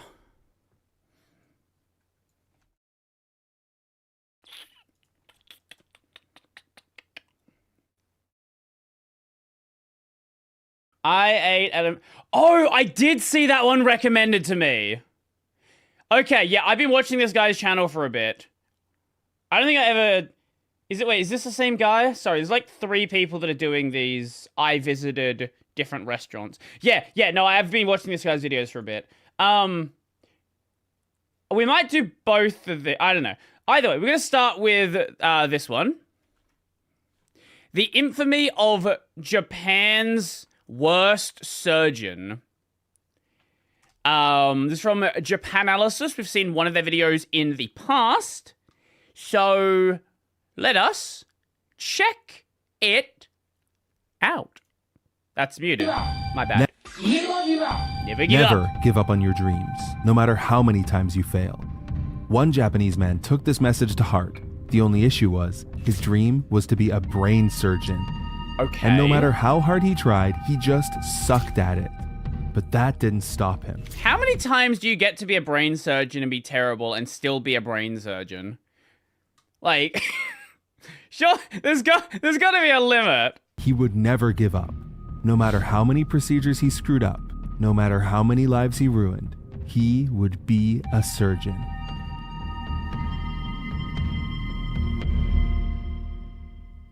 It's July 2019, and Matsui Hiroki has just been hired by... Wait, this is recent. I thought this was going to be like, oh, it happened in the 90s. Yeah, you know, different time. No, it's like 7 years ago. Fuck, it's 7 years ago. City Hospital, the only hospital in, well, Akko City. Akko is one of those small Japanese towns with not a lot going on. The biggest landmarks are the train station, a shrine, and the ruins of an old castle. Matsui had been recruited by Dr. Chiba, Akko's top neurosurgeon, who was impressed by his experience at Kyoto Memorial, a big hospital. While Matsui had technically never performed a surgery, Dr. Chiba was convinced that under his mentorship, Matsui could be a huge asset for his struggling hospital. Matsui, with cutting-edge techniques and... I see. So he just didn't have anyone applying, and he's like, fuck it, let's take the guy. Surely I can train him. 200 surgeries under his belt, as an assistant surgeon that is, leaves such a strong impression on Chiba that he immediately puts Matsui on his neurosurgery team. Oh my God. In his first week, Matsui is going to be the chief surgeon on a major operation, a brain tumor removal on a 30-year-old patient. Did they die? Please tell me they didn't die. Please tell me they didn't die or have their life ruined. Please tell me he couldn't even, like he just did nothing. Just, I don't want to know that he died. Not only is the surgery a complete success, okay, but Matsui completes it in record time. Okay. In the operating room, he insists that the surgical staff literally give him a round of applause for his achievement. Dr. Chiba is extremely impressed. But in the post-operative review, Chiba realizes the reason Matsui finished the procedure so quickly is because he only removed 20% of...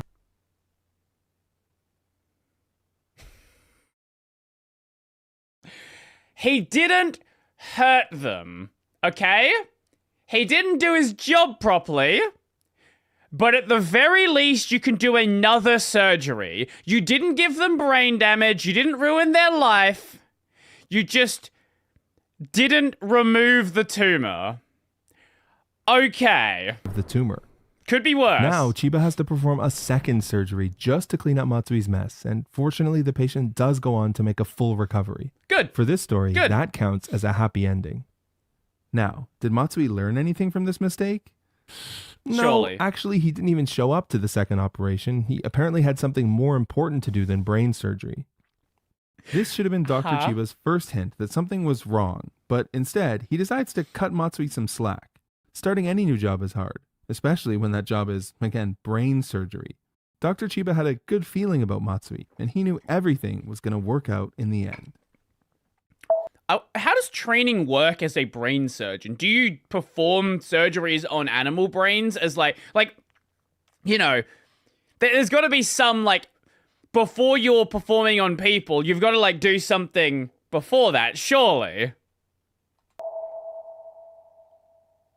2 months later, Matsui seems to be getting the hang of things, so it was time for another surgery.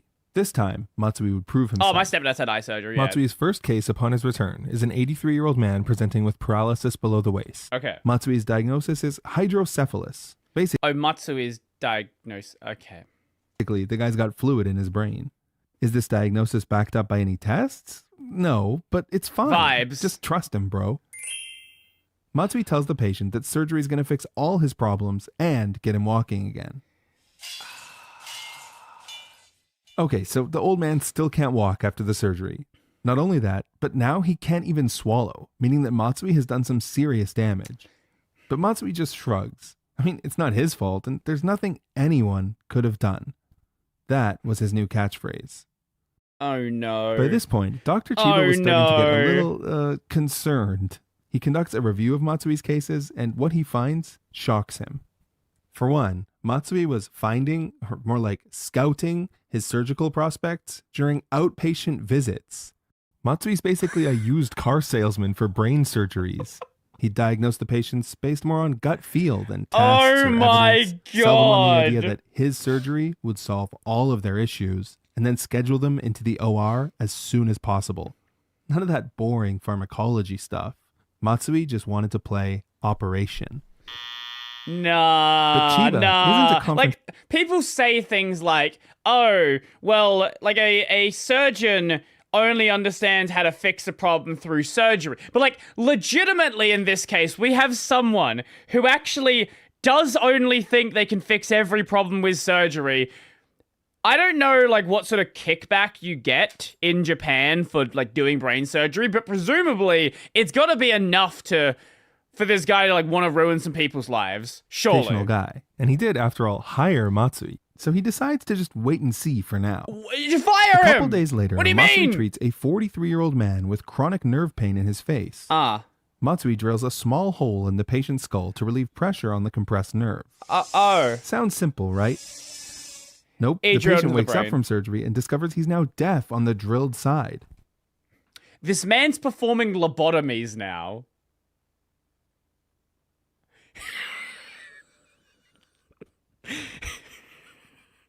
Like, not intentionally, but the man's performing lobotomies now. The feeling you feel right now, you get used to it, surely. Once again, Matsui's response is, it wasn't the surgery. There's nothing anyone could have done. Oh my god. That same week, Matsui is called in to do a procedure called a clot retrieval on a 90-year-old stroke victim, Mrs. Yamada. This procedure requires him to insert a device called a catheter into the patient's cerebral artery. Matsui performs the surgery in a totally carefree manner, guiding the catheter like he's playing Subway Surfers. Mrs. Yamada suffers an intracranial bleed during the surgery and falls into a coma. Unfortunately, Mrs. Yamada would never wake up from this coma. A month later, she passed away. Nothing you could have done. What's Matsui's reaction to this outcome? You guessed it. There was nothing anyone could have done. What are we at now? 5 surgeries, every single one having complications. One of them leading to death. We are stricter on people playing baseball. You get 3 mistakes in baseball and then you're done. This man's doing fucking brain surgery, and it's more lenient than baseball. Matsui has now made 3 serious surgical errors in 8 days. For some They were in a week! What do you mean? Reason, Dr. Chiba still does not suspend his operating privileges. October 3rd, Matsui is scheduled to perform a cervical laminoplasty on Mrs. Saito, a 75-year-old woman with cervical spinal canal stenosis. In English, Matsui is going to widen her spinal canal with a drill. Okay. It sounds terrifying, but this is a fairly common and safe procedure. That is, until you remember this is Matsui we're talking about. What does he Kimura, do? in the hospital's medical safety office, receives a call on the emergency line. She rushes to the operating room and finds Matsui in a visible state of shock. He had pierced the vertebrae at the neck, drilling directly into the spinal cord and paralyzing her, completely severing it. The result was complete and irreversible paralysis from the neck down. He had turned Mrs. Saito into a quadriplegic. Now, would this be the thing that makes Matsui finally take responsibility for his actions? No, of course not. Instead, he desperately lashes out at everyone around him, going as far as asking Dr. Chiba to take the fall for him. And when that doesn't work, Matsui goes to his patient, or I guess there's video on this surgery online. I do not want to see that. His victim at this point, begging her to let him operate again to fix the issue. Yes, his solution was more surgery. She tells him to f off, so Matsui has her sent to a rehabilitation facility under the pretext that she has dementia. What? This is the caliber of person we're talking about here. A doctor who will paralyze you, completely ruin your life, and then ship you off to some warehouse to cover up his own tracks. Just as a reminder, all of this occurred within the span of 1 month. In the time it takes for your Amazon Prime trial to expire, Matsui has killed or permanently injured 4 people. And he wasn't about to stop. We'll get to that. But first, we have something much more important to talk about. The sponsor of today's video, War Thunder. War Thunder is the ultimate vehicle combat game that lets you take control of anything from biplanes and armored cars from the 1920s to modern fighters and main battle tanks. With over 2,500 tanks, planes, helicopters, and ships from 10 major nations, there's something for everyone. There are so many cool options in this game, and the level of detail— I kind of wish this had like a better help sponsor or something like that. Blew me away. Not only do you have realistic graphics and authentic sound effects, but every component of every vehicle is fully modeled. The game even has an X-ray view that shows the exact trajectory of the shell and what components it blew up to take out the vehicle. I also really enjoyed the new mobile version for when I'm on the train. Oh, It's got super smooth controls and sharp graphics, and it's on both iOS and Android. So start playing War Thunder for free on PC, PlayStation, Xbox, or mobile and join a worldwide community of over 70 million players in epic PvP battles. Sign up using my link in the video description if you're new or and you a also player get military after at least document 6 months and get a massive bonus pack with multiple premium vehicles, the exclusive vehicle decorator Eagle of Valor, 100,000 Silver Lions, and 7 days of premium. Wow. This is a limited time deal available for PC and console users, so I'll see you on War Thunder. That's cool. Who are we killing next? So it was clear by now that Matsui was not a good surgeon. Clearly. Even from the beginning, there were a bunch of red flags that Dr. Chiba had just missed, or more likely ignored. Like, it turns out that even before hiring him, the head of the hospital, Dr. Fuji, had actually gone to Kyoto to discuss Matsui with his former bosses. They warned Fuji that Matsui was incapable of performing even basic medical procedures like staunching blood. Not only that, everyone at Kyoto absolutely despised him and thought he was a pain in the ass. This was not a surprise to the staff at Akko. I mean, Matsui's a complete mess there, too. He frequently sneezes right over patients in the middle of surgery. What? His desk is a pig pen. It's covered in papers, food, and... No, this is not his desk, surely. It's in the middle of surgery. His desk is a pig pen. It's covered in paper. Now, this is going to just be like a stock photo of a desk. Food, and even his own socks. One time, he was MIA for a surgery, and the staff found him in the parking lot showing off his new car. So why didn't anyone at Akko City Hospital stop him? Well, for some mysterious reason, Dr. Chiba simply refused to give up on... Is Dr. Chiba a relative? I don't know if that's the direction we're going. That's what I'm feeling here. No? On Matsui. Despite everything he's witnessed, despite everything Matsui screwed up, Chiba still clung to the delusion that Matsui could be an asset to the hospital. And not to mention, it was hard to get any surgeon to work in Akko, even a bad one. But Chiba wasn't the only one who dropped the ball here. Akko Hospital actually has a medical safety office formed specifically to prevent these kind of incidents. But it was an open secret that the department was a joke. Medical safety positions here are treated like cushy landing spots for retirement age employees, and the department is staffed by former nurses led by Kimura. While their job is ostensibly to prevent accidental injuries, in reality they have a vested interest in covering up any incidents and protecting the hospital's reputation. In the end, it's actually the clinical technicians who sound the alarm on Matsui. In December, a radiology technician files a complaint against him for exposing a patient to a dangerous dose of radiation during an operation.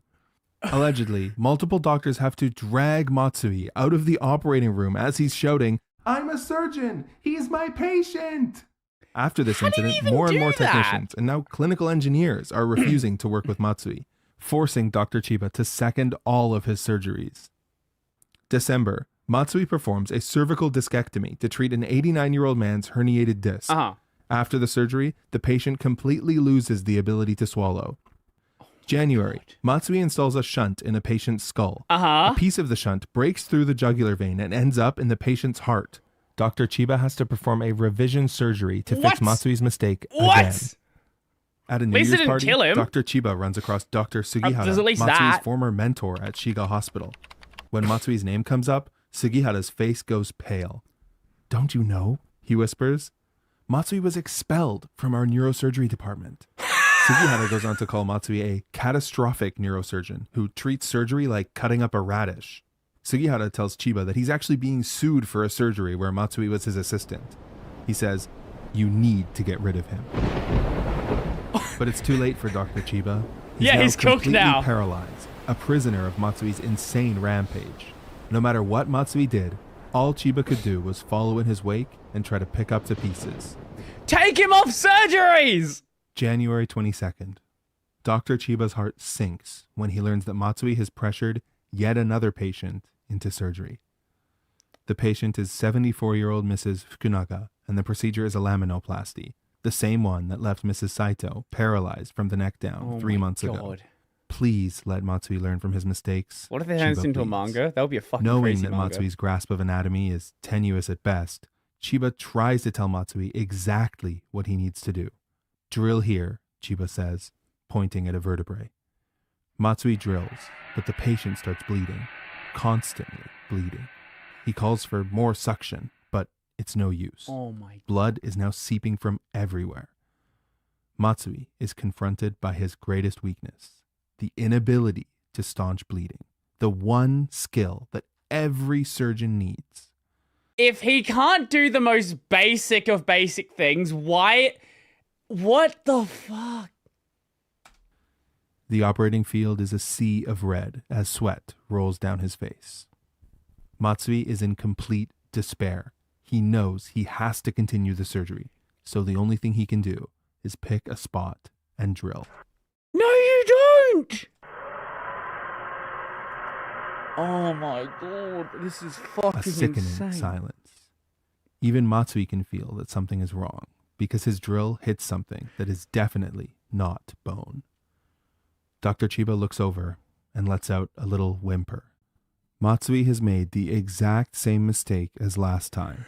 He's drilled into the spinal cord, and this time the damage is so bad that the patient's nerves look like a ball of yarn.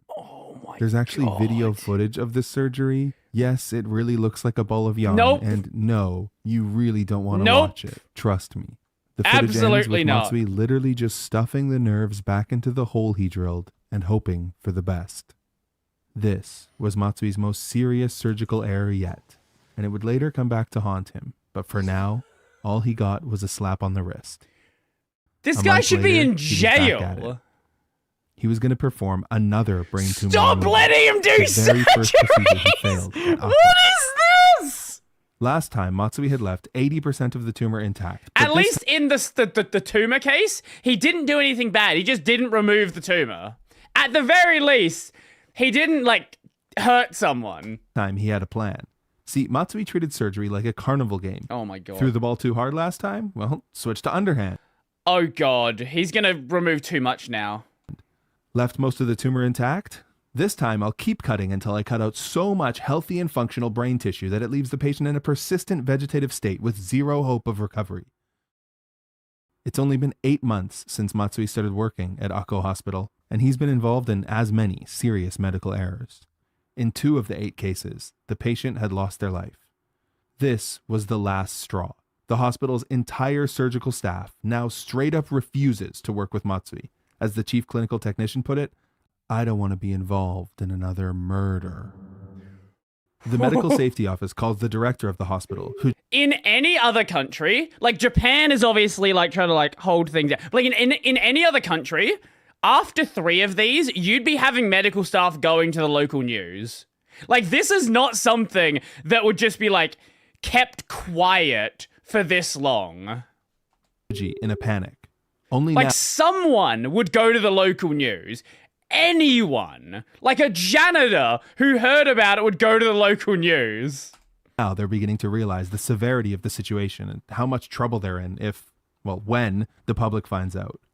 Kimura, Fuji, and Chiba all start arguing and pointing fingers at each other, but there's one thing they agree on. Matsui is to immediately be banned from all surgeries. Good! The nightmare is over. Oh no. Or at least... that's what they thought. Is he going to do it? The story is about to get truly, truly insane.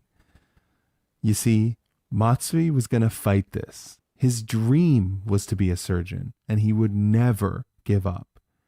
No matter what. You look up Christopher Dunch. He maimed and killed a lot of people and almost got away with it. What year was that in, though? This was in 2019. Like, that's like the additional thing. This isn't like something that happened in like the 80s or the 70s. This is like 7 years ago.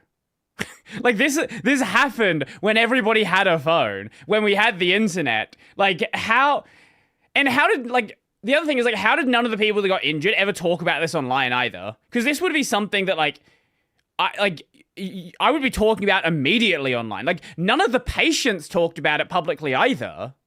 Like, if you were a patient here, like, why would you not go to the local news? Matsui has essentially barricaded himself in one of the hospital's conference rooms. It's been weeks since he's seen any patients, and at this point, he gives all of his instructions to nurses via text. Ako Hospital has no right to take away my surgical privileges, he angrily mutters to himself. Yeah, they do. I've done absolutely nothing wrong. Therefore, the only logical explanation is that someone at the hospital was out to get Matsui, and that person was obviously Dr. Chiba. The guy who's been covering for you the entire time. The person who bent over backwards for him the entire time, cleaning up all of his messes, was out to get him. Matsui begins plotting his revenge. His first act is to author a report detailing every single surgical error he's made, or rather, every single surgical error he hasn't made. Matsui's report is a treasure trove of fake data and blatant lies. You see, none of his patients ever suffered any side effects, and if they did, it was in no way his fault. Most critically, Matsui places the blame for all of his errors squarely on the head of Dr. Chiba, claiming that it was all because of his lack of supervision, or in some cases... The whole thing about this where he had contracted a service to publish a bunch of fluff videos and testimonials to make him look good online. Oh my god. Even claiming that it was Dr. Chiba actually holding the knife. Most surprisingly, perhaps out of shame or sheer resignation, Dr. Chiba actually signs off on the report. Huh? Just like that, Matsui is absolved of all responsibility by the medical safety office. What? But it's a hollow victory, because the hospital won't... I guess Chiba basically thought he didn't want this to be something that takes the hospital down. That is my best case scenario. He thought that if this went public, then it would be so damaging to the hospital that, like, they would lose their hospital in a small town. Now, I still think it's insane, but if, like, that's the least insane explanation. Lift his surgery ban. So he needs to get creative. Okay. Matsui realizes that even under a surgery ban, he can still operate if he happens to be the only doctor around when a surgery occurs. Oh my fucking god. So he's going to plan surgeries around when he knows that Chiba is not working. One night, Dr. Chiba receives a call from the hospital. The doctor on the line is in a complete panic. Matsui was on call that night and took a patient into the OR for an emergency catheter surgery. Like a demon who's been sealed away, Matsui has escaped his prison to wreak havoc. Dr. Chiba rushes to the hospital and stops the surgery immediately, but the patient's condition still deteriorates the next day. Oh my Of course, this incident only intensifies Matsui's hatred for Dr. Chiba. After everything horrible Matsui's done so far, what he does next is so revolting, so deranged that it can only be described as pure evil. You see, Matsui decides that the best way to get back at Dr. Chiba is to drag him down to his own level. Since Matsui's banned from surgery, he follows Chiba into surgeries as his assistant, then spends the entire procedure berating Chiba and telling him that he could do better. Ban him from the surgery room! What do you mean?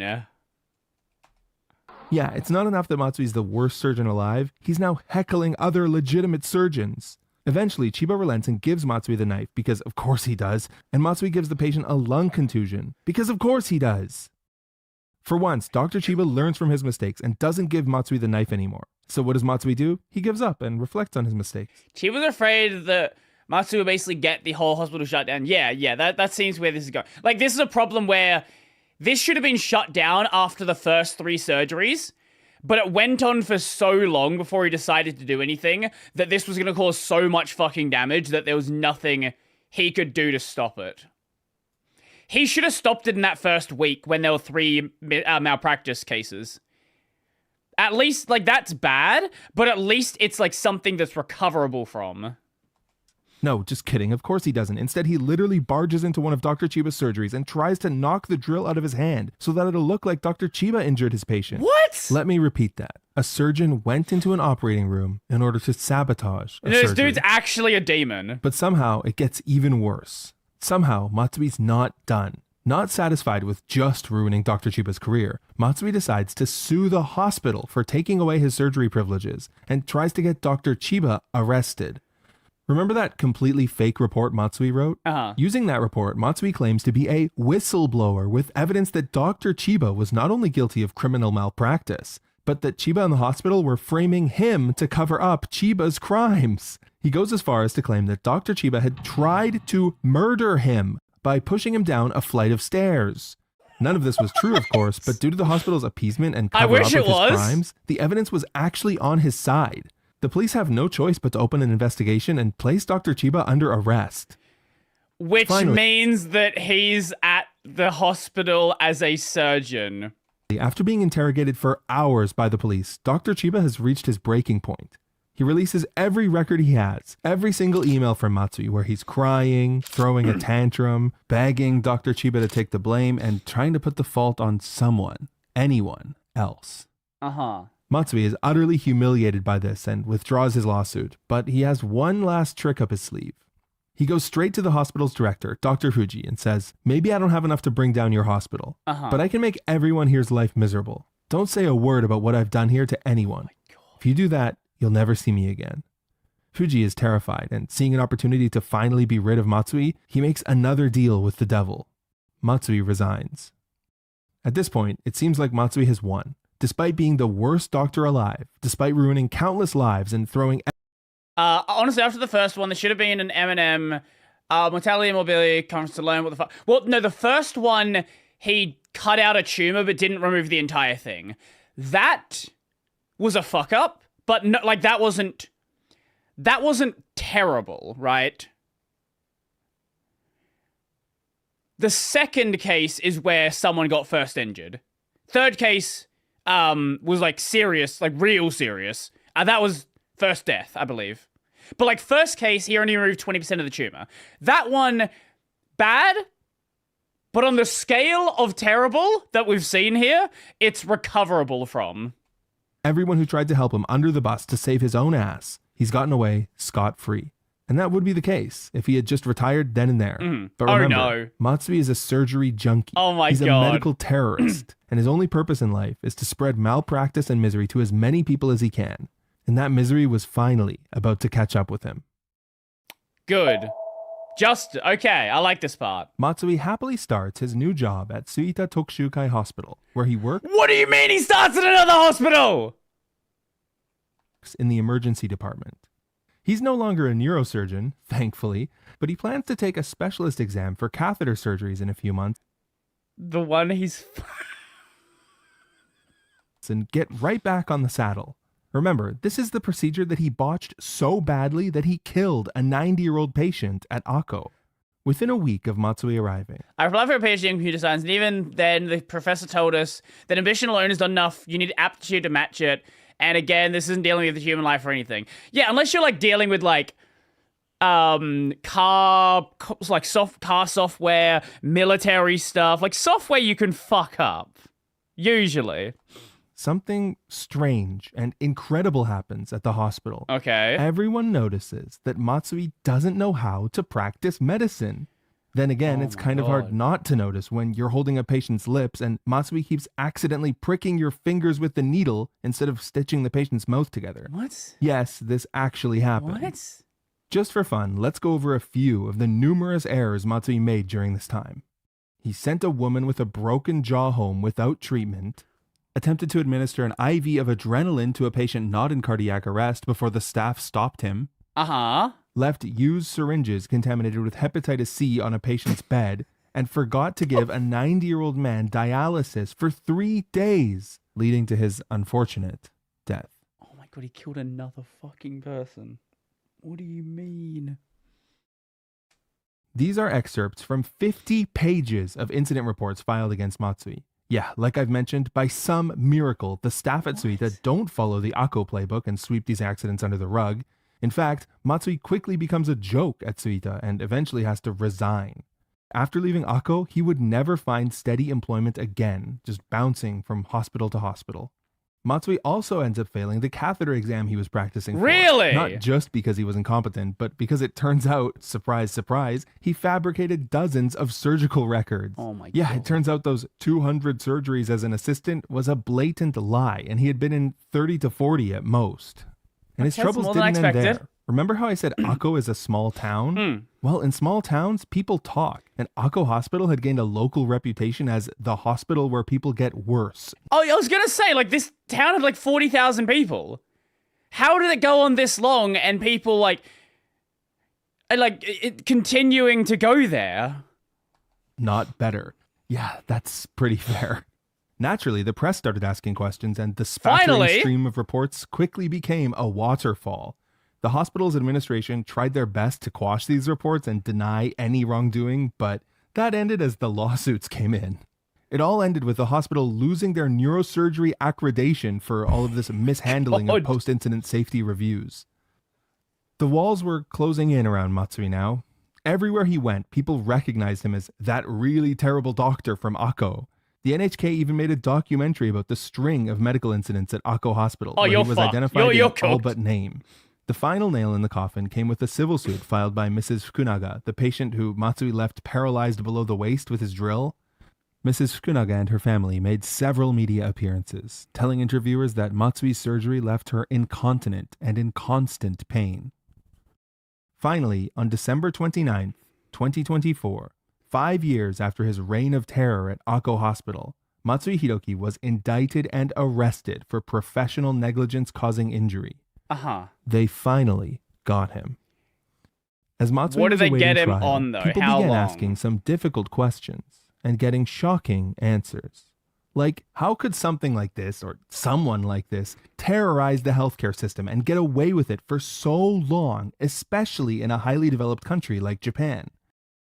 At this point, I kind of hope that Chiba gets brought into this as well, because he fucked up a lot. So did their director. So did their entire safety board. Like, that hospital is fucked. If the hospital's still going just fine, like, that's crazy.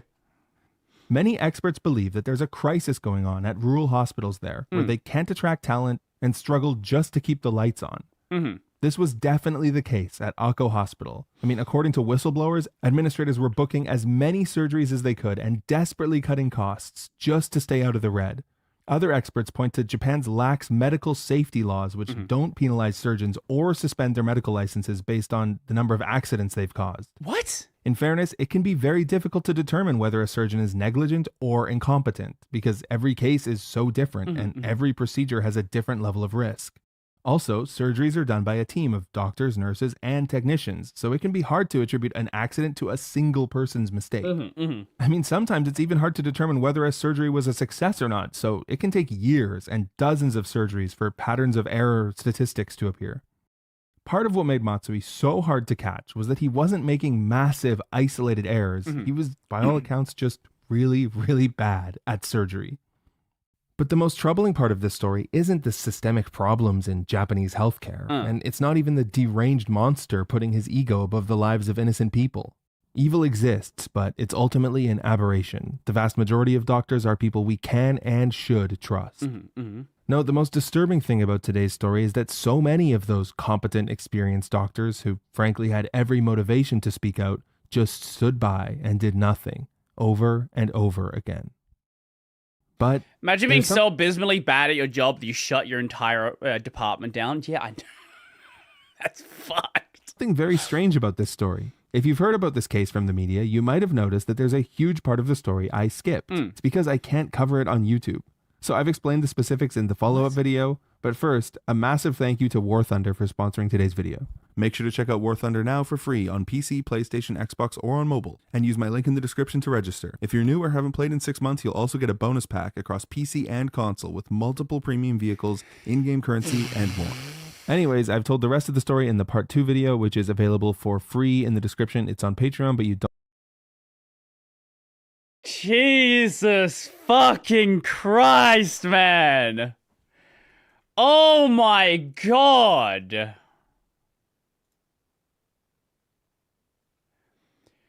I don't even know what to say. I legitimately don't even know what to say.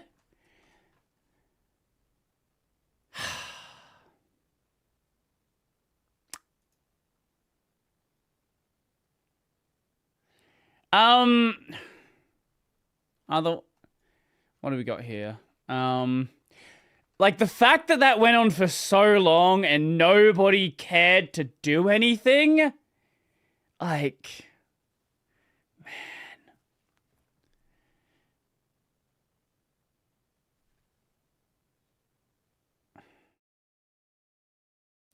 I don't know. That video, we need something more fun. We need something a little bit more fun there. Jesus Christ.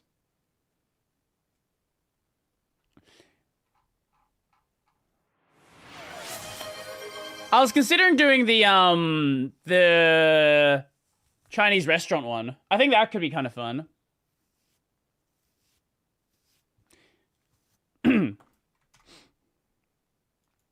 This is the video. I ate at America's oldest Chinese restaurant. I like Chinese food. Chinese food's good. I think we'll watch this and then end the stream. I would go longer, but I do want to go work on the OTT video. So, yes. I had Chinese once, just a singular time. Orange chicken. Which is not actually... sorry, we're going to get sidetracked here. Orange chicken is not actually... it's not traditional Chinese food. This is actually an invention by Chinese Americans. Actually, a lot of modern Chinese food that you have in the West is invented by Chinese Americans. That doesn't mean it's bad. But just so you know. Chicken, beef and broccoli, fortune cookies. If you grew up in the United States, that's probably what comes to mind when you think Chinese food. But what if I told you none of those dishes were even invented in China? Oh, okay, he's going to go into it. Yeah, there you go. Where is this food actually from? America. In this video, I'm eating at the oldest Chinese restaurants in America to see where it all started and hopefully learn how it... Man, all that looks fucking great. All that looks delicious. America's go-to takeout order. I've officially made it to Pasadena, California, and what better place to start my historical Chinese food journey than at a place called Panda Inn, otherwise known as the original Panda Express. Let me explain. Oh. Panda Inn was founded in 1973 by chef Ming Sai Chung with the simple goal of bringing Chinese food to more Americans. The restaurant was so successful that it eventually led him and his family to then create the most famous Chinese fast food chain of all time. Personally, I'm a fan of Panda Express, especially their orange chicken, which I'm assuming a lot of you are too. I hear a lot of people talk shit about Panda Express.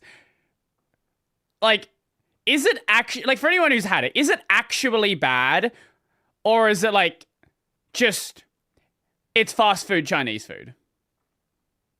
Because, like, I hear very mixed things on it. I'm in Hong Kong, I've not seen a fortune cookie even once. And I've always wanted to eat here, so let's get this thing started. For a place that's supposed to be kind of cheap, it looks very fancy. Y'all, just fast food, not restaurant quality. Like your typical Panda Express. It honestly felt like I had just walked into a Michelin-star Chinese restaurant with its large grand dining room, banquet tables with lazy Susans, and this insanely nice bar. Based on the photos online, I did assume that this place would be fancy, hence why I wore a button-up. However, this place is like fancy. I'm somewhat uncomfortable, but like in a good way, because I'm also excited to be here. Anyways, let's check out the menu. Right off the bat, Panda Inn had so many options you would never... Yeah, that's the thing about Chinese restaurants. You go there and it's like, the restaurant has like fucking 70 items, and somehow they all taste good. Find at a regular Panda Express, like mapo tofu, cheese smoked duck, and even Taiwanese braised pork rice. However, going into this, I was already prepared to order their orange chicken for a couple reasons. The first being that the orange chicken here is supposed to be better than what's served at Panda Express. When you, here's a fun thing I learned about Panda Express orange chicken. Do you know how they do the orange flavoring? Because like you can make nicer orange chicken by using like orange zest. Orange juice. Orange juice is the way you do it. And you know what? I've made it myself. Tastes pretty good. It tastes pretty good. Which does make sense considering how nice this place is. And secondly, this company is the reason why orange chicken exists in the first place. Also, orange chicken isn't actually that common of a thing in Australia. So we do have a lot of the... It's weird. We have a lot of the Americanized dishes, but orange chicken I don't really see that often. I think it's because we do have a lot more people who've just brought over traditional Chinese food into Australia. Our dishes have obviously been changed for the Australian palate, but some of those things, like General Tso, is just not really a thing here either. It was created by Chef Andy Cow, who was like most of this stuff. But like, either way, still tastes good. Working at Panda Express in 1987, and obviously was a huge hit. It became their signature item, and believe it or not, the dish played a huge role in making Chinese food one of the most popular cuisines in the U.S. Thank you so much. Yeah, would we like chopsticks and chili oil today? Yes, please. My order has been placed, and I am very excited to eat. One thing I do appreciate about his videos is whilst he does film in restaurants, he's like normal. there's so many streamers who stream IRL and it's like, oh my god. Or like make a video and it's like, oh my god, the food, look at the food. Oh. And it's just like, mate, you're in public. Be normal. My food hasn't come out yet, but I am seeing other people get their food, and it smells divine. Or I'm just hungry. I don't know. Maybe both. Probably both. Probably. Alright, so this is gonna be the orange chicken. Awesome. Thank you so much. Oh! Wow, that looks great. Yeah, it's good. Yeah. Awesome. Thank you. And then steamed white rice. Enjoy. Appreciate it. Ladies and gents, the food has arrived, and just like the restaurant itself, this looks nothing like what you'd get at your typical Panda Express. Like I said, had to get the famous that looks chicken. good. I also wanted to order something that's a bit more traditionally Chinese and not available at any Panda Express. So, we got some sizzling vegetable mapo tofu. Look at these bubbles. It's hot. Temperature-wise and probably spice-wise too. Y'all ready to dig in? Because I am. Starting with the I've barely eaten at restaurants. I've only been to like 5 times. I don't know. It always feels kind of awkward going into a restaurant by myself. mapo tofu. Oh man, the texture of this looks fantastic. I've never had mapo tofu. I kind of want to try it. Look at that. Look at that jiggle. Never in my life did I think I would be eating mapo tofu at the original Panda Express, but here we are.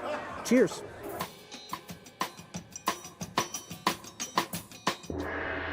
So I could already tell the texture of this mapo tofu was perfect. It wasn't too gelatinous, and the tofu is super soft. The flavor is fantastic. It's super savory, and it has that nice kick to it, which is very important, especially since mapo tofu is a staple dish in Szechuan cooking. Now, I will say, typically Szechuan cooking is known for leaning on the spicier side of things. However, I can tell that the spice levels here are a bit toned down. You can tell they're toned down because you have 3 white people behind you.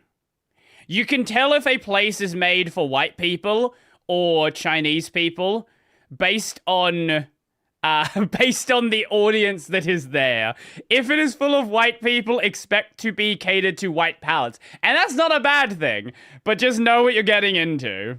I can tell that the spice levels here are a bit toned down. That's okay though, because the flavor is still really good and it is very, very addicting to eat.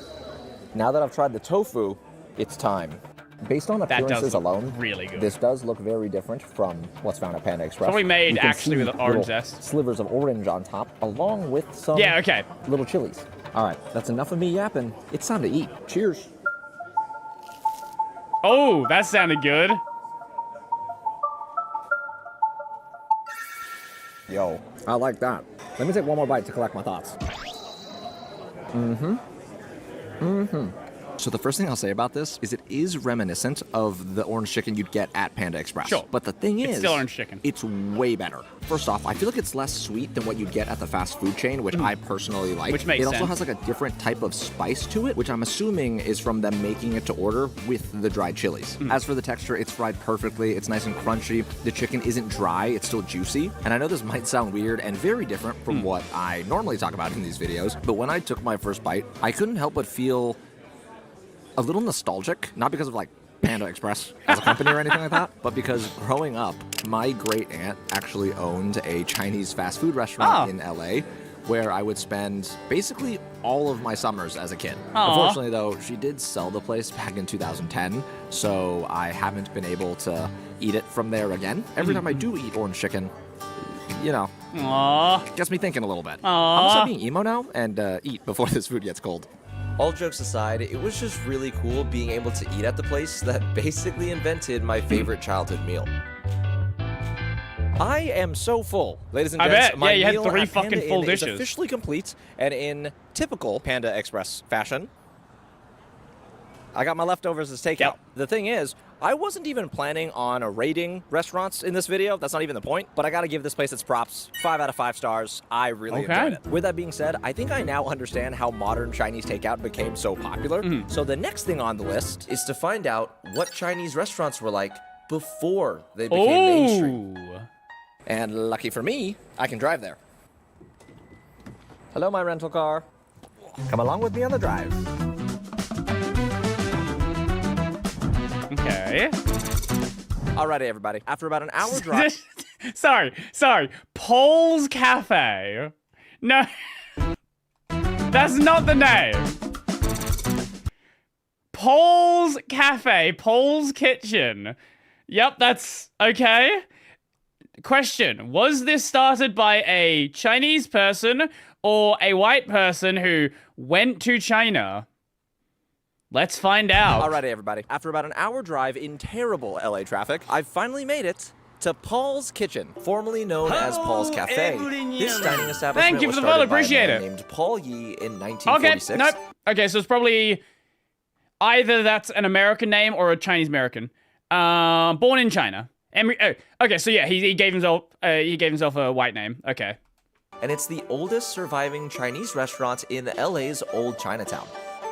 Now, what I find very special about this restaurant is the fact that it was never created with the intent of going global. Instead, it's been serving LA's working class community ever since it opened. Based on that, and the fact that it's also a cash-only restaurant, I have a feeling the food is going to be fantastic. So, let's head inside. I made my way over to the front door, very eager to see what such a historic Oh, restaurant... yeah. No, you know you're going to get some good food. I made my way over to the front door, very eager to You know you're going to get some good food when you walk in, and it just looks fucking awful. Such a historic restaurant would be like. And believe me when I say it is this, a restaurant. I was not disappointed one bit. This place is sick. So I just got seated, and to no surprise, this place definitely looks like your stereotypical Chinese restaurant. However, it also looks and feels exactly like a classic American diner at the same time, which I wasn't expecting, but is very cool. The owner of the place is also a huge Dodgers fan, which makes sense, especially considering that Dodgers Hall of Famer Tommy Lasorda was a regular here. He even has his own menu item. Hey! As for the rest of the menu, Paul's Kitchen has been described as culturally Chinese, but unapologetically American, which means that the food itself uses classic Chinese techniques, but it's been adapted for American customers. Right. After looking through the menu, I think I know what to get. Awesome, thank you so much. Now, while I wait for my food, I just gotta say, the support on the channel has been absolutely unbelievable lately, so thank you to everyone watching for allowing me to make these videos in the first place. Cheers to that. With that being said, these videos are also very expensive to make, and I've been needing to answer a lot more business emails lately. Clearly, I am not the most professional sounding guy, which normally is fine, but I do struggle a bit when I'm trying to write emails and not sound completely clueless. But that's where the sponsor of today's video, Grammarly, comes in. Grammarly is an AI writing I'm actually surprised. I've not seen a Grammarly sponsor in years. All of their writing needs from draft to done. Their AI chat helps me brainstorm ways to start all of my emails. Reader reactions gives me instant feedback on what I just wrote so I can understand it from a different perspective. Not to mention, Grammarly is free to try out. Level up your productivity and get Grammarly today. You can even use my link to get 20% off pro at grammarly.com/Dylan. Again, that's grammarly.com/DYLAN. And just like that, awesome. Thank you so much. That looks amazing. Thank you. The food has arrived. Y'all, I am salivating just looking at this. It looks so good. Right here, I ordered the char siu chow mein, and over here, sweet and sour pork. Holy shit, that is red. We have sweet and sour pork here as well. Do they put fucking red 40 in this? Why is it so red? Chinese American dish. They also brought out a bowl of egg drop soup, which I love, so I'm very excited. I'm gonna try the chow mein first, since this was also a staple dish at my great aunt's restaurant. Cheers.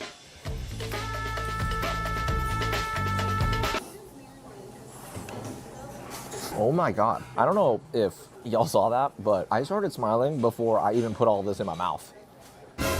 I promise I am not overhyping this. This is some of the best chow mein I think I've ever had. Wow. You can taste the soy sauce, the garlic, the ginger. The sauce coats the noodles perfectly. And one major detail, it's not too oily either. The vegetables are soft while still having a nice bite to them. And the char siu, which is Chinese sweet and savory pork, my lord, it is delicious. It's so tender, and it adds a very subtle sweetness to the entire dish, which I really, really like. I literally just want to keep eating and not talk anymore. This is crazy. Let me cleanse my palate with some soup real quick. Something about this egg drop soup just feels so comforting. It also cuts through some of the heaviness from the noodles, which is perfect since now I can eat sweet and sour pork. Yeah, brother. It looks really good. It looks insanely good. This place is gonna make me never want to go back to Texas. They don't got it like this in Dallas. Now, for those of you who don't know, sweet and sour pork, it does have roots in Cantonese cooking. However, the American version is usually a lot sweeter. With that being said, makes sense. It is delicious. The outside texture is perfect. It's nice and crisp. Yeah, okay. No, that wasn't just that shot. Now that's crazy red. That absolutely has red dye in it. There's no world where that doesn't have red dye in it. Crispy, crunchy. The pork itself is still a little fatty, succulent, tender. I got so many words right now. This has never happened to me before. Where am I right now? I need to eat that with some rice. Oh man. all of this together hits the spot.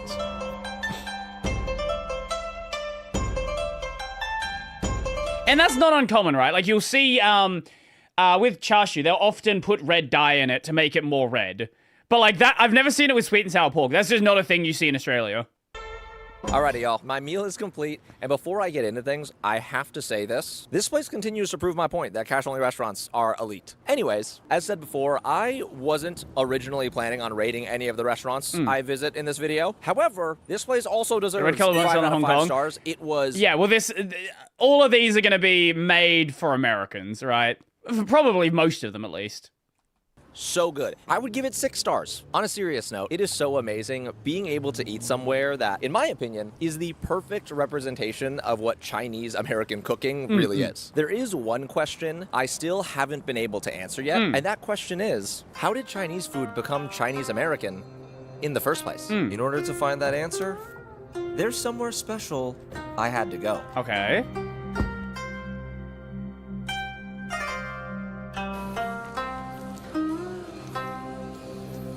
I'm at the airport. Now, many of you might assume that the oldest Chinese spot in the U.S. is located somewhere like L.A., San Francisco, or New York. It's gonna be because of like their massive Chinatown. It's gonna be somewhere like Iowa. It's gonna be some just random fucking state.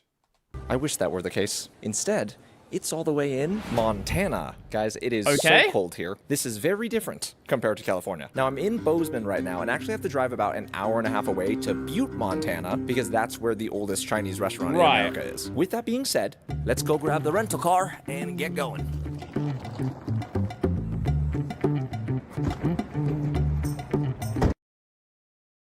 I watched the Worst Doctor Guy's video, Patreon video. The part not on YouTube is that was also a website about a suspiciously realistic fictitious doctor, and the reason he didn't mention it is that. Okay, okay.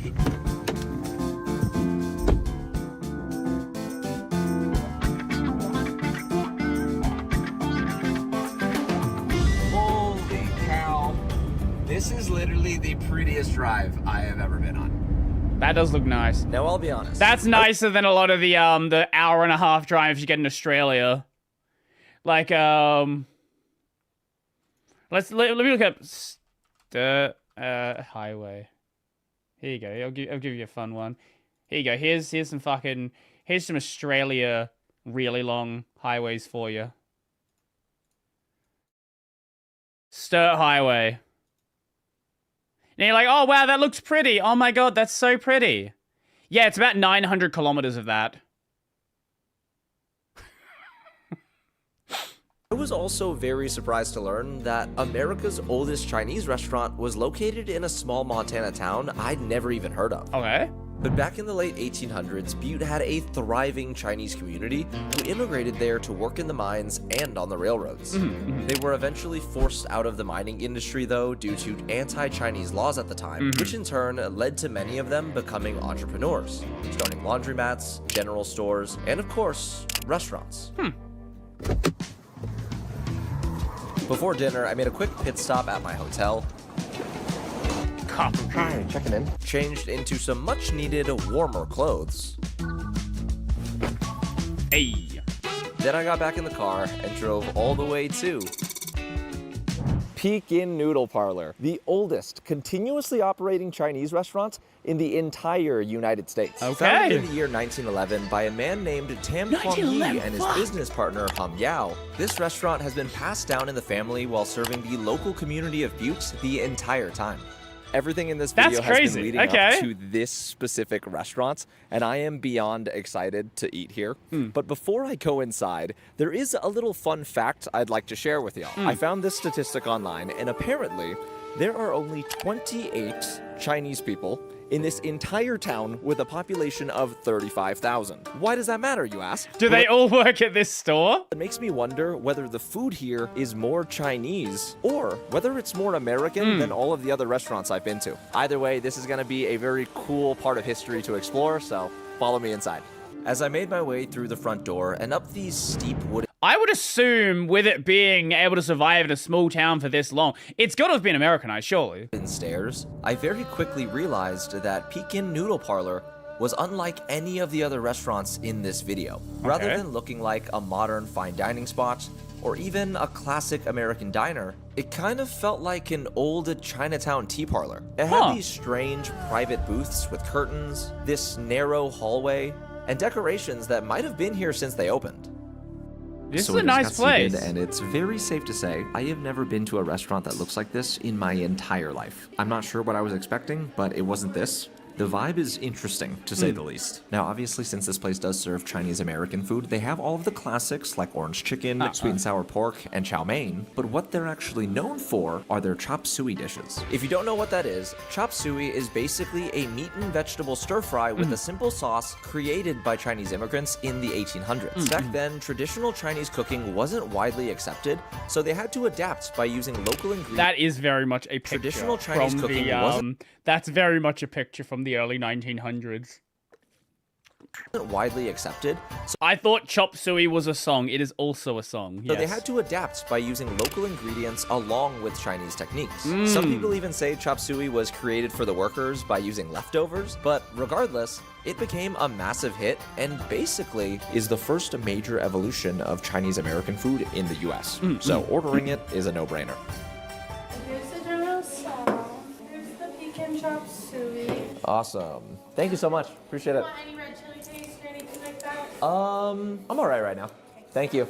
So the food has arrived. Right here we have the Pekin Special Chop Suey. I believe this has chicken and pork in it. And over here, their General Tso's chicken. Truthfully, I have a few thoughts that I don't think I want to say out loud. Cue my voiceover. I promise I'm not trying to be mean, but these dishes do not look appetizing in the slightest. To start, the General Tso's chicken was drowned in so much sauce, which I'm assuming ruined the crispy fried texture the chicken is supposed to have.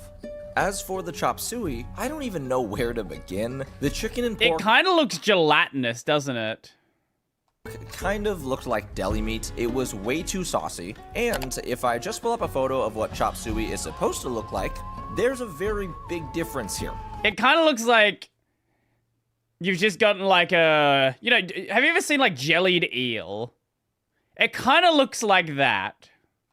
I was honestly in shock since these dishes are supposed to be from such a legendary restaurant, and at the same time, also hoping... You don't know what a jellied eel is? Let me show you.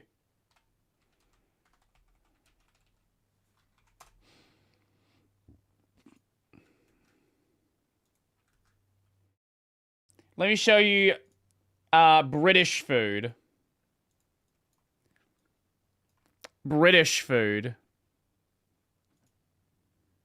Too much cornstarch? Very possibly, yeah.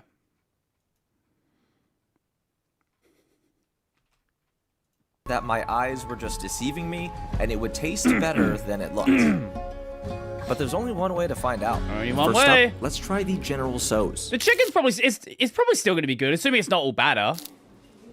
So the first word that comes to mind is interesting. For once, I'm going to refrain from giving my thoughts until I try everything in front of me. So next up, let's try the chop suey. Cheers.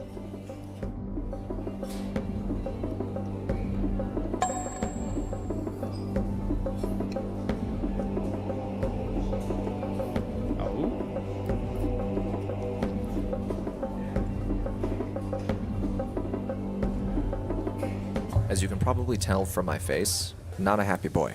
As expected, the General Tso's chicken was soggy and didn't have that nice crunch you'd want from crispy fried chicken. Flavor-wise, it was overly sweet, even by American standards, and lacked any type of spice that's supposed to come from dried chilies. Now let's talk about the chop suey. It was so bland. All of the meat was extremely dry, and the It looks sauce real basically dry. turned everything, including the vegetables, into mush. And I wish I was exaggerating. With that being said, I also have something to admit. Earlier today, I spent some time in downtown Butte talking to locals and just kind of asking about this restaurant in particular. The reactions weren't great. According to the locals, Pekin Noodle Parlor used to be a lot better when the previous owner, Danny Wong, was still alive. Right. Unfortunately, ever since he passed, the restaurant has taken a turn for the worse. Now, I'm not sure what exactly happened when the new owner took over, but I'll just let some of these reviews speak for themselves. I did try to come in here with as open of a mind as I could have, but it truly pains me to say this. The food here is disappointing. Now look, I know I'm being kind of harsh, but nothing I'm Hey, but the saying rice is takes probably still away good. from the fact that Pekin's place in shaping Chinese American history is undeniable. And although the food wasn't what I'd hoped for, there was something else I gained from the experience here. Food poisoning.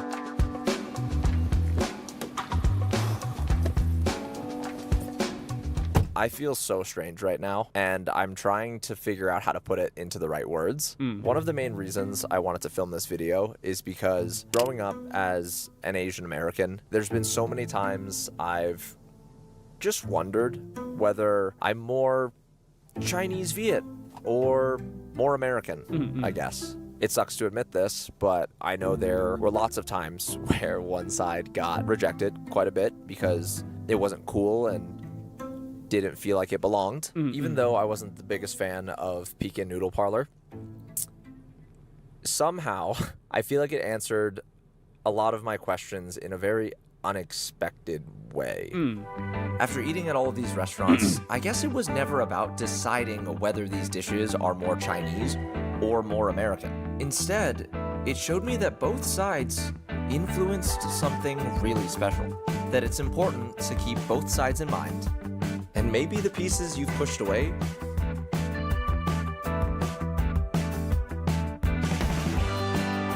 what do we have here? Are the parts you need to revisit the most. Aww.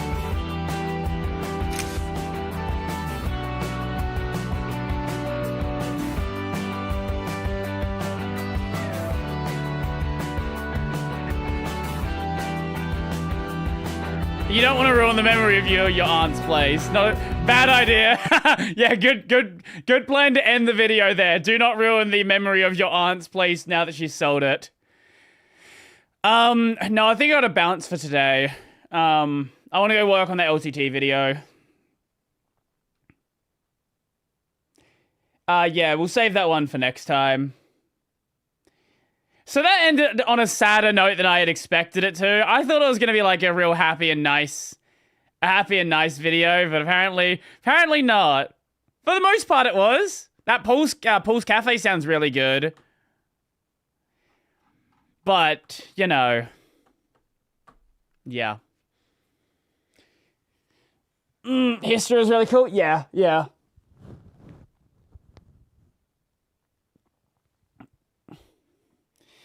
Well, that's going to be it for today. I'm going to go work on the LTT video.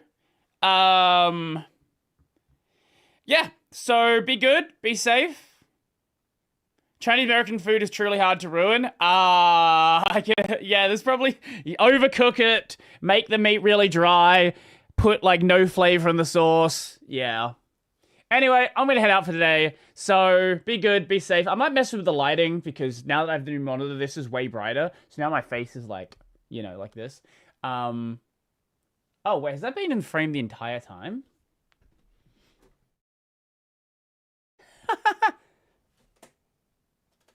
Oops. Guess I must have moved the monitor when I installed the new one. Yeah, okay, we're good now. No, that was my third monitor. Wait, bye. Also, what's up? What do we got? What do you... Will the new monitor affect recording videos? It's installed right now. So, no? Probably not. Like, we've been using it the entire time for the stream. If it's been fine for the stream, then it should be fine. Like, yeah, I'll need to zoom in a little bit more for people to read, but besides that, it should be mostly fine. For applications that don't scale properly, maybe it could cause an issue, but we'll see about that. I'll deal with that problem when I get to it. Did I need to edit OBS layout? Yes, I did. Yes, I did need to do that.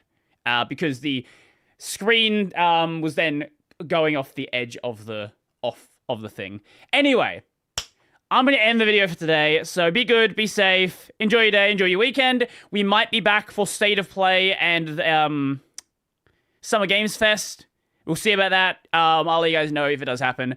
So, yeah. See you guys next time. I am